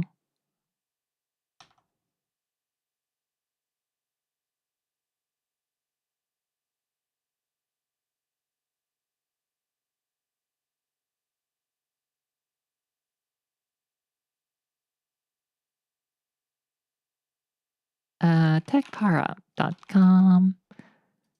What is their number on versus 3090?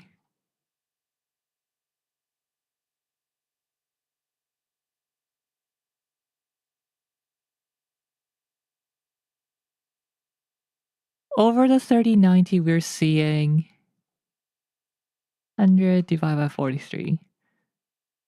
2.32 times, or 132% increase.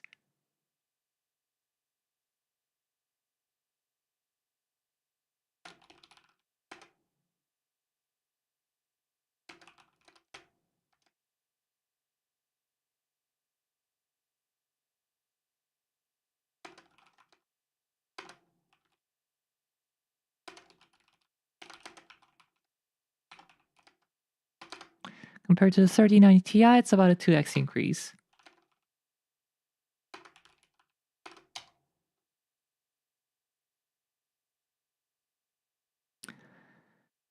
Speaking of good games, can we start Baldur's Sky playthrough now? No, I gotta sleep more. I only slept for 4 hours to wake up in time for the review embargo lifting. So I gotta go back to sleep. Otherwise, I'm gonna fall asleep. Not even an hour in not even an hour into my stream.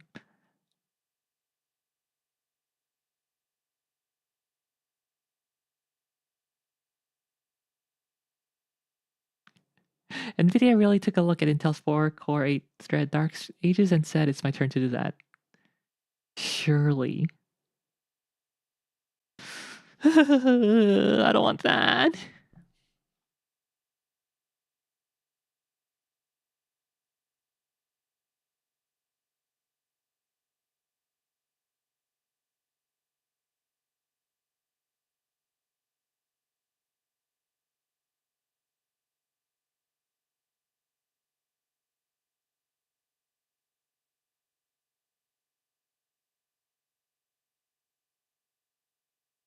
Which background should I use? Let's keep that.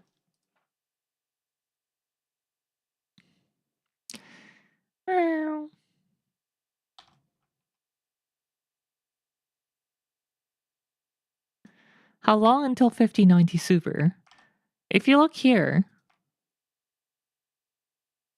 we see that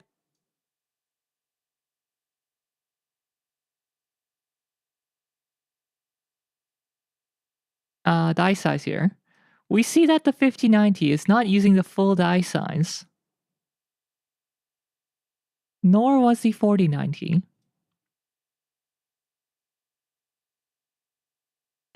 So there is a chance that we will see a GPU that will...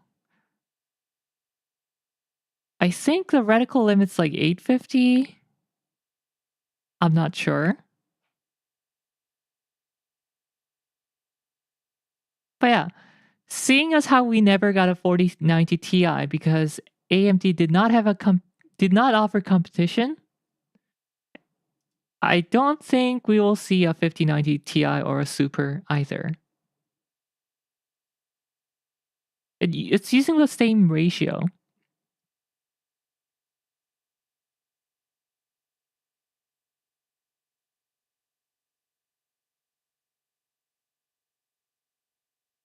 Of the full chip. And last gen, NVIDIA didn't offer anything after that because no competition. This gen, I don't think they will be offering either. Now, if the 5090 is received really poorly, there's a chance. If no one buys a 5090, maybe there's a chance. But I doubt no one's going to buy 5090.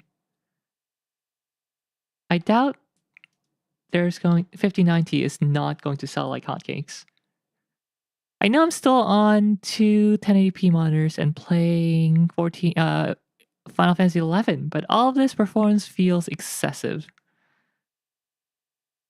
It's not too crazy once you get a 4K monitor. Once you try a 4K monitor, it does look great.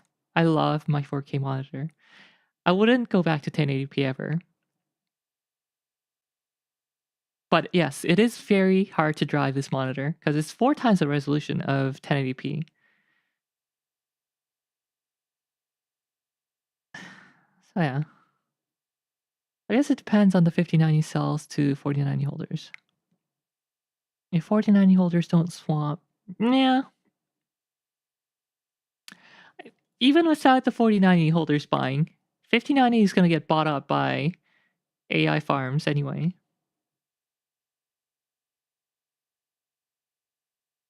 I heard through the grapevine that used 4090s are being snatched up from used market so that they can be shipped to China privately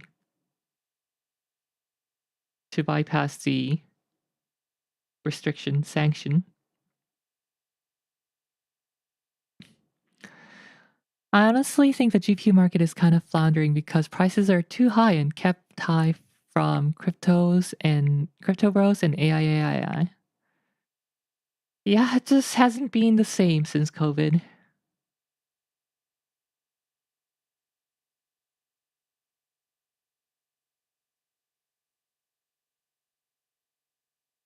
Bandwidth here is going to be standard for 7000 series. And maybe even 8000 series. 6000 and 7000. Yeah, well, GDDR7 just came out. It's not going to get changed for next generation and probably the next one after that.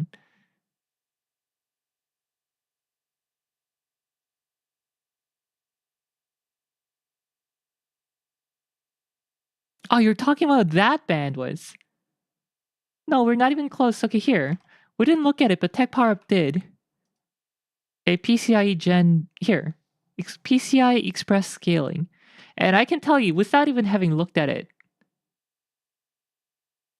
on PCIe Gen 3, it's still going to be performing at like 90%.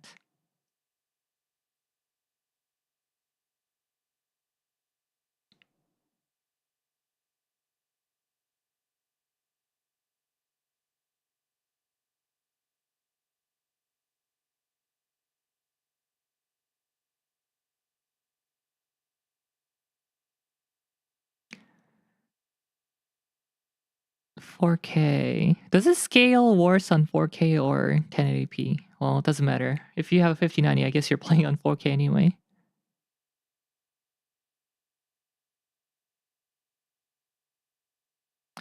$5090 on Gen 4x8, which is the same thing as Gen 4x16. There you go. 99%. 5090 on Gen 3x16. 98%.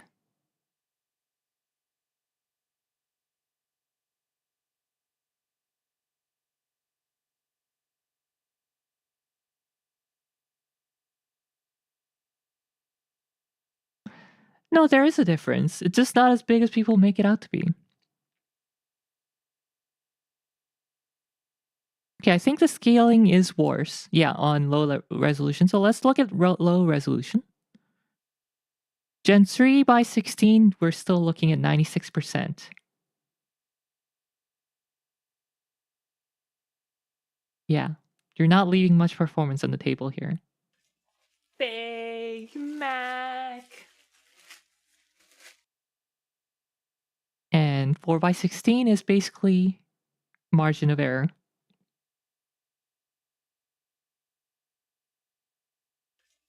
Big Mac. What does this percentage mean? This means Big Mac. Running 5090 on a system with PCI Express lane that is Gen 5 at 16 lanes wide. It is seeing the full performance. When you nerf that PCIe connection to a Gen 4 connection by 16, it degrades the performance of the card is limited to 99%. When you're limiting the PCIe slot to a Gen 3 by 16, which is quarter the bandwidth of Gen 5 by 16, each generation is a doubling of the bandwidths. On a 3 by 16, we're seeing 96% of the card's performance. Now, of course, this depends on the game, so some games may see a more significant impact. Let's see which games was limited the most. I think high FPS games will be the most limited, right?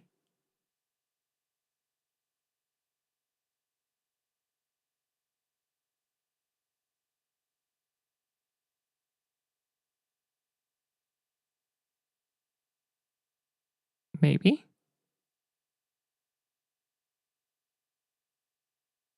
Three by 16, 698 over.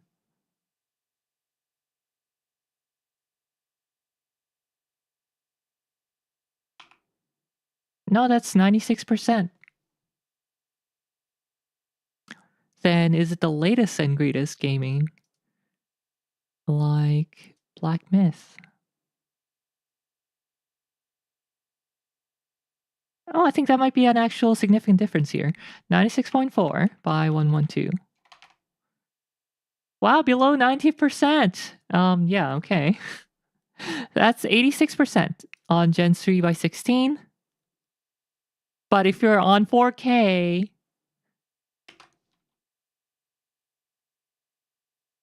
%. Oh no, I'm losing FPS from 726. Hey, maybe you want to hit that 700 frame rate this monitor offers.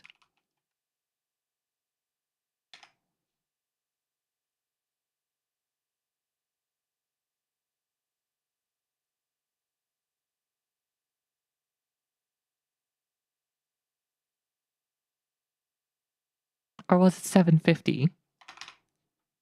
720?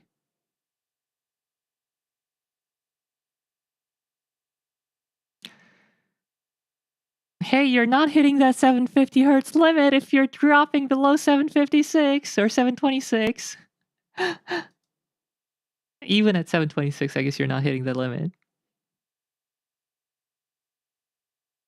My frames! Anyway, so PCIe is very irrelevant to current graphics cards for gaming, because they don't even saturate 4x16 in most cases. A 5090 will run just fine on a 4x16. 6090 will run just fine on 4x60, considering how the 5090 runs on 3x16. 700 FPS, but it blurs the last 4 frames together.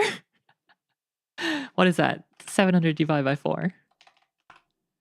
Effective 175 frames.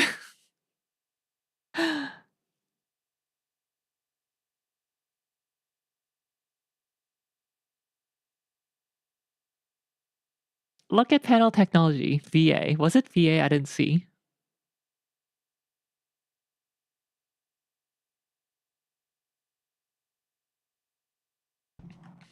Anyway, we've delayed the end enough. Why are we stopping at generating 3 frames? Let's generate infinity frames.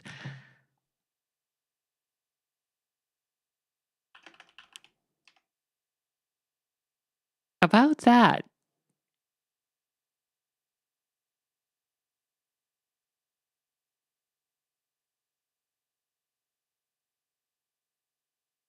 This little software on Steam that you can buy for $3, $6, whatever. $7. Maple dollars.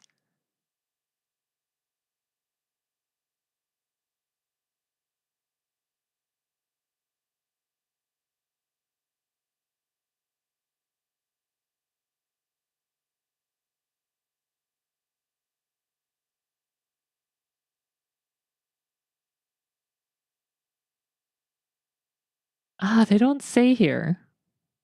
But this supports up to 20x frame gen.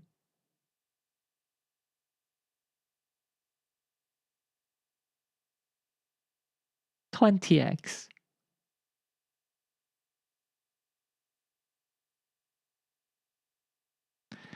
Come on, NVIDIA. I need the AI companion tech. I need it to play the game for me. Hey, I could actually do the Dark Souls stream once that happens.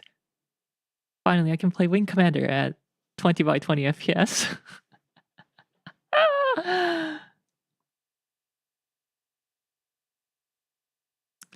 Alright. Actual conclusion. Meta review conclusion.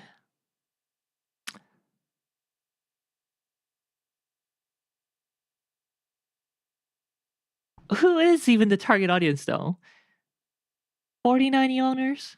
People who are looking for the absolute best. They wouldn't care what the price is. 4090 owners who want something a little better.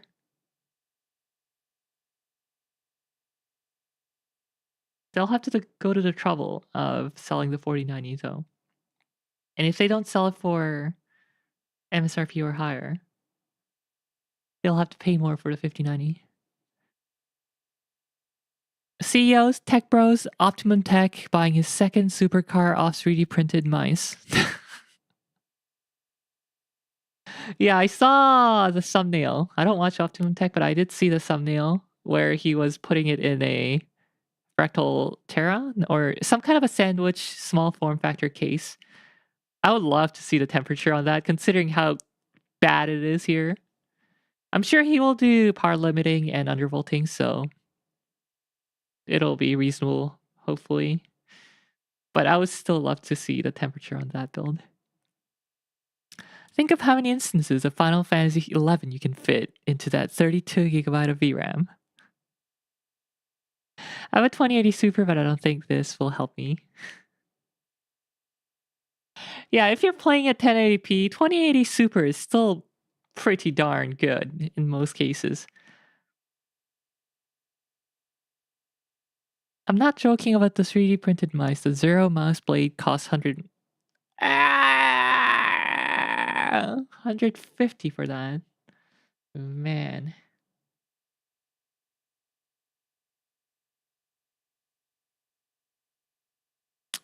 Well, I guess I don't have much reason to watch him, even though I don't watch him right now. Anyway.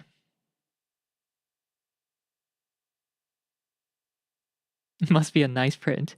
Yeah, I hope he spends like 3 hours sanding it per mouse. Sanding it and lacquering it or something.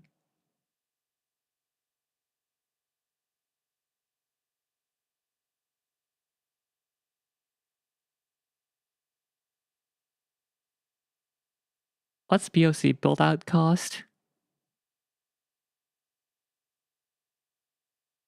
I can multi-box so many characters. The crystal market will be mine. Insert Alamo Fire GIF here. Bill of cost. Close enough.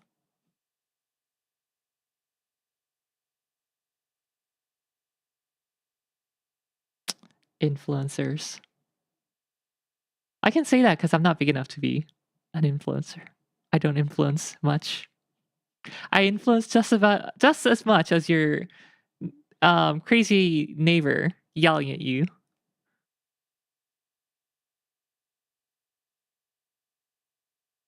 Optimum is such a vibe. It's like watching a lifestyle influencer, except it's about playing Overwatch in the most optimal way.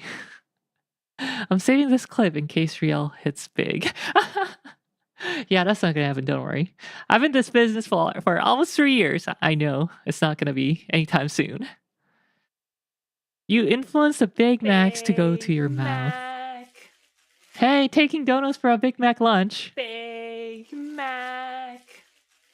Although, if you don't know anything right now, I'm gonna put that towards a graphics card upgrade and not get a Big Mac. Dono link down below. PayPal Dono.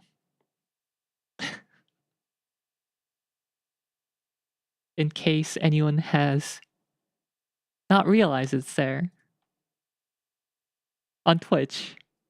I should probably link it on Twitter too.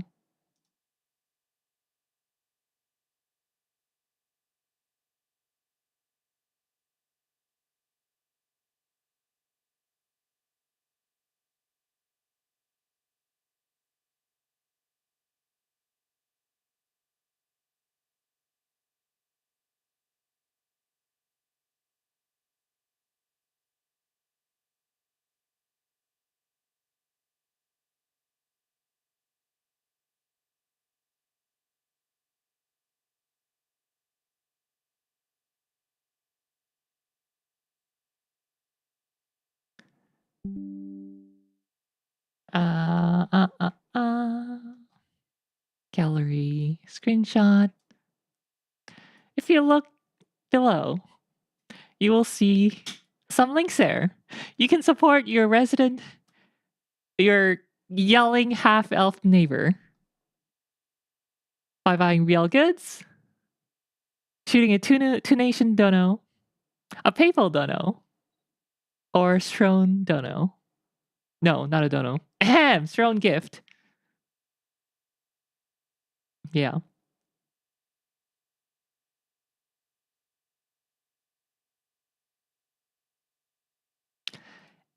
All dono towards PayPal on PayPal will be put towards my graphics card upgrade until January 30th.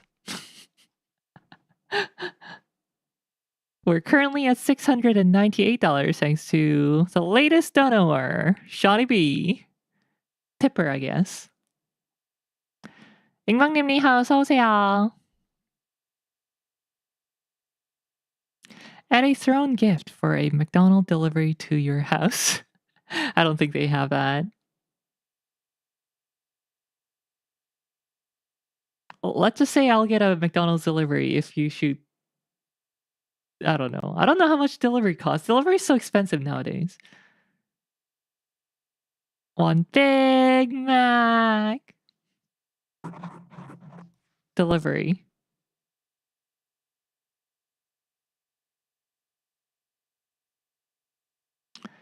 Throne gift card for Mac delivery gift card.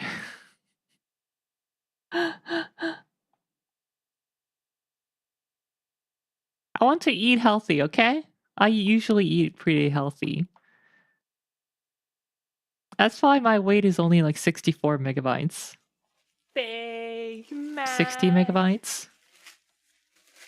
I haven't checked in a while.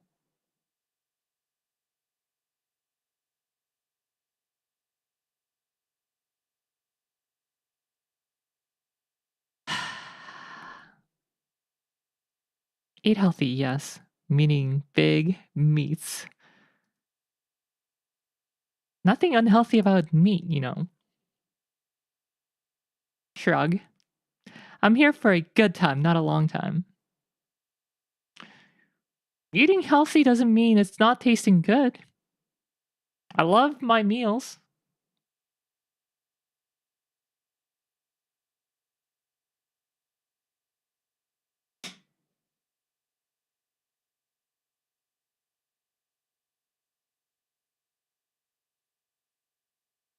Also, by eating healthy, I know that I'm putting less strain on the healthcare system.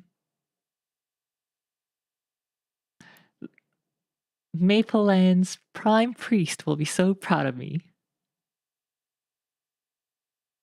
Anyway, seriously, we gotta end the stream so I can eat brunch now. Not even breakfast, brunch. A late brunch.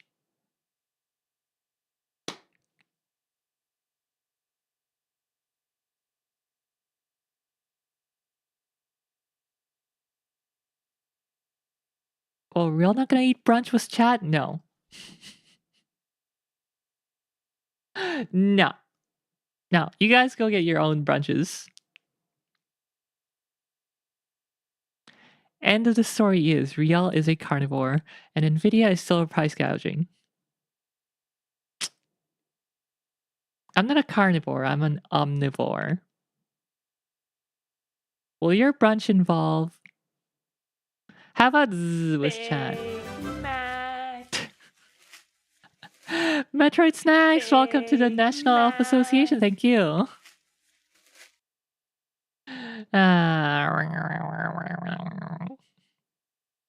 No, the nap will not be on stream. Rare.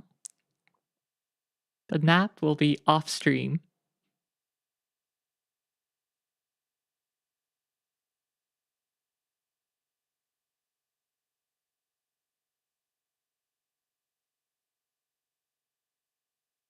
Enjoy brunch and sleep well. Yes. So I gotta do my meta review summary of the 5090.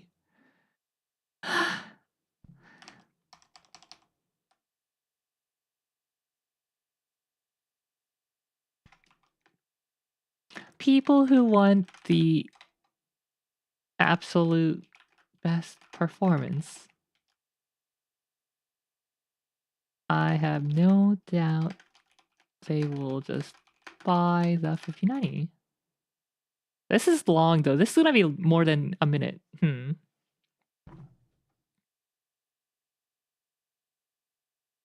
Even if it's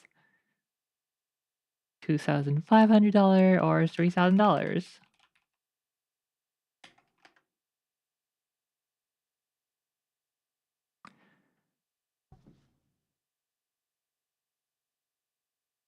It's gonna be a short format video, but not a short.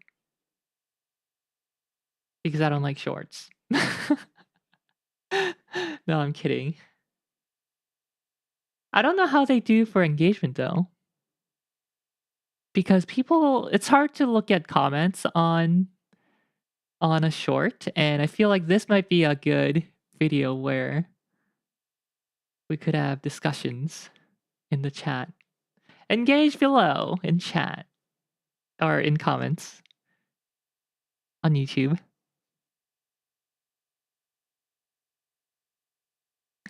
F4MI made a good video about posting AI using .ytt captions. SEO strategy. RTX 5090 feet US. I'm still miffed that that video did so well in terms of views.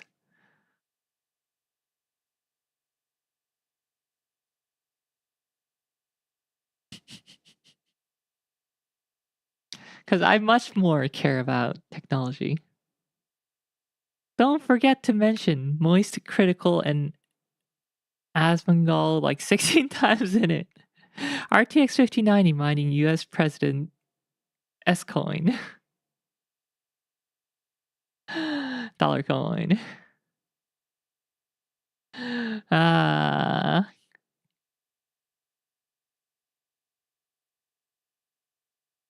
The RTX 5090 situation is crazy.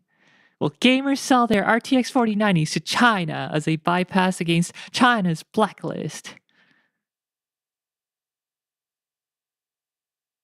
And add some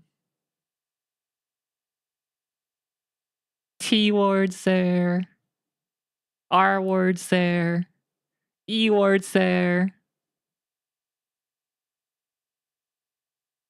Sorry, I gotta keep it SEO friendly.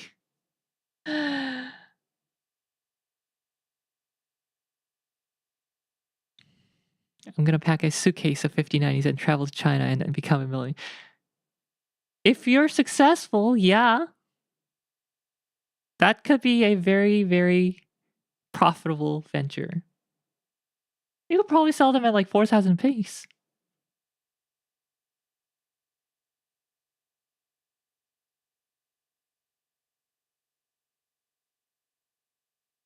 An easy 100% profit.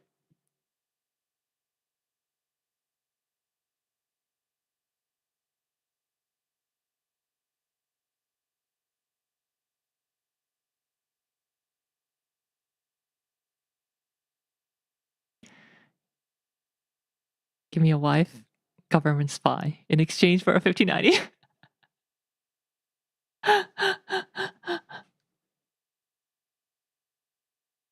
The Gamer 4090 to China agent pipeline.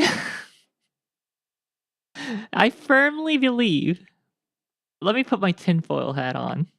I firmly believe that many of the 4090s being sold on used market right now is going to, yeah, across the pond, Pacific pond. We need a tinfoil hat emote or accessory.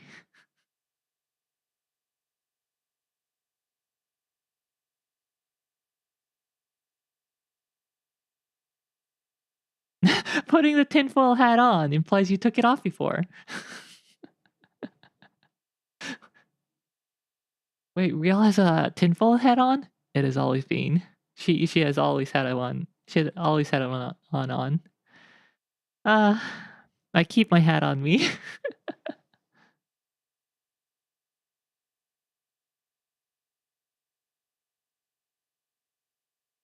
Okay. I need to end the stream. I need brunch. I'm hungry.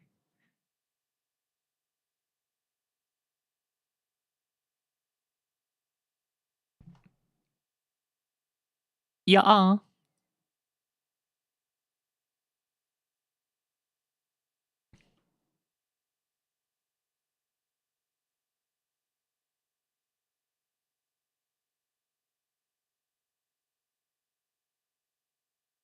All you need to do is end the stream.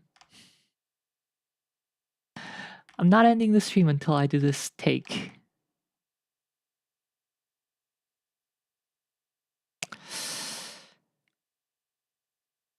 Video advertised a 5090 as having around 2x performance of the 4090.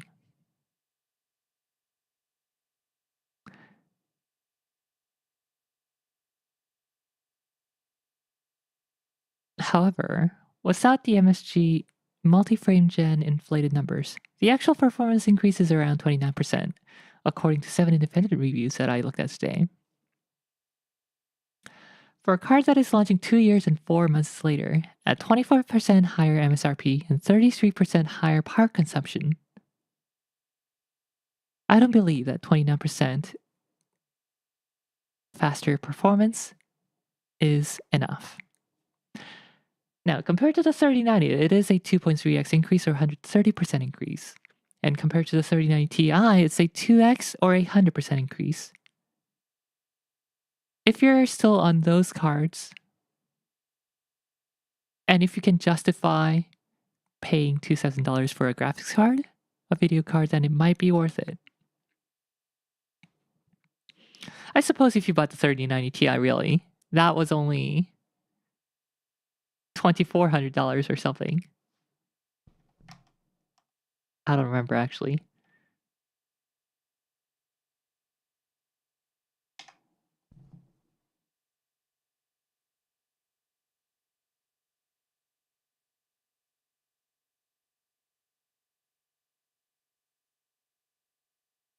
Never mind, it's got the same MSRP. So if you bought the 3090 Ti, I suppose you don't feel that bad about buying a 5090 now.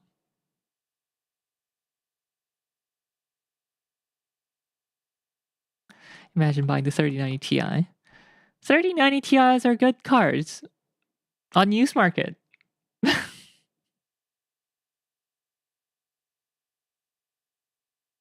24 gig of RAM.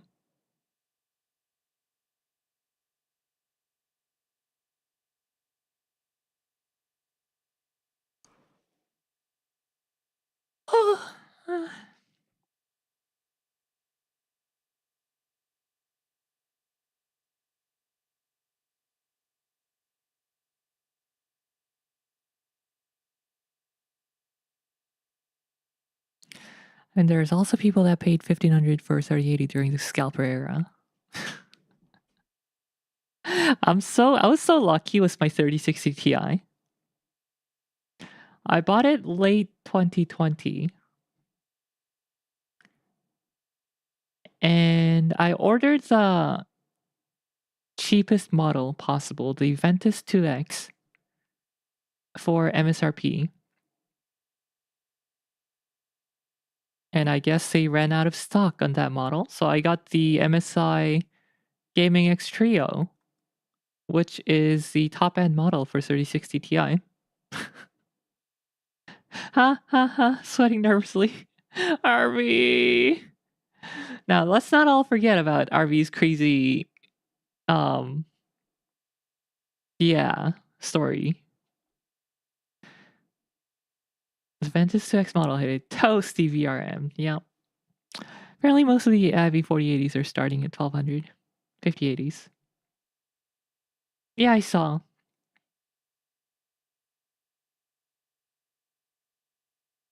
NVIDIA is probably not leaving much room.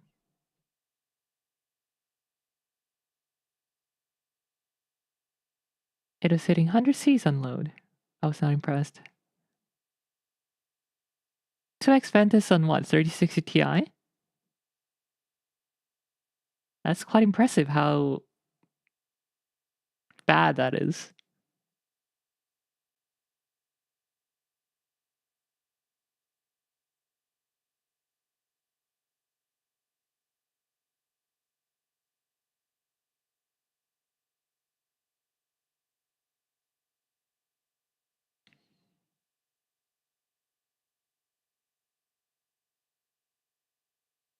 $3070 model, okay. A little higher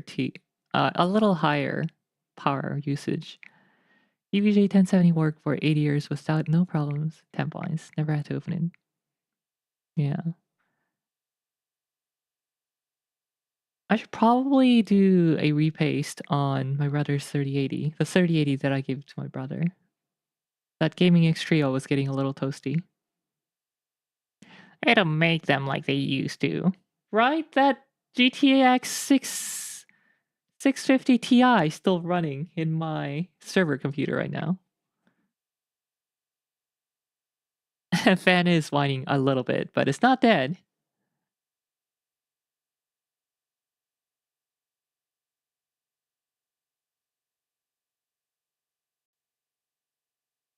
Anyway, for reals this time. For reals.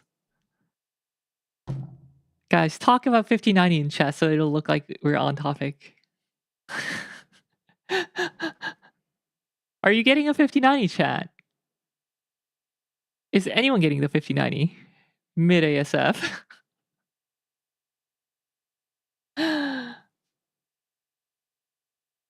5080 if I really have to. Waiting for the 9050.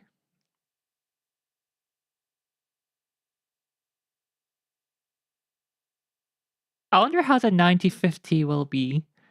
That's 1, 2, 3, 4 newer generation.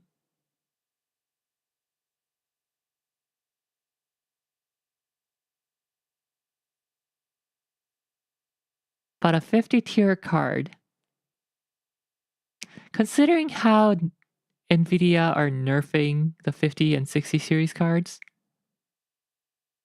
yeah, it'll be a lot slower than the 5090. But hey, it'll only be $200, $300.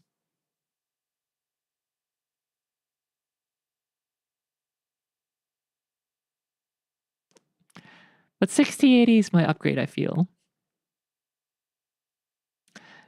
Yeah, I don't know. I don't know how the 60 series is going to turn out. The only reason why Nvidia were not able to increase the prices, except for the 5090 during 50 series, is because their node improvement is so minor.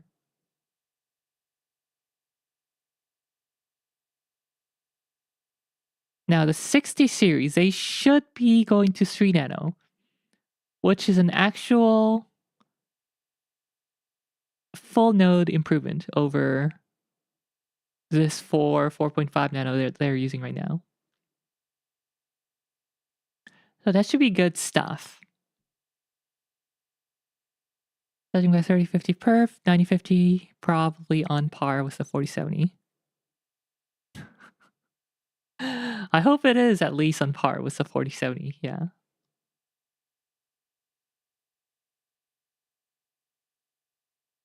But considering that they didn't even do a 4050 during ADA generation, we might not even see a 9050. The 4060 is cut down so bad that it is literally a 50 series card.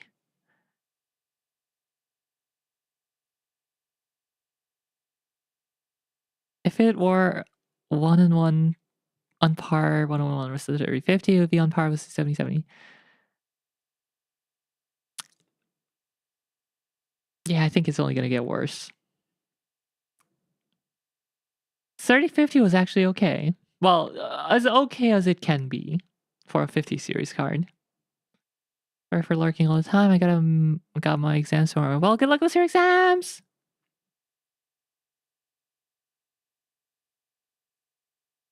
I guess we'll be looking for what's a D&D class that starts with an F fighter.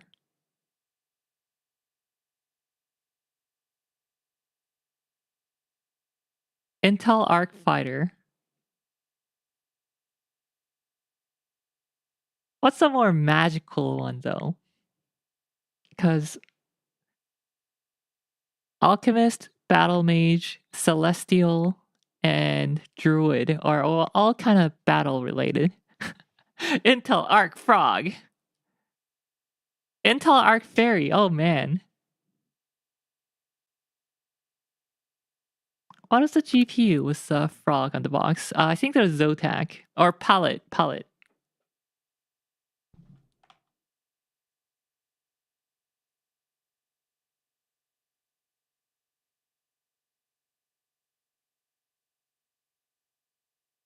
Yeah? Yeah?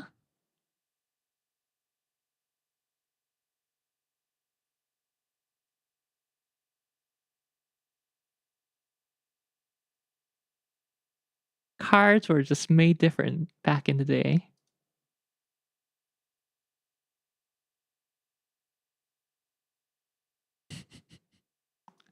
I can't believe I actually remember that. Maybe that wasn't such a bad marketing after all. You're like, yeah, that frog GPU. And I'm like, immediately, yes, Palette. I want the Hot Elf Real on the R series art cards. Intel Arc Real. Real video card. Real video card. Yeah, I need a waifu on the box, but it crossfades into a wireframe, and there's a jet fighter in the background, and the product name has 3D with 3D text. Intel R Series Real Edition will have a Real and no. Real 3D. Floppy Elf, huh? Nuh-uh.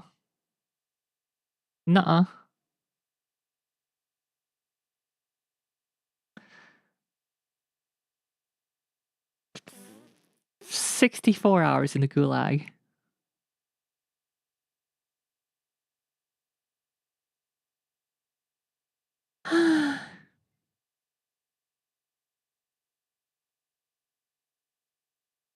I hope someone's keeping a tally of all these gulag times, because I sure am not. I'm just speaking for the people. It's what we all want. Quick, go back to talking about the 50 series. We have strayed too far from our path.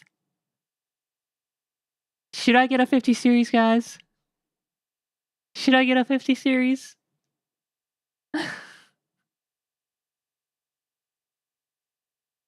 I don't know, it's your money. Yes, but you can only use it during the winter, like the opposite of a sports car. Get a 5080. If I wanted to save a bit, I wouldn't go with the 5080. It would be either going all the way to the 5090 or saving and going with the 5070 Ti.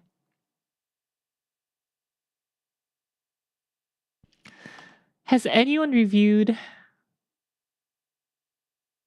the encoder? Is the 5090 the only card with the triple encoder?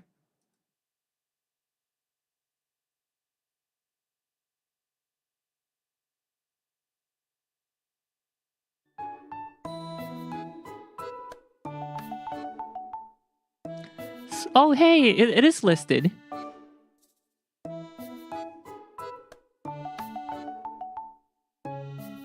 Oh, what? Did you check?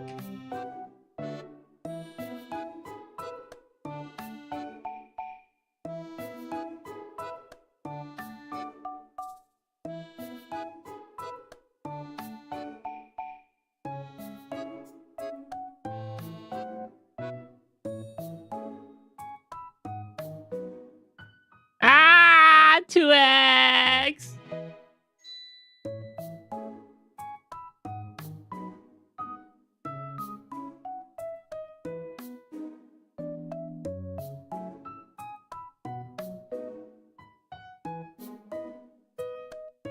I knew that not all the cards were gonna have 3x. I knew it, but I didn't think. No, I should have expected it. I did not think Nvidia had the gall to rip it out of the 5080 already. I thought, okay, 5080 might have the 3x, and then 5070 Ti and maybe the 5070 will have the 2x, and then everything else will have the 1x. But no!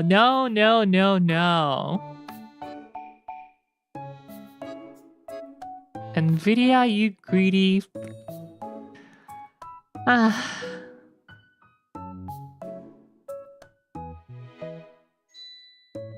5090 is a video editing card, or buy a Mac.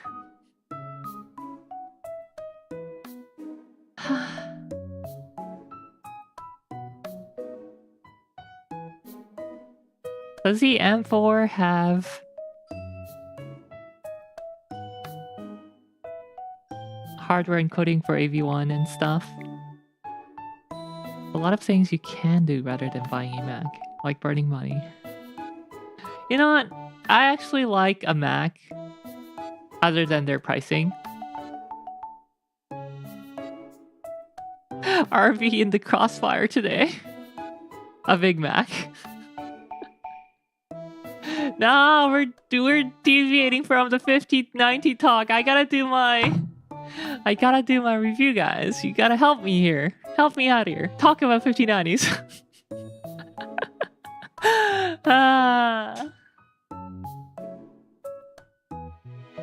I have a 4.1 to 5.1 conversion and M1 Pro MVP.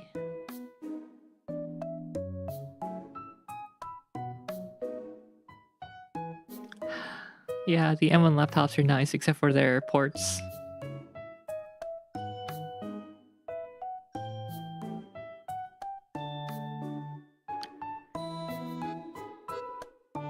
$5090 if you need the extra encoder. Yes, more 5090 talk. 5080 is price performance. It's gonna have a less of a price performance increase than the 5090. No, that's the lie. That's a lie. For $1,000, 4080 Super to 5080 normal is gonna be like 15-20%. So yeah, it'll be better. But then 4070 Ti will be even better. Relatively, not absolute.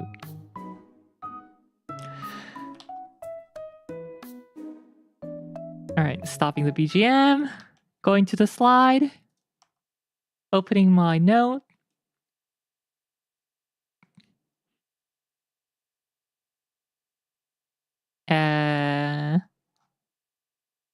Here we go.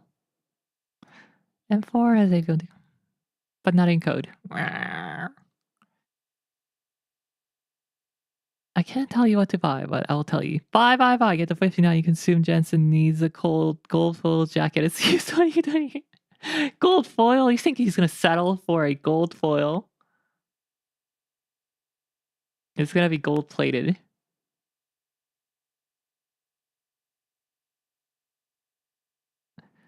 The more you buy, the more you save.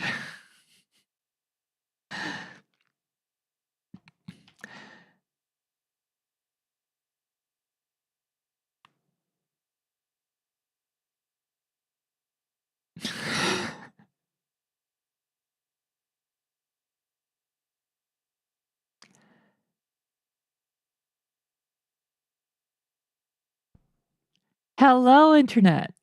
Today, the review embargo for NVIDIA RTX 5090 was lifted. So I took a look at 7 different independent reviews to see how the 5090 actually performs, rather than what NVIDIA wants to paint it as. NVIDIA would like to think that it is 2x the performance of the 4090. But as indicated by the 7 independent reviews, the actual performance increase without multi-frame gen inflated numbers is actually 29%.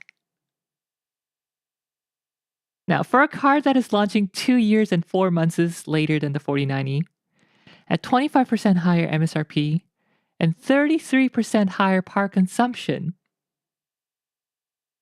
it being only 29% is a little bit of a bummer. Compared to the 3090, however, it is 2.3x faster or 130% faster. And compared to the 3090 Ti, it is 2x or 100% faster. So there's that. For people that want the absolute best performance, I have no doubt they will buy the 5090 at $2,000 or $2,500 or even $3,000. Now the question is, for the people who have been holding out on their 3090s and their 3090 Ti, should they upgrade? Well, 2x the performance is where it genuinely becomes very noticeable if you go with the upgrade. Is it worth the $2,000?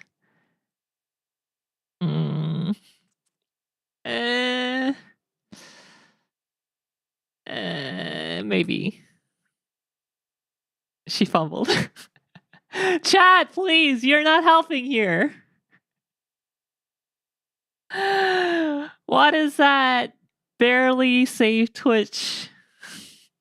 I got her voice. Oh, forget it. I'm not doing it. I'm just gonna edit the different parts and put together into a single clip. Forget it. It's not gonna be a single take. Or a single cut, I mean.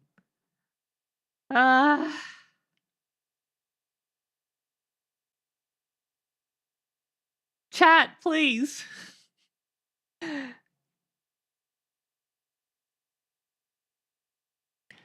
Looking at the 5090 specification, we see that it is 25% increase in MSRP, 33% increase in power consumption, 33% increase in CUDA cores. Seeing a pattern here.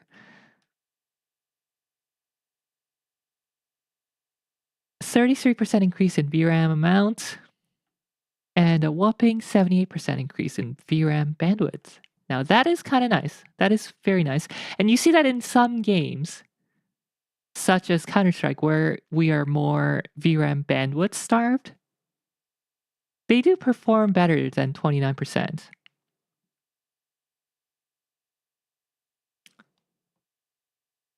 But those games are rare, and generally you will see that 30% improvement.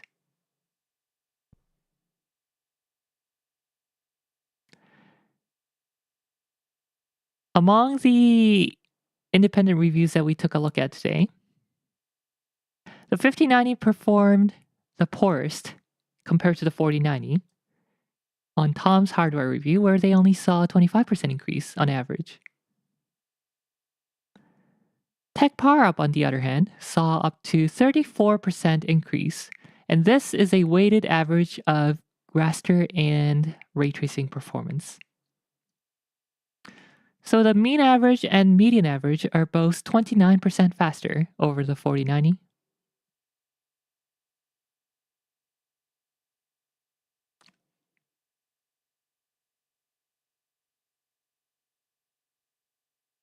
My take is this. For a card that's coming out 2 years after, 2 years and 4 months after the 4090, I don't think 5090 offers enough to anyone except those who need that absolute last bit of performance. And that's it. That's it, stream. Thanks for watching. Thank you for watching. Hurry, edit that. I gotta sleep. I'm gonna sleep. I'm gonna go to bed. Thanks for watching the 5090 meta review stream with me. And I'll see you during the Baldur's Sky stream at 9 p.m. Hopefully, maybe I'll start it later because I feel like I've been just too tired late at night. Not gonna do the Girls Frontline 2 daily. I'll do that with the Baldur's Sky stream.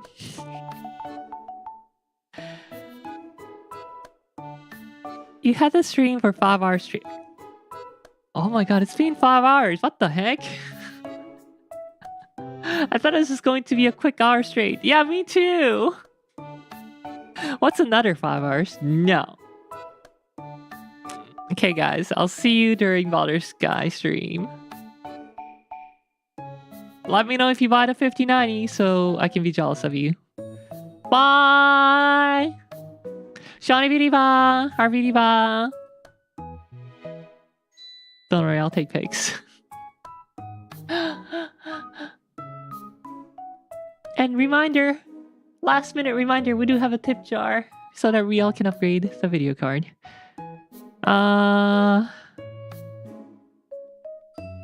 Bro thinks anyone in chat has that kind of money. Whether it's my dog or the 5090, you'll have to wait and see. Alright, bye everyone. Bye, Phil.